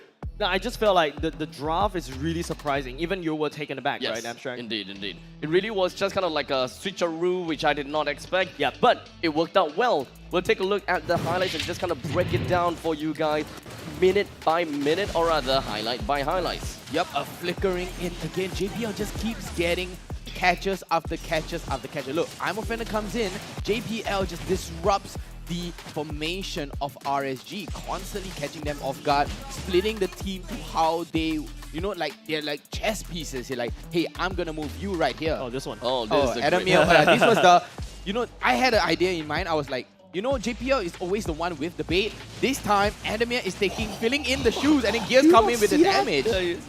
There was a flicker out of the... At the thickest part of the wall. The big boy. The big boy of the wall and just comes in. Look, FMM comes in with a triple kill, gets away with so much sliver of health. Yeah, unfortunately for this faster play, it definitely made a huge impact in the game, right? Dropping so many people's HP down to a very low amount of health, but somehow they just couldn't find a way to end it all. They don't have the final nail in the coffin most of the time, and whenever they try to go for the execution, or rather try to go for the initiation, a backdoor, or rather a backstab just happens to come in. Yeah, it's just the fact that you do have a Paquito and the Cho together on the same team. Far definitely not in a very safe spot, because when the Farsa goes in for the airstrike, rest assured Adamir or Gear will try to look for him. Yep, he will be hunting you down to the depth of the earth, or depth of the grave, or the depth of Tartarus. End of the world. End of the world. They will hunt you down. They're literally Liam Neeson. He said, I will find you and I will kill you. That is JPL's motto right there. Now, I do want to talk a little bit about this thing, and that is an interesting thing. So far, when it comes down to this series between RSG and Slate, 2-3, right? 5 games in, Claude has been used 4 times, and he has a 0% win rate. Yep. That's correct. So, as statistics don't lie, you know, pick Claude equals to lose. Are we going to go back to that meme once again? Curse. But of course, ladies and gentlemen, we do have some good news for you guys, because we have hit 25,000. 25,000! That exceeded the 21,000! You help us break the bar. Yeah, to 21,000. That's like what? That's the graphic that we prepared, right? Yeah, breaking the limit. You guys literally broke that bar. So thank you very much for your strong support. And with that said, we will be dropping a very special reward. I'm not too sure what it is. I want it. We want it too. I want it too. Yeah, fastest fingers first. I heard Custer's fingers first. I'm gonna key it in. That's mine now. Course, with that said, ladies and gentlemen, quickly redeem that code. It's a very special one, because thank you very much for your strong support. 25,000 PCU. Wow, that's a lot of people watching us. Yeah, I mean that's like 50,000 eyeballs. Yeah. Why? Eyeballs. Wait, 50,000 eyeballs. A pair. Eyeball. Oh, eyeballs. Oh, 25,000 pairs of eyeball. Yeah, imagine this amount, so much amount of eyes just looking at us and enjoying the show. What's wrong? Are you feeling uncomfortable, Abstract? No, I just feel that the both of you guys need help. No. What help do we need? I mean, we love eyeballs. No, I'm just kidding. But thank you so much to you guys for hitting that 25K peak concurrent viewers. Redeem the code there. Very special gift for you. A nice present and a thank you for you. And yep, we're gonna see some recap coming up on the screen right there. But honestly, I don't think it's the weather anymore. I think it's the pressure that is surmounting onto me right now for that final game. It's like a pressure cooker, you see. Yeah, just you increase the pressure so that you cook something even quicker with a lower amount of heat. And you reduce the amount of time. So right now, definitely Slate is putting RSG in this pressure cooker. What is RSG's method, or basically strategy to crack? Because don't forget, Slate is currently on what? Tournament point. Yes. No, glory point. Glory point. Glory point. I think I'm calling it. The draft is definitely gonna be different. But of course, I will talk a bit more about the draft later. Because for now, let's take a look at the impact player coming in from both sides. Diablo playing as the Esmeralda. And of course, when it comes down to Slate, it is going to be the Paquito that's played by Gear. Nothing too out of the ordinary here. Yes, 505 have dealt a massive amount of damage of 46,000 damage, as suspected, coming in from a Fasa. But when it comes down to comparing the counterparts, Sayla 57,000 as a Lunox. And remember about this, alright? Lunox doesn't necessarily have a very good AoE damage. damage. Yeah, but singular. very good amount of single target damage. That's correct. And not only just that, yeah, 50k damage, just shy, 7k shy away, did more damage than the marksman that's supposed to have the most amount of damage in the end of the day. But that shows that, you know, Gear well deserving of the previous game MVP and also the most impactful player in the previous game. Exactly, and Gear with that big final play at the end, the gigantic flank stake. Get it? Flank stake? Flank. Because he flanked. I think he needs help. No, he flanked Get and an delivered the ambulance stake. for him. Flank stake. You guys not get it?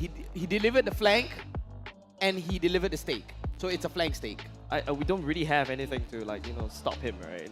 You have this chair, I mean... I can just kind of like slowly excuse myself out of I the need way. no, please. He's going out of frame right now. Look, it's tiny abstract. Of course, but It's ladies and gentlemen, ABC. with 1 minute left, around 1 minute left on the clock, RSG need to make some tweaks. You can hear the cheers coming up from the side of RSG earlier just now, hyping pretty them comfortable. up. They need that confidence. It'll be funny if I turn that chair on. And then your hair would like... It would be really funny. But okay, jokes aside, ladies and gents. Jokes aside, gentlemen, what is RSG's response to Slate? They gotta relieve this pressure cooker right now. You know, on the pressure cooker, you have a button to relieve all that pressure. It's got a safety relief valve. They need to turn that on right now. They need something crazy. They need a surprise pick. Now, my biggest question to RSG's coach, St. Lucas, is just how much do you love Esmeralda here? Do you want to pick Esmeralda for every game? Because so far, when it comes down to almost every single game for this final series, we are looking at an Esmeralda pick coming in from RSG starting from game 2 onwards. And I believe, from what I know, Diablo definitely is comfy with his Esmeralda. He did quite a lot of damage as well. Yes, but from what I know, Esmeralda is not his comfiest hero. Wow, is that a new word now? Out of, I don't know, but out of the 4 comfy heroes that he has played so far, you know, like Paquito, Esmeralda, Benedetta, as well as Uranus. Well, Esmeralda is ranked up 4th. Yeah, but ladies and gentlemen, once again, we are going to the draft slate. Oh my god, immediately. Championship point. 1 game away to be able to lift up that throne. RSG, on the other hand, needs 2 perfect games. Now that Benedetta is bad, I was looking out for a possibility that RSG SG can play the Benedetta, but now Slate, they have obviously seen that through and just be like, you know what, this is the last game, you may want to pull out your Benedetta, but oh no, that's not going to be the case for you. No can do to the Benedetta, so Akai banned out here, along with that Paquito. So much space is going to be disrupted right here. You just want to break that formation coming out from RSG. We saw how Slate uses the Cho, uses the Jawhead to just completely break the formation coming out from RSG. As of right now, RSG, what should they do better right here to keep that formation in place for Slate to not disrupt that? Firstly, don't pick Claude. Secondly, I can't really put a finger on it. I mean, I suppose so. Because out of 4 of Diablo's most comfy heroes, 2 of them has already been taken out. So what we are going to be looking out for is going to be Esmeralda as well as Uranus. But now, Lilia, snap pick. Yeah, just insta snap pick right here coming out from Slate. That Lilia, because that Lilia was nice and open. We saw how 505 utilizes that Lilia to his advantage as a zoning tool, just giving them space, so much space. You don't even need the EXP, you don't even need it. But oh, look at Diablo still going crazy here for that Esmeralda and Baby Cakes onto that Melissa. That Melissa actually played a very vital role on the side of Slate. Yes, just keep on shredding and shredding the Paper Shredder 1000. Somehow right now, I just don't see Claude as the answer to Melissa, because time and time again, I've been constantly looking at the Claude trying to deal with the Melissa with the Blazing Duet. But unfortunately, I mean, yes, technically speaking, Claude can deal with the Melissa with the Blazing Duet, but only until the point where Melissa can pick up the Wind of Nature, because anything after that, whenever the Melissa picks up the Wind of Nature, that means that Blazing Duet will be able to do nothing. Oh! Wow, going with Diggy is available. Yeah, just so Diggy you is know. available. I mean, RSG, they should pick up the Diggy here, or is this a bait coming out from Young's brain? Could be. But the problem is, does Lozy plays the Diggy? Because we usually know that he's a very hard, strong, engaged kind of tank. You can see the question being asked right now. Do we play the Diggy? I think that's $1 million question. Is RSG going to select the Diggy? Cindy Lucas is asking Lozy, do you want a Diggy? And then Lozy, you know this is not my style, but if it's for the benefit of the team, then why not? You know, like, oh yeah, I should choose it. And looking at the Diggy, we can see from the screen right there, he is looking at the Diggy. Would he pick up that Diggy? 3 seconds left. No, he is not. Gonna go back to the Cho instead, and that Atlas will be detrimental. So Slate, they have to ban the Diggy away. I mean, they don't really have to, because the Cho can go into EXP lane. I doubt so. Okay, there is a caveat, right? You can use that Cho as a jungle, and then you drop a Diggy. But like I said, Lozy is usually known as this hard frontline tank.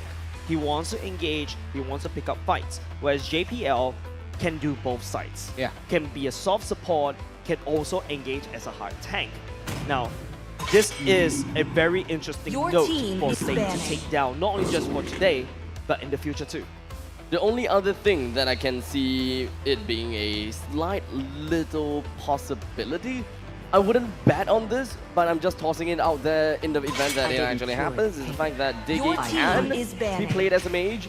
You can put Diggy up as a mage, but that means that they lose quite a bit of impact over to the later stages, and you're not exactly using Diggy as a soft support to really put on any impact. But you can be very pokey in terms of rotations. Yeah. But it's not exactly kind of like an assassination kind of thing. It is a slow, painful death to the opponents in the very event that they actually make a mistake. And you are priming yourself to win the game over the opponent's mistake, which is a great thing to do, but let's be honest here. Both teams here, they are extremely experienced and really strong. Using the Diggy as a mage, it's like asking me to nail down a backflip. No, to nail down a nail Okay. with the end of a screwdriver. It works. It works. It works, but to a it's not certain the extent. best. Yeah, it works, but it's not the best. I mean, it takes a lot of effort to pull it off, right, Jace? I mean, it's going to be incredibly Spoken like hard. a true engineering student, man. I mean, it's going to be incredibly hard. It gets the job done, but to what extent, how much must you use? How much energy, how much brain power must you use right now? But as you can see, Slate, they're going to go for that Valentina ban and the Julian ban. On the other side, RSG going with the Uranus and the Claude. Okay, RSG SG using that Cho, there is a way, but you need really fast fingers from the side of Lozy, right? You have to kick the Atlas away before the JPL activates the Fatal Links. I mean, you can kick away the Fatal Links coming out from JPL. You could kick in somebody like Gear, but he's just going to pop that Black Shoes. So you can bait out the Black Shoes. Honestly, or you can even kick out FMM or whatever marksman he's going to be picking up. I'm also trying to look at other possibilities when it comes down to EXP laners, because right now it seems as though Lapu Lapu could be a very much possible pick coming in from Slade, but for now RSG's pick is more important, and now, it is going to be a Kagura. Busty. Going for that Kagura Paper Shredder. It's very front to back player pick off draft coming out on the side of RSG, right? They want to pick off somebody off guard. They want to catch somebody. Yin Yang Overturn, Way of the Dragon, Falling Star Moon. They just want skirmishers coming out. Just looking at the draft here coming out from RSG. Yeah, RSG using the Kagura should be able to burst Sailor on that Lilia quickly before he could use the Black Shoes. That's something that RSG is banking most of its money on. Yeah. But now question is Slate. How are they going to end off this draft? Usually what an Atlas will require some slow secondary kind of stun before, the Fatal Links come in. And after that, maybe a cleanse will work really well. Oh my god! Adamir going into Edith and Bruno from the side of FMM. Whoa! The Edith and the Bruno. This Edith. We have no stats for Edith. Yeah, 0 stats, not available. NA right here, but the Edith, that's the support secondary slow / stun coming out after the Fatal Links. Who picked the Edith? 1%. 1%. Who's that one guy that picked the Edith in MPL SG? I think it was Slate themselves. Was it Slate I themselves? don't know. We can double check it. We have the stats. We have right the here. stats. Do I even have the stat? That's the question. We should have. No, we do. I think we do. I think that's the secondary slash stun slash support coming out from the side of Slade. Like you said, Jace, after the Fatal Links, you need a slow secondary stun. Yeah. There might be a hidden row on my Excel yeah, sheet. there could be a hidden row. Yeah. But yeah, there you go. The nice engage, the secondary engage coming out from Adamir, and then after that, you know, you use the Fatal Links, but coming in from the side of RSG, they're gonna end the draft with a Barrage. But I pointed this out before. Yeah. If you want to bring the Barrage, you need to bring an Estes, you need to bring a Rafaela. You need a healer. You need a healer. But RSG SG this time around, they're screaming for blood. They want revenge. This is RSG's game to try to win against Slade. But however, Slade, one game away, they're very close to picking up that trophy that you're seeing on stage. Avium for all, RSG, GG, RSG. They're getting ready for the game. Jace and Abstract, please take it away. This game is definitely not the game that I'm expecting to see, especially when it comes down to looking at the picks. Edith makes her debut in this very important game between RSG versus Slade. Just how much impact is this going to make? There's a lot of crowd control coming in from the side of Slade. Let's not forget about that. Yeah. Atlas and Edith, okay, maybe not a lot, but from one person, they have very monumental ultimates as well as very monumental skills in order to lock people down. But with that said, ladies and gentlemen, onto the land of dawn we go. Ladies and gentlemen, can I hear your cheers for your favorite team? Slade going up against RSG SG. Out for blood, out for glory. And immediately JPL, he almost got himself down to a critical amount of health, but all in all, he's still gonna be a-okay. Just drink a little bit of potion. You'll be able to run around like a very spunky kid. But now, 1 minute in, most of the junglers, if not all of the junglers, they are just going to be working onto their standard rotation. RSG SG, this is a lot more aggressive than I expected, especially looking at Longsi. Raided straight into the jungle. Adamir is doing the normal stuff that Edith does, but you're fighting against an Esmeralda. Do you think, are you really capable of doing the fight? Because honestly, I don't think you're able to. Yeah, I'm sure you're the XP laner main. Yeah. Tell me what about this matchup that is actually quite difficult for Edith? The fact is, he's not really someone that deals a lot of damage. Okay, so you have your skills, right? You have free using skills because you don't use mana at all. The best ways in order to pull off a combo is you go for the dash, flip Diablo over, and that way you'll be able to get a guaranteed knockup again from your first skill. And then, well, you do have a passive. Whenever you punch someone, you'll launch chain lightnings. But when you're fighting against an Esmeralda, you wouldn't want to get yourself so close to the Esmeralda to let him sap some shields away from you. Yeah, but now, but because of that, you know, RSG has secured top lane priority. Turtle spawning up top. It's going to be Dre already in the vicinity on the barrage, and here trying to spin. But now it's up to RSG or Slade who shall pull the trigger. The Turtle is a little bit forgotten. Mercedes does have the purple shoes, but he's literally down low. 505 jumps all the way in. JPL doesn't really have the Fatal Link ready. He will secure the Turtle for now. 505 assassinates gear. A bit of an extension, but Lozi sneaks it all the way around as Lozi kicks Adamir away when Adamir goes into human form. No one to be found. And of course, at this point in time, with 1 kill and 1 turtle take coming in from RSG, they are elated. I'm still not really digging this Edith pick, but I would want to have Adamir really just prove me wrong. You need to bring the Edith to the later parts of the game. Yes, it's slightly tanky, so it's like a tank marksman. Yes, you can't have both worlds, but I think Slade needs to bring this to the later parts of the game. You know, it works on paper, but I'm yet to see. I'm excited to see if this works. But RSG right now off to a great start. 9.2k right now, 2k ahead in terms of the gold lead. Eventually, as the entirety of RSG SG makes their way down to the bottom lane, except for the Esmeralda. This is just standard RSG gameplay, trying to gain control of the rivers, just to make sure that they have a good understanding as to where the turtle is. Yep. Now, Edith is definitely capable of proxying the lanes as well, due to the chain lightning and every single one of his skills being AoE. You should be able to do a pretty good job on top of that. But now, RSG, they do expect that Edith would not be that important in fights, because I'm gonna be really I'm gonna be really critical about this. because Primal Wrath in the early stages of the game, yes, she is relatively annoying, but you can't secure an immediate win. Because if you pick up a Petrify, there could be a possibility once you go in for the dash, which ultimately is going to be onwards followed by an Earth Shatter, pop into Primal Wrath and then go in for the Retribution. You go in for the Petrify. You can actually land your Lightning Bolt as well as your Divine Retribution onto your enemies almost instantaneously, making a combo. But Adamir picked up the Flicker, which is of course the more safer option, not exactly an aggressive option. It's not gonna do too much in my opinion. It's not gonna do too much. It's already evident. Look at RSG. He's already gotten away with 2 turtles and also 3k gold. Remember, 2k is the mark that Snake can probably salvage it back. It just takes one good fight and one good turtle pick. But look at where Diablo is, cutting the waves like a boss, and it forces Adamir all the way up top. Esmeralda definitely has more mobility and perhaps wave clear in a sense as compared to Esmeralda, but you can see how hard it is. Diablo is already providing so much vision for the side of RSG. Slate right now picking up the scraps. Oh my god, I just forgot something.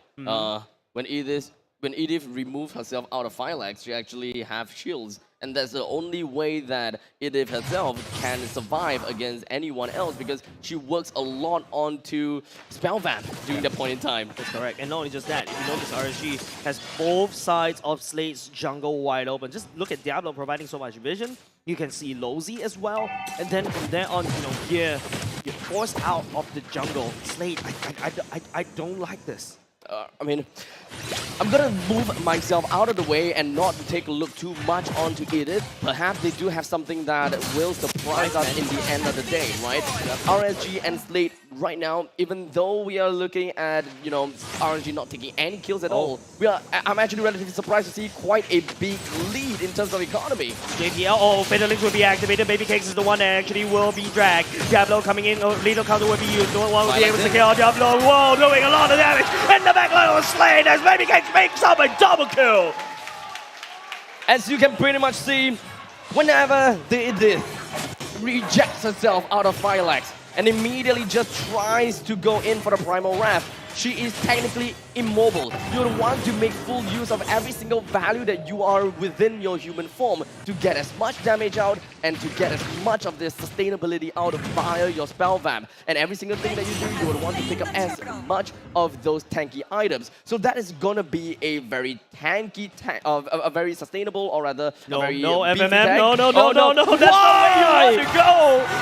Oh my goodness! He walks into a trap! Lozy is there! It's a trap! I can't remember what show that was, but anyways. Star Wars. Yeah, wait, really? Oh, okay. It's gonna be RSG that constantly being able to get themselves kills after kills. They are very close to getting themselves a perfect game because Slade have yet to get a single kill. And perhaps not much of a blood has been splattered through the floors. RSG looking perfectly healthy right now. I don't think there's enough damage from the side of Snake to deal with Grey, especially when that is a chunky barrage. You don't really have FMM around, so therefore, if you notice where RSG is focusing its efforts now at the bottom lane, RSG, yeah, definitely, this is their game to win. 65 seconds left until the Lord is going to be spawned. Bottom lane and the top lane is going to be pushed right out, while Slate is still doing a commendable job in defending their first tier defense turret in the middle lane. No matter what, they do not want to lose this. So the top side turret is already gone. By the side of Slade and RSG, they're just taking it. They're taking it and bringing it into Miles. And if you notice how Slade is walking around now, Adamir is not consistently farming. Just look at the level disadvantage between Diablo and Adamir. That's quite a lot to climb back. Yeah, I mean, I can kind of see a little bit of the beauty of Edith in this game, mostly based on the fact that Edith can be a very good peeler. You go in and open up the maps for your Atlas, and only when you have your when you have pretty much brought up your passive, your overload, then eject yourself out of Phylax. That point in time, JPL comes in with a full Fatal Links, and you should be able to hit like a truck. That is probably the dream that we are looking out for. But unfortunately, we are not able to see Adamir putting himself in the faces of RSG because he just doesn't have a very good time in the top lane. He being constantly bullied by Diablo. He can't farm very well because just doesn't have a very good farming composition. Yeah, reload over the side of RSG and the mid lane, you expect that to go. But like I said, if you abandon your lane, you're playing a brawl in your own jungle against RSG, when Diablo is just farming stacks after stacks on the Avarice as well, RSG will take their run for the money and then push down the core. The Lord is going to be recruited up to the top side and eventually marches in slowly but surely. RSG SG's members scattered themselves thinly all across the map and eventually would want to just gather every single one of these lanes, push them all together in tandem. Yeah. If Slate have got to say about that. Okay, just look at the goal lead. It's already 10k. RSG is just pushing in all three lanes at the same time. Slate has no high ground. RSG has everything. They have all the damage. They have all the XP. They have a lore marching in. And Sailor, I don't think he has enough damage. Enough damage to push RSG away. Expect Slate to lose one turret. At least from the base. This is definitely not going to be a GG push just yet, but that is going to be a pretty good flip coming in as well as Adamir. He did put himself right out of Phalanx, but everything that he has used is on Bray. No one else received damage but Bray. You have a level 14 Bray stomping around Slate. Slate right now, they don't really have enough damage. They don't really have enough XP to deal with RSG right now. What can he do? You have a prehistoric monster on your opponent's side. You have a Tyrannosaurus Rex. You gotta make him history. But unfortunately, the future just could not catch up with the history. Yeah, you can't put Bray into the museum as of yet because one, he's young, two, he's running around on the barrage and it's already almost at max level. Slate right now just turtling up. There's no healing, there is no way that there's no high ground as well. Slate, I think this is a little bit awkward. This is a pretty funny story if we're gonna say about that. All the advances in technology to create an unimaginable titan that is able to chain people in, as well as an indomitable warrior that surrounds himself in mechanics part, losing to a dinosaur. I mean, it pretty much works. Yeah. It is a story to tell. But that only will happen if RSG SG were to win in this game, which could be evident in 30 seconds in. Yeah, 10k gold lead. That's not something to scoff at. That's like easily, on average, a one item difference. You saw how Slate was able to put Bray right underneath his turret. Not enough damage to burst it down. 12 minutes in. That is the point in time where we are going to be looking at a luminous goal. 5 seconds in. Lord will be enhanced. RSG SG should be able to take this with no problems, especially since we are looking at a 10,000 gold lead. Diablo, due to the fact that RSG SG, they are on an advantage, and of course they are on top of Slate. More utility instead of more sustainability or tankiness is going to benefit them a lot. As such, they're just going to be working towards an ice one in order to be able to catch out more of the members coming from Slate. That gold lead, 12k. Abstract. That is a massive lead. And Slate just doesn't have an answer to this. This is not the game that I was expecting. Definitely not. Neither do I. RSG. This Luminous Lord marching down. Could very well be the fatigue that is just going to be hitting both of these teams at one go. Yeah. Slate is not used to climb from the lower brackets. RSG is the one that climb from the lower brackets. They have the fresher bodies and the fresher minds coming into the grand finals. This could be it. This could be it. As the Lord eventually brings on to his lightning trident as he waves up into the air and crashes down onto the inhibitor turret up to the top lane. He makes his way down onto the ballista while the rest of the members coming from Slate move their way onto Bray. HP! JPL, I haven't seen the Fatal Links as of yet. Nothing can be done as well. Diablo a little bit low, but Slate will be able to stem the bleeding for now. Pulling the Lord to the side and punching him down. The Lord is still not down, but he's only have got 4,000 HP to himself. The middle lane waves have all been taken down. The bottom lanes likewise. Slate, they have managed to turtle it up. and they live to see yet another Lord. Yet, of course, another Lord, because Abstract, that goal lead is nothing to scoff at, like what I mentioned, and not only just that, up there, it's open for RSG to just waltz in and take the core. It really makes me wonder, how is RSG having a lot of difficulty just breaking in through to Slate's lineup? Sailor. They do have, I mean, yes, Sailor is definitely one thing, because we are looking at a Lilia that is able to burst down every single one of the creep waves pretty darn well, but I think not just that. We're starting to see the kind of like an Adamir thing, right? Because that is a lot of crowd control in a EXP laner. And then when you're done with the crowd control, you're done with trying to sustain, you can just pop yourself out and do the damage. And you don't even need to build damage items for it. Your tank items is going to help you build the damage, which is seemingly weird, but that is how the scaling of Idith works. Yeah, but now you know, as the time goes by, Abstract, you do know that Adamir is gonna build more items, right? And then after that, he's gonna not only just be slightly tanky, he's also gonna be slightly more damaging. But RSG right now go towards the later parts of the game. Yes, Diablo should be able to up quite a lot of damage, basically as well. These are late game heroes as well. But Slate, on the other hand, late game, which ones? For Slate, Edith definitely have got a late game. We should be expecting that Edith will work in as a secondary marksman. Yes, secondary marksman. That is only if he has managed to soak enough damage, kill enough for his team. Survive enough, like as much rep as possible, and then go into, you know, the ultimate, and then hopefully do damage. But there's a lot of and thens. What RSG can do is now I can burst you down one by one. I have a Kagura at the same time. And now Slate has to defend for another Luminous Lord. This time, it's still going to be marching up to the top side. Of course.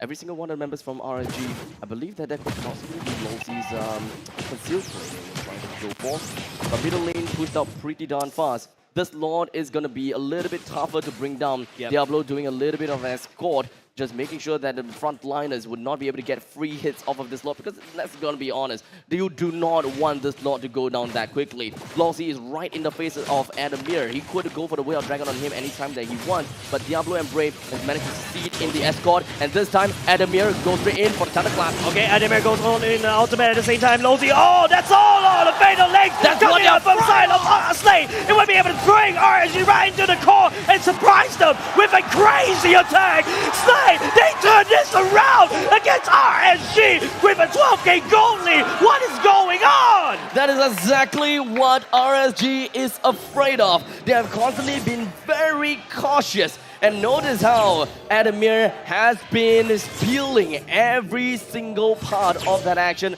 And once JPL found that opportunity, the time to really reel it all in, that is the point in time where he loves hook, line, and sinker, RSG down to the core. However, it is definitely a magnificent act. No, I think they're going to do it again. It's going to be Lozi kicking Adamir all the way back. Agir going all the way in, trying to spin, trying to find fire back on the back line. But it's going to be Slate focusing on the turret instead. RSG cannot lose turret after turret, especially after RSG is clean on Slate.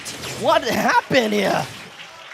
Yeah, let's take a look at the instant replay. Tell me what happened, Abstract. Now, take a look. Adamir is just really taking all of the hits. He's got full overload, and because of that, all of the purple damage that you see is mostly all going to be Adamir. As long as JPL have already found himself the opportunity to go for the Fatal Links, everyone just eventually melted down. As much as you wouldn't believe this, it is made a great play. And of course, let's not forget, FMM, he is playing as a soccer boy. He does have the innate damage just from throwing off the soccer balls. But then again, Slate has an open base. Everyone contributed in the fight. I gotta have to say, every single one of them. That's why all 5 of them is necessary to bring down a big chunky beast from inside of RSG. That can only be done once. If Slate is trying to score for the Lord, trust me, it won't happen again. Definitely, RSG is not gonna let that kind of mistake happen again. RSG, oh my god, that was insane. Slate was able to turn the fight around even though they have a goal deficit. But then again, there is still that deficit. RSG does have another Lord once again. And this time round, it's an evolved Lord as well. Slade has an open base. Perhaps they will be able to lock down the Adamir. Baby Cakes' damage can actually bring Adamir the HP down to an all-time low. His overload, take a look at that, full charge. He can break himself out of Phylax anytime that he wants, but he will want to make full use of every single one of his skills while he is still in the Phylax, because Earth Shatter as well as Onwards are very crucial skills. Diablo, he swings himself from behind. He's still trying to go for a little bit of the backdoor play while the entirety of RSG, they are busy with the Lord. The dancers with the Lord. HP of Diablo, they drop all-time low FMM. Oh, Diablo, he has to go away, but Brave will be securing the Lord for now. RSG will send another Lord down in the mid lane, and this is an evolved Lord. Once again, marching again through middle. This time, because of the fact that it's going to be marching through middle, it will be a lot easier to move all of the waves in tandem. You would not have too much to worry about, and especially since your first tier turret in the middle lane has been destroyed. This Lord further bolsters the defenses, and Slade will have no choice but to play even more defensively and really turtle up. But RSG, they have to watch out. They can't be too greedy. They're not exactly a composition that's really good at sieging. They can't just focus onto the core. They gotta have to focus onto the action and the fights. They need to single that one person out and put out the embers. If they really want to fight, they need to make sure the Lord stays in the front. But look at RSG, it is going to be Gear, will not be able to swallow it all the way up. Bring Gear down first. But Firefight will be going there. But JP goes in, kicks. Oh my goodness, kicks. But the Fatalists go all the way in with FMN in the back line. Will be able to kick down Diablo. Firefight trying to burst down the core, but will not be able to do so. But the members RSG. Oh my god, so close. Firefight just need to attack it. GG RSG. They take one game. Game number 6. What on earth is going on? Concluded to a point to RSG. We, ladies and gentlemen, everyone at home and everyone in OTH, you are going to be witnessing a full series for the grand finals. Best of 7, we're going the mile. RSG bites back at the last game when all hope seems lost. They turn it around. They turn it around indeed. I don't know about this, but there's definitely a lot of question. Vertigo had got a lot of time to really just go down, crunch down the numbers and understand, is this let me tell really the problem? I mean, it isn't the problem, right? Okay, let me tell you about the numbers right now. The amount of goosebumps that are on my body right now is insurmountable. I'm getting goosebumps. I'm not gonna count it for you, but yeah, go on. We are going to a game number 7 right now. We're going to go all the way, and it is right now a technically BO1. It is all out of nothing. No, don't say that. It's not just a BO1, ladies and gents. It is a culmination of every single thing that both these two teams have worked for since the start of MPL Singapore, and it all boils down to this one game. And it's gonna be lit. Oh, it's gonna be on fire. We are gonna raise the roof on OTH right here. The roof is gonna go off this place, right? It's gonna explode. I love it. The crowd, it was going crazy. Honestly, what I saw throughout that game from a bird's eye view, if you will. Yep. RSG just dominated the game, and Slade has no answer but to play from the back. As you can see right there, look at the numbers, 62k to 55k. Crunching down the numbers, total XP definitely is going to be the same. Lord, look at the Lord, 4 Lords, 9 Towers, 3 Turtle, 11 Orange buff, and 14 Purple buff there on the side of RSG. They literally dominated and cleaned out the rest of the jungle, the whole game, and the turret, putting on all that pressure onto Slade.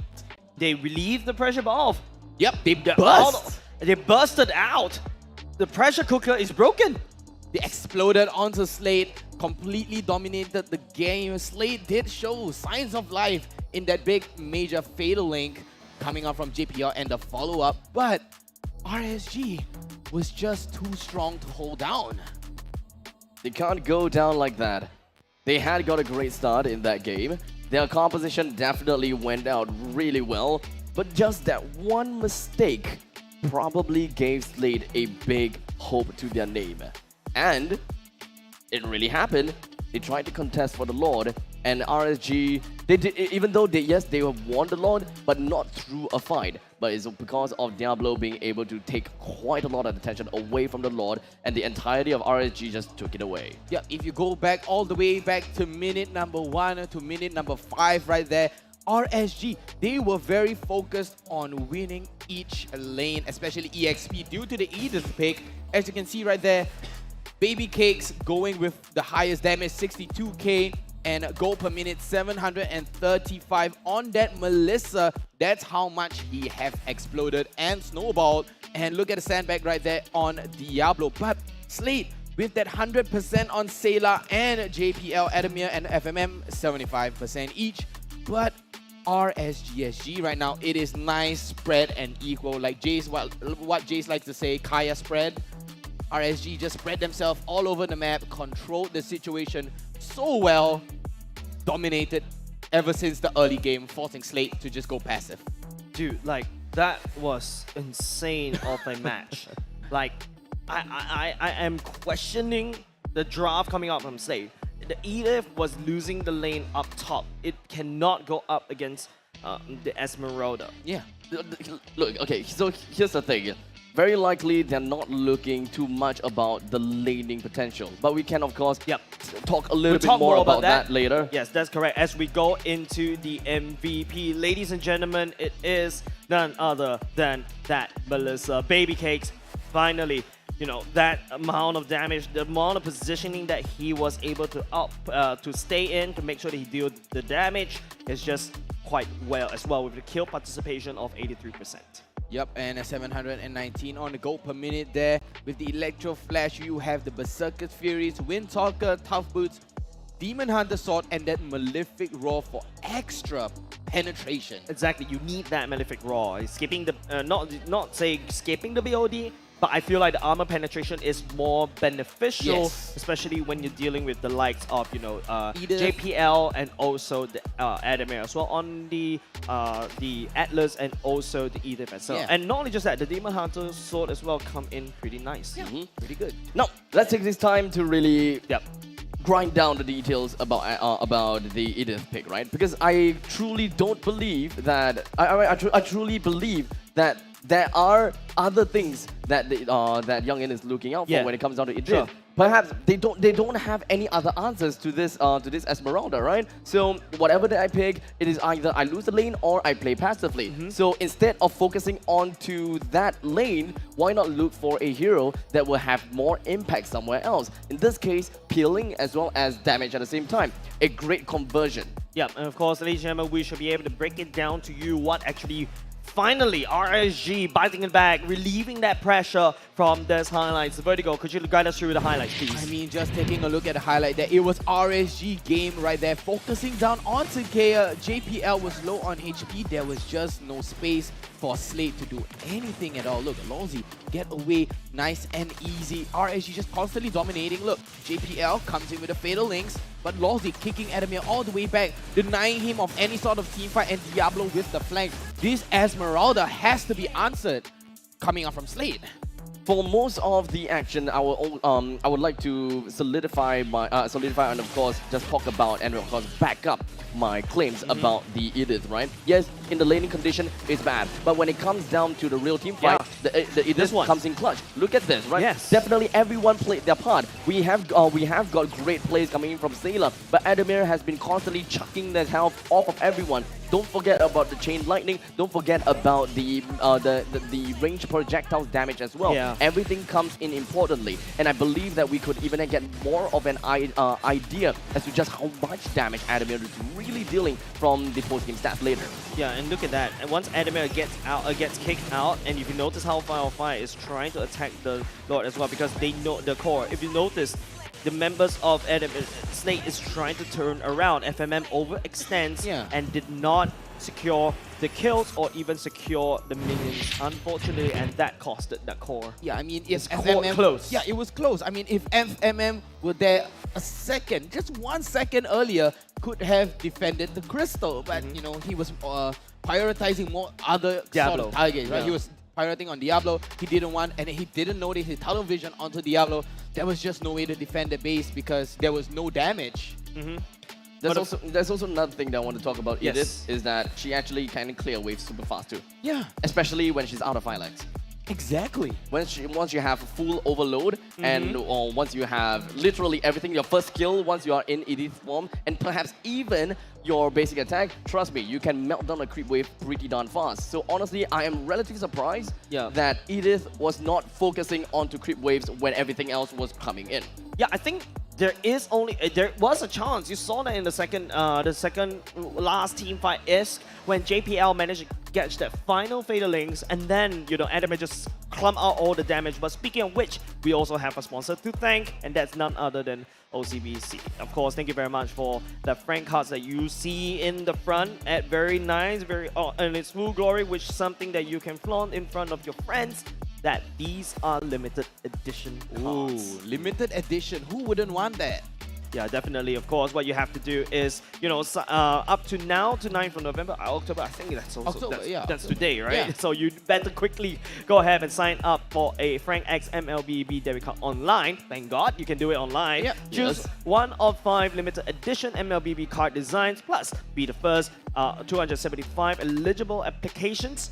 You can get a surprise MLBB Epic Skin redemption code worth of $25. Ooh, so all you have to do is just spend $200 that you're already going to be spending.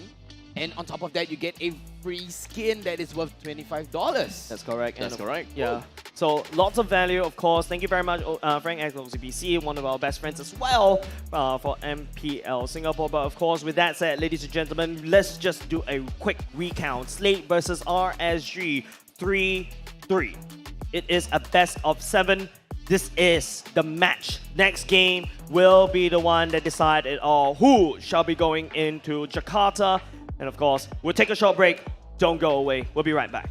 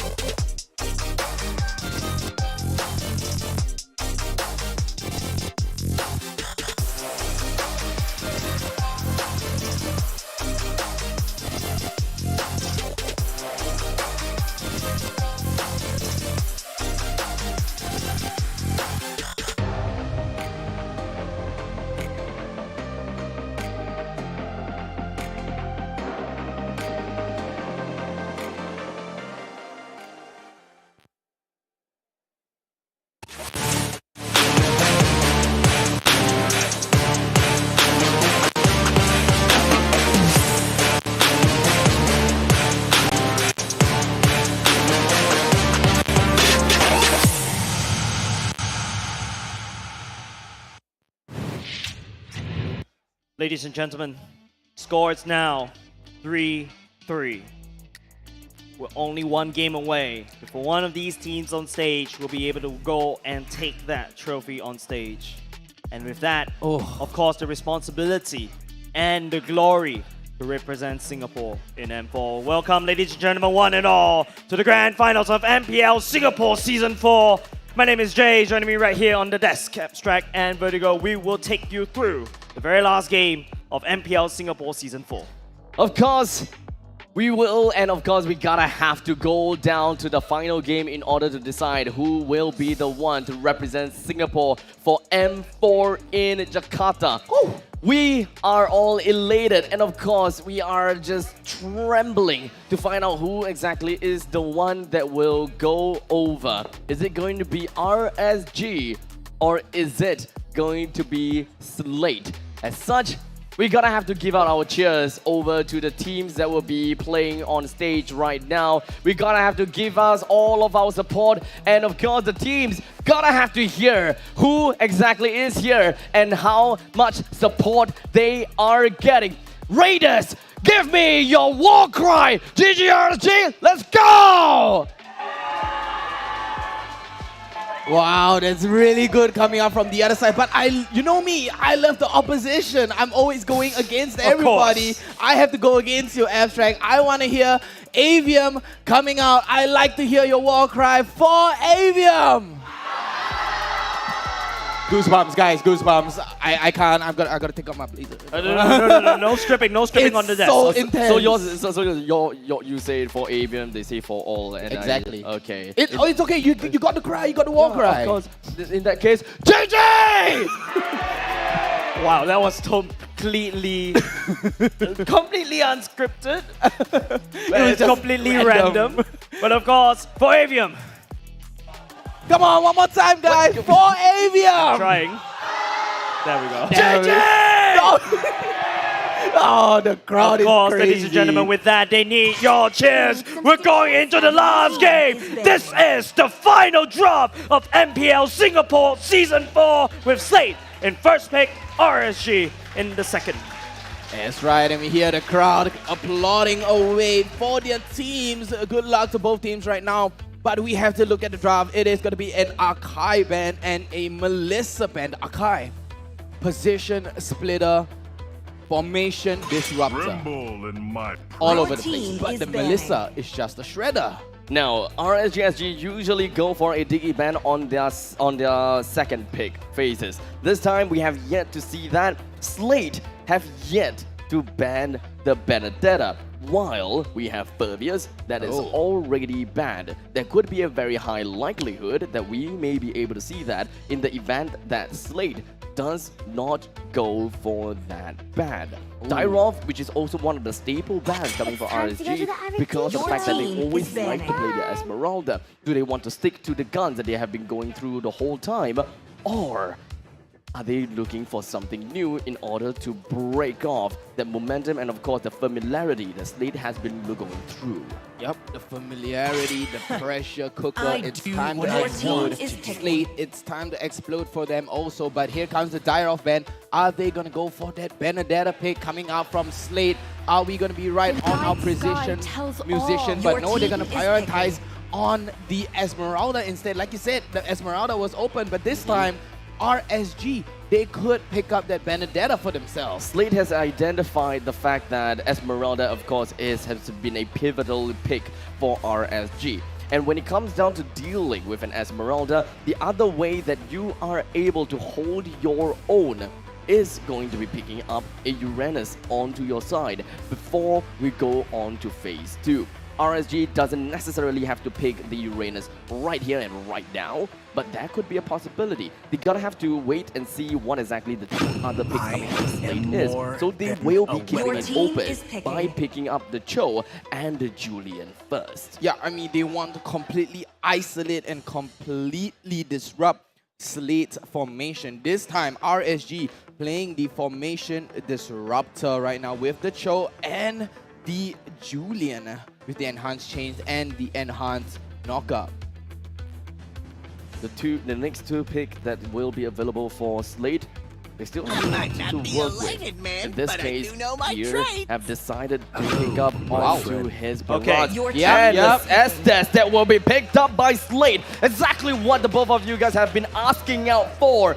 This, whenever you have a barrage, you want to pair it with a fella or an S-Test in order to keep up to the survivability. This was the speed bump that Slate has been looking at. That was the speed bump at game number 4 that broke RSG's momentum in 2 games in a row, and they're seeking to repeat that again. And RSG, that is a Diablo on the Benedetta. Exactly. It will. Now claimed to be the signature hero of Diablo. He has seen to be able to pull off wondrous actions, backdoors all over the place, and all of that split pushing that is deemed to be crazy. But once again, you're bringing in RSG, the splitting like heck. But Slate right now, they want to fight as 5. That is a massive turn on events for both these two teams. Here's the thing though, Benedetta, Cho, as well as Julian, they are all capable of some form of split pushing for themselves. Exactly, and like you said, Jace, Slate, they want to fight as 5, but RSG, they are slick, they are mobile, and it's just everywhere, and they're gonna come in with the Cloud Ban. Your team is banning. Something that's very interesting, ladies and gents, is the fact that the Paquito is wide open. Right. That's true. So right now, RSG SG, there's a lot of flexibility, right? You can bring the Cho to definitely in Lozi. Benedetta can also go to the EXP lane. Firefly can go for the Julian, and then you can bring, you know, Bray on the Paquito. This way, they will be agile. They will be very slippery out of the hands of Slate. Whenever they manage to get an assassination onto Slate and force out the blessing of the Moonlight Goddess, that pretty much means that it is their time to build. And most of these players do have the capabilities of doing so. Yup, and RSG SG right now going for that Kagura ban, because that Kagura would be a nice big setup. But Slate immediately coming in with a carry ban, denying of any sort of shredding backline coming in from RSG. And what is RSG answer right here to Slate with that carry ban? Well, Melissa 1-1 carry has been banned, Claude as well. Currently, we are looking at Clint, Bruno that is currently available. We don't really have a lot of other heroes that is capable of doing true damage, except for one more. Jace, I'm pretty sure you know exactly what I'm talking about. True damage king. The Leslie? Are you seriously want to bring a Leslie into this? I'm sorry, I don't think this is working. It's pretty hard, right? I mean, you can't go for a quick burst because you have a Estes, right? You have a Estes, you have a Barrage, insane healing, and yup, they're gonna go for the critical strike instead. They are gonna go with the Clint onto Baby Cakes right here, and yeah, I'm sorry, Jace, you can't see your Leslie today. It's okay. I mean, he's mentally prepared for it. I'm already prepared. Leslie would never be meta, even after the rework. But of course, RSG will opt for that Clint this time. I would say they are better marksmen out there. You're putting a Clint, hoping to burst down Slate. But looking at Slate's drop, they got burst healing, they've got burst, they've got tankiness. I think this is also quite a comfort pick coming up for Baby Cakes, and they need to make this work because this will make or break the whole tournament. I mean, look at this Clint. Who can possibly burst down apart from JP? Oh no! Whoa. Cyclops? The Cyclops? Whoa. What's going on? That's it, ladies and gentlemen. Abstract is out. He hates the Cyclops to that T, but Sailor will bring it up and show it to Abstract. One eye open when I'm sleeping for the coming up from Slate with the Cyclops to lock down any sort of mobility coming up from RSG. You have so many slick and mobile heroes. Exactly. You want to lock somebody down. I was hinting on that Cyclops since game number 3-ish. Alright, so you know what? Here's the thing here. Cyclops, this is the exact same thing that we have seen in MPL Season 3. The same exact thing that Cyclops was picked at the final game and it did not pull off the way we wanted it to. If I remember correctly, in the final series. This is almost close to a reenactment. And yes, I dislike the Cyclops, I have many reasons of not liking it. Many of you guys understand that as well. You all know why exactly I dislike the Cyclops. They want that hard lockdown. They want to hunt every member of RSG down with no escape. Guys, game number 7, take it away. It is Slate versus RSG. The final showdown 5 seconds will appear here in the Sanctum Island. The Titan versus the Titan, the Usurper versus the Revenant. Exactly who is going to be the one to take the throne away? Ladies and gentlemen, you are all here to bear witness who is the true winner of MPL Season 4.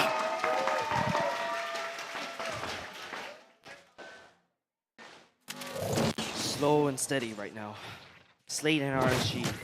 The Cyclop pick would totally throw everything off, but I can see how it works. But Abstract, I know you hate the Cyclops to the core. I do not need to go into a 5 or 10 page essay about my dislike write a of the Cyclops. On the Cyclops. A full-out thesis, but yes, of course, Cyclops does have its pros and cons.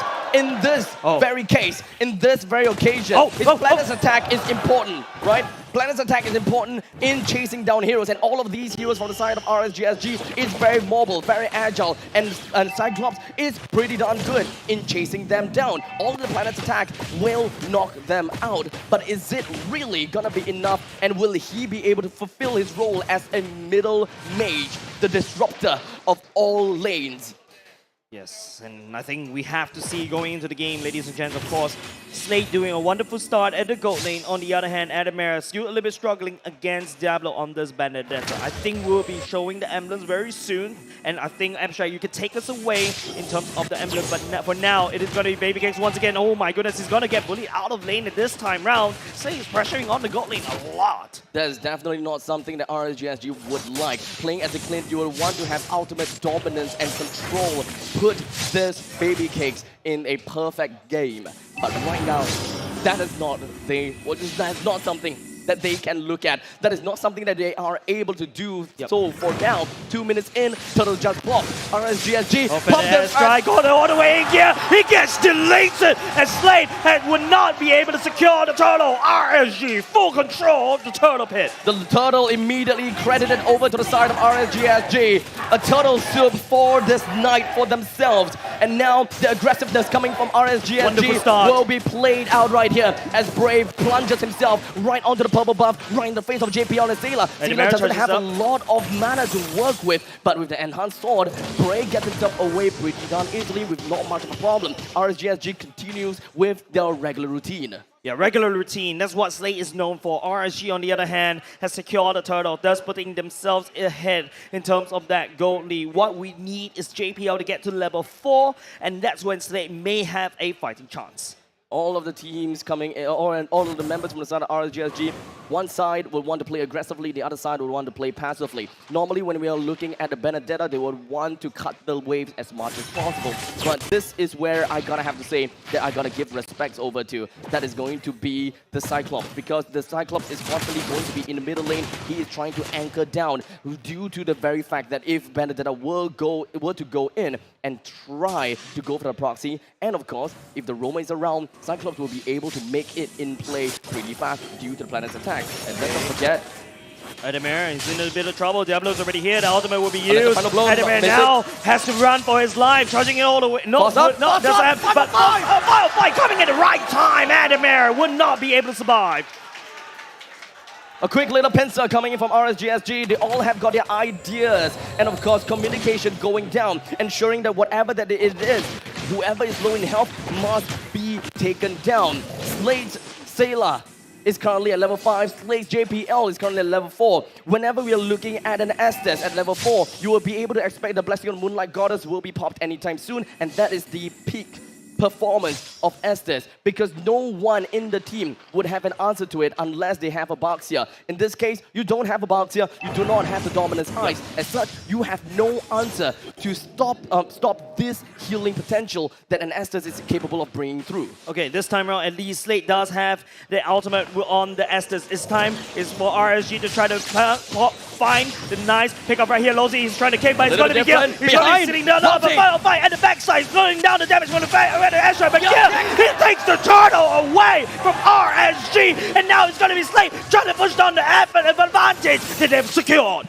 All of that fight, none of the players from the side of Slate and RSG were taken down. The only one that died, unfortunately, is going to be the turtle.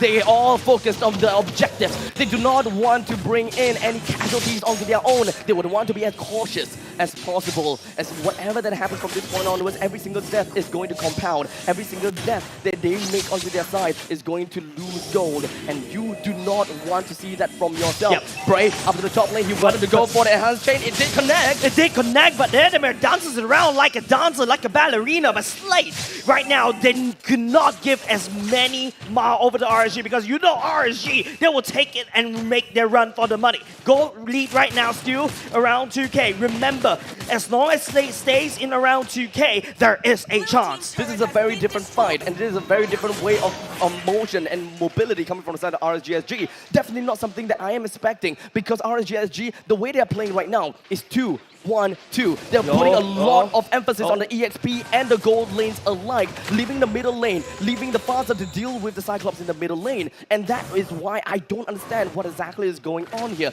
The introduction of Cyclops itself broken, the movements coming in from RSG, or rather, they have a own special plan to deal with this. RSG right now detecting the flow of the map. Don't forget, Benedetta cutting waves. Farsa could go from wing by wings, can fly from one place to another. And speaking of which, FMM, oh my goodness, JPL is right here to hear it all the way back up. But okay, Gear coming in for the flank will not be able to do anything, as well as RSG take down the turret at the bottom lane. In the meantime, up in the top lane, Benedetta is finding himself into a battle against Adamir. But Sailor does have the ultimate, and Diablo cancels it out and gets out of the way like a boss. That's why I do not like the Cyclops, guys. If you want to lock someone down, you want to lock him down right there, right now. Not a slow-moving projectile that eventually meet its very doom of an eye for an eye. Just completely cancel it out of the way. Yeah, but the gold lead right now, Slate is still around there, but JPL is taking a bit of damage. Better Ezra going on in, Gil, but Gil gets up on the side. Ray, secure the tunnel for now, and get in a very awkward spot. He tries to swallow, but he will not be able to do. Baby K, think the forwards, and then one by one, the Slate will fall. Sailor FMN will go next, nowhere for him to run. Lozy picks him up. 3 men down from the side of Slate, and the only 2 people left is going to be the Estes as well as the Esmeralda. Esmeralda moves himself over to the middle lanes, and the rest of the members from RSG pushes themselves down to the bottom. This way, most of the members from the side of RSG will be able to get themselves an economy return out of bringing 3-person down.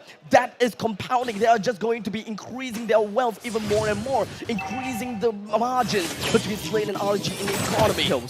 5 kills in the pockets for RSG SG. Slate need to figure out something fast, because not only just the members are falling, the turrets, they're falling too. All of RSG, they are just putting themselves right into the face of Slate, putting themselves in all of the brushes and cornering every single member of Slate. They would want to take control of the lower quadrants. They would want to even take control of the upper quadrants. They would want to keep Esmeralda out of the way. In the meantime, of course, we'll have Diablo create as much menace on the opposite side of the map where the main forces of RSG SG is. RSG is splitting the map all apart. There's so many places that RSG has complete vision of. And once again, Slate find themselves in a 5-man death ball, but they can't find anyone to roll on top of, especially when there's 5k gold lead difference. Yes, the enhanced chains go in, will not be able to find anything for now. Lanes are all pushed right up. Yep. Top, middle, and bottom lane. Bottom lane and top lane have lost all of their inner and out. Okay, sorry. Top lane still has their inner turret, while bottom lane has lost its inner turret already. Yep. Every single one of RSG SG's members, they are trying to play themselves out for the Lord. They are positioning themselves that way. They would want to maintain a pressure across the lanes in order to get a easy Lord. Yeah, the Lord is definitely up. JPL wants to try and take this Lord away, because rest assured, give RSG this Lord, more structures from the side of Slate will be destroyed, especially in the mid part of the game. You can see Slate gearing it up already, trying to look for something to pick up. Baby Cakes is outputting enough damage. The Lord is already half HP. Followed by looking for a bush to try to stall all the way way in, and the Adamir tries to all the way out. He has to dive in, but he dives in the wrong way. It's Slate, they have to try to pull the trigger. Defended airstrike going all the way in. The Lord getting knocked all the way up. It is going to be Slate that loses gear first. And Bray, they secure the Lord. And now RSG will be able to push it in. A pause 5 for a pause 1, or rather in this case pause 2, sorry. Well, the Lord also is going to be recruited by the hands of RSG. Every single one of these waves are eventually just going to be marching right in. The Mega Creeps, as they slowly dawn upon Slate. All of the hardened pushes, heavy footsteps, as they also, we are going to hear the machining of the ballistas going rampant onto the outer turret in the middle lane. It will be taken down effectively. Inner turret in the top lane will be taken down effectively as well. Most of the members of Slate, they would want to turtle up and ensure that the inner turret in the middle lane stays healthy. RSG, I'm pretty sure that they would not allow Slate to turtle this up. They do have the high ground, they do have the siege unit, and Sailor, he gets knocked up into the sky. JPL tried to heal, but the damage has been there. RSG picks open the mid lane turret at the same time, but the Lord is marching down at the bottom side, and RSG will try to push it all the way in. Diablo ultimate goes all the way in as well. Yeah, gets ready to try to tank, but not enough damage coming up from the side of Slate. RSG, they penetrate the bottom. Inhibitor turret taken down.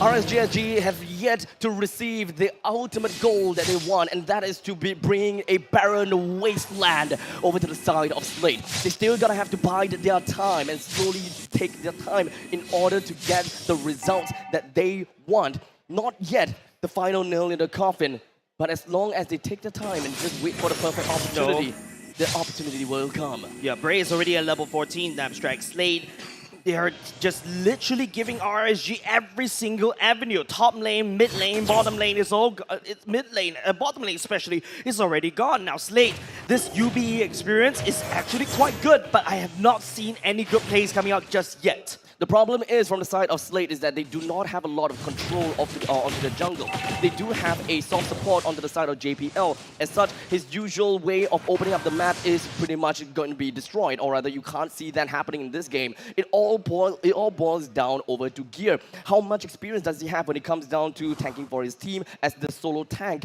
to really peel for his team? Because you wouldn't really want to see an Esmeralda being the sole one to really peel. He can come in as a sort of a backup. This time, Gear needs to be the one in front. He needs to be the one that really stands his ground. Alas, yes, we have definitely seen that happening before, because Gear has Daedalus Welcome. Whenever he pushes off the Daedalus Welcome, he does have a lot of tankiness onto his side, and that is the time where Slate comes in and pushes RSG into a blender. Yeah, speaking about the blender, I'm looking more of it. RSG, 505 is starting to hurt. You saw what happened to Gear. He walks in, he gets busted down. Slate unable, JPL, the burst heal doesn't come in on time in order to heal it up. Now, the Luminous Law has spawned. Slate, they need to try to find a way in. The way that Slate wants to play in terms of the win condition is a slow, steady death over to the side of RSG. Yes, they are running low on mana, but I'm pretty sure that Gear, all he needs to do is a single Daedalus Welcome and soak up all the hits, and all is just gonna have to stomp onto his enemy. But if you notice the bottom line, the concept play going in as well. Diablo coming in, FMM, oh no! He gets the Nation at the back line! Sailor will go next at the same time, but Gear, he takes the Lord down from RSG, and Slate tries to battle out for survival. It's just JPL, but there's 3 members on the side of RSG on him. This Lord is going to be big for RSG. It could be the GG push that we're looking out for, but this might not really matter as much because the bottom lane inhibitor is gone. As such, the bottom lane will push all the way through. Oh, no. This is going to be Benedetto's job. He would want to clear out the wave as much as possible. Unfortunately, the time is of the essence. Slate's FMM, which is the first person down, will be back in the game. Yes, the Lord has already been expended. Slate bought enough time, just a little bit about how long will they buy. JPL's not here though. Diablo, he's already here, but JPL's not up. RSG, they need to try to wrest the advantage right now. 5 on 5, using the Defended Airstrike will secure the top side turret for now. Never mind. So one after another, RSG is slowly getting all the objectives that they want. And of course, Slate is slowly slipping all of these objectives in between of their palms and between their fingers. First the bottom lane, then the top lane. Up next is the middle lane. The middle lane inhibitor has already dropped to 50%. And unfortunately, that 50% will go down to 0 in 100 seconds if the Lord is recruited by RSG. But a strategic, you look at the turrets from the side of RSG, they're all super healthy. I can't say the same for the side of Slade. Just one remaining Bastion. Those kicks at the mirror right here. The damage coming off of Baby Case. The Chain Usher doesn't final fight with the red extra.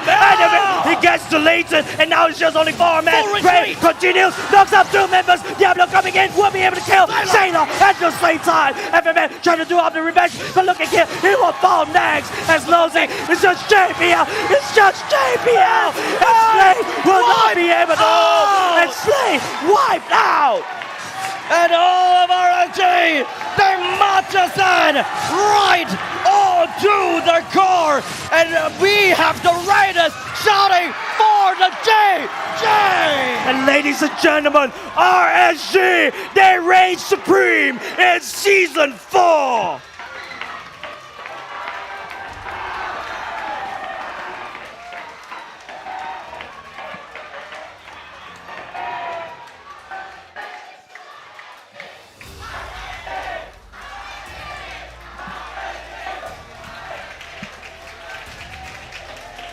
The cheers and the roars of everyone here in our Tampines hub have witnessed the original usurper is now the king of Singapore MLBB. Congratulations once again, RSG SG. Second time, it's not a charm, it is their right. We are now able to now call them the rightful heir of the throne as they walk away as the MPL SG Season 4 champions. And that is where the Raiders are now gonna scream for me, GG! There we go. That's the cheer of the Raiders right there. Congratulations to RSG SG, ladies and gentlemen. That was an intense game. That was a really intense game, Vertigo and Abstract. What a game. So much back and forth. We go all the way to the best of 7.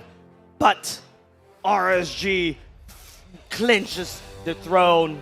They are not only just your MPL Singapore Season 4 champion, they will be your representative to M4. Ladies and gentlemen, let's give it up once again, RSG! RSG, the Raiders going crazy. Look at Bray right there, a sigh of relief. Finally, the pressure cooker has been released and in the best fashion ever. Everyone is absolutely appalled. And of course, we are all amazed at the results. Definitely, ladies and gentlemen, it is an honor to be on this stage with you guys, along as everyone here in our Tampines hub as well. My name is Jay, joining me right here once again on the desk. Amazing casters, Abstract, Vertigo. Congratulations once again to RSG. They are, of course, your winners. And we'll be handing it back to Cheryl in just a moment.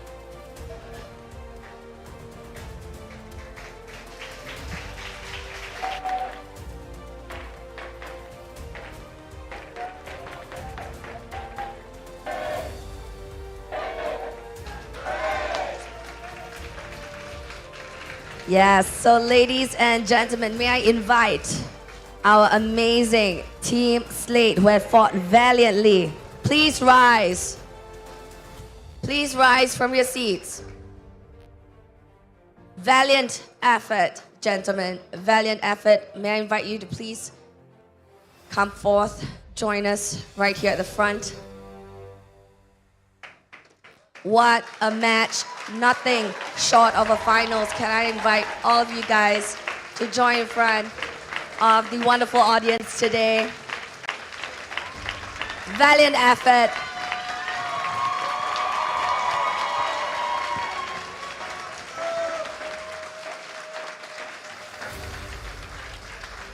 And one more time for Avium. Thank you, Slade. You fought wonderful tonight. Thank you.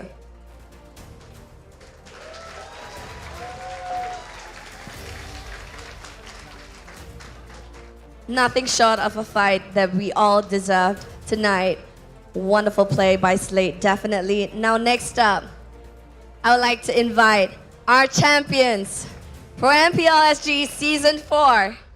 RSG SG conquered Slade, proving that they are the best Mobile Legends Bang Bang team in Singapore. So come on over, guys.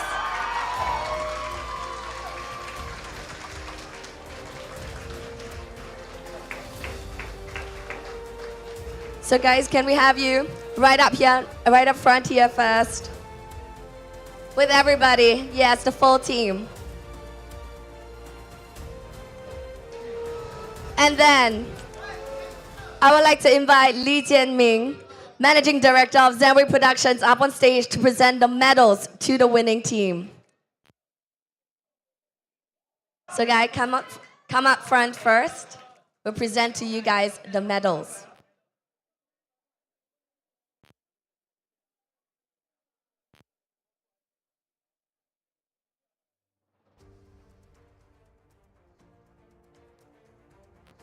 Medals fitting.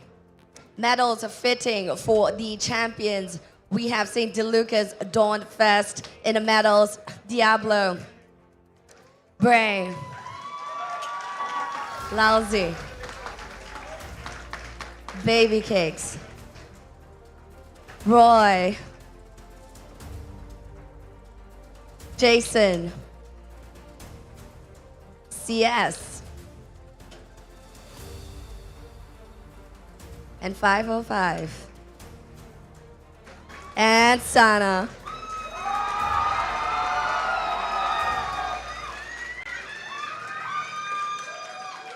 What a beautiful day. Let's hold for a shot.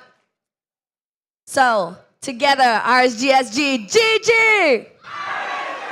GG! One more time, GG! That's how it's done, ladies and gentlemen. All right, so on the count of 3, let's lift the trophy all as one. RSG SG, 3, 2, 1. Oh!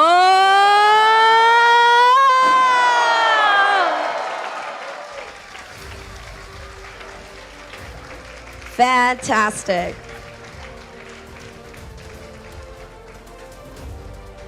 Now, thank you so much, ladies and gentlemen. MPL SG Season 4 has finally come to a close. On behalf of all the amazing sponsors, organizers, players, talents, and crew, we hope that everyone has enjoyed this season of Mobile Legends Bang Bang. We do still have a playoff MVP award that's coming up very soon.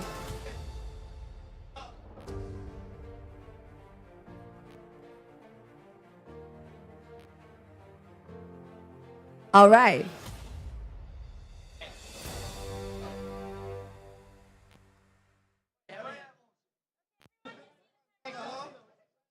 We'll wait a few more moments for our team to get their victory shot before we pass the award to the MVP of the team.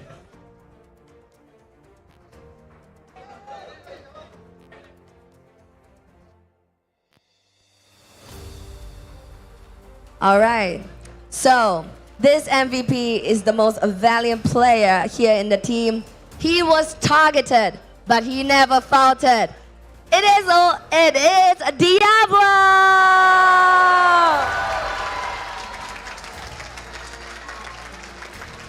Fantastic, congratulations Diablo for getting the playoffs MVP.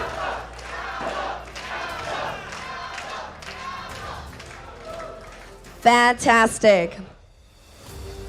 Congratulations to the team, and by extension, congratulations Diablo as well for getting playoff MVPs. And Diablo, wait. I do have a few questions for you. All right. So, what are your thoughts on RSG SG run throughout MPL SG Season 4?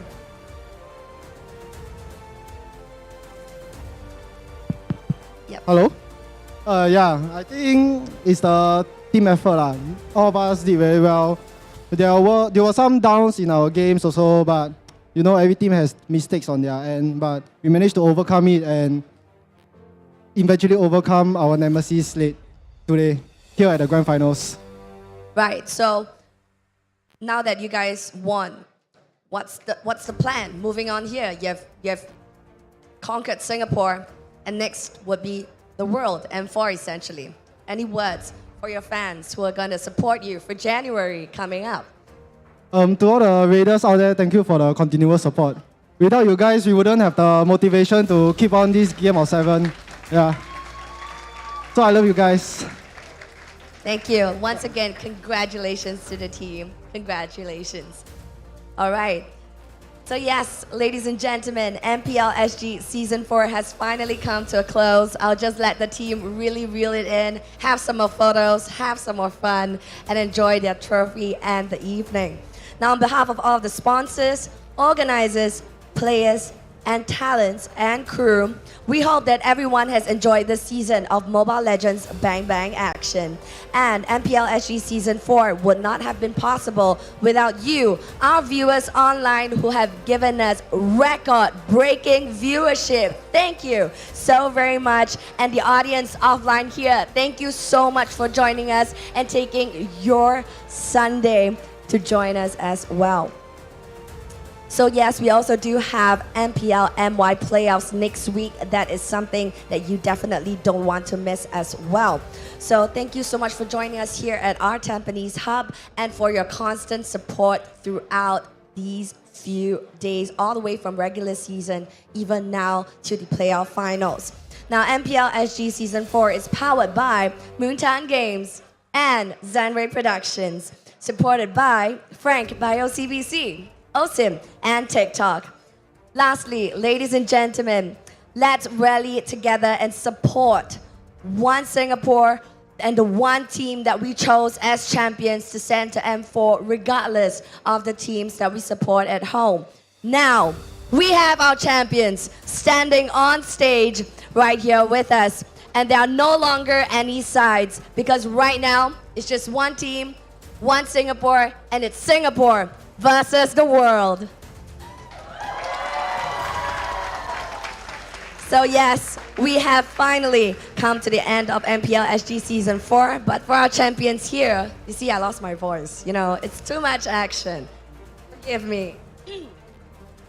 Yeah, so for the teams here, right now it is the end for their journey at MPL SG Season 4, but it is just the beginning for their journey onwards to the M4. So we're very excited for them. Our champion has been crowned, and RSG SG will go on to represent Singapore for M4 in Jakarta, Indonesia. Their journey isn't over yet, so let us all watch and cheer for them as they bring glory to Singapore on the international stage. The curtains may have closed today for Season 4, but that does not stop our love and passion for Mobile Legends Bang Bang, and by extension, Mobile Legends Bang Bang Professional League Singapore. And for the rest of the teams, they will have another chance to prove their mettle in MPL SG Season 5. And till then, we will see you in Season 5. But we will end up with GG!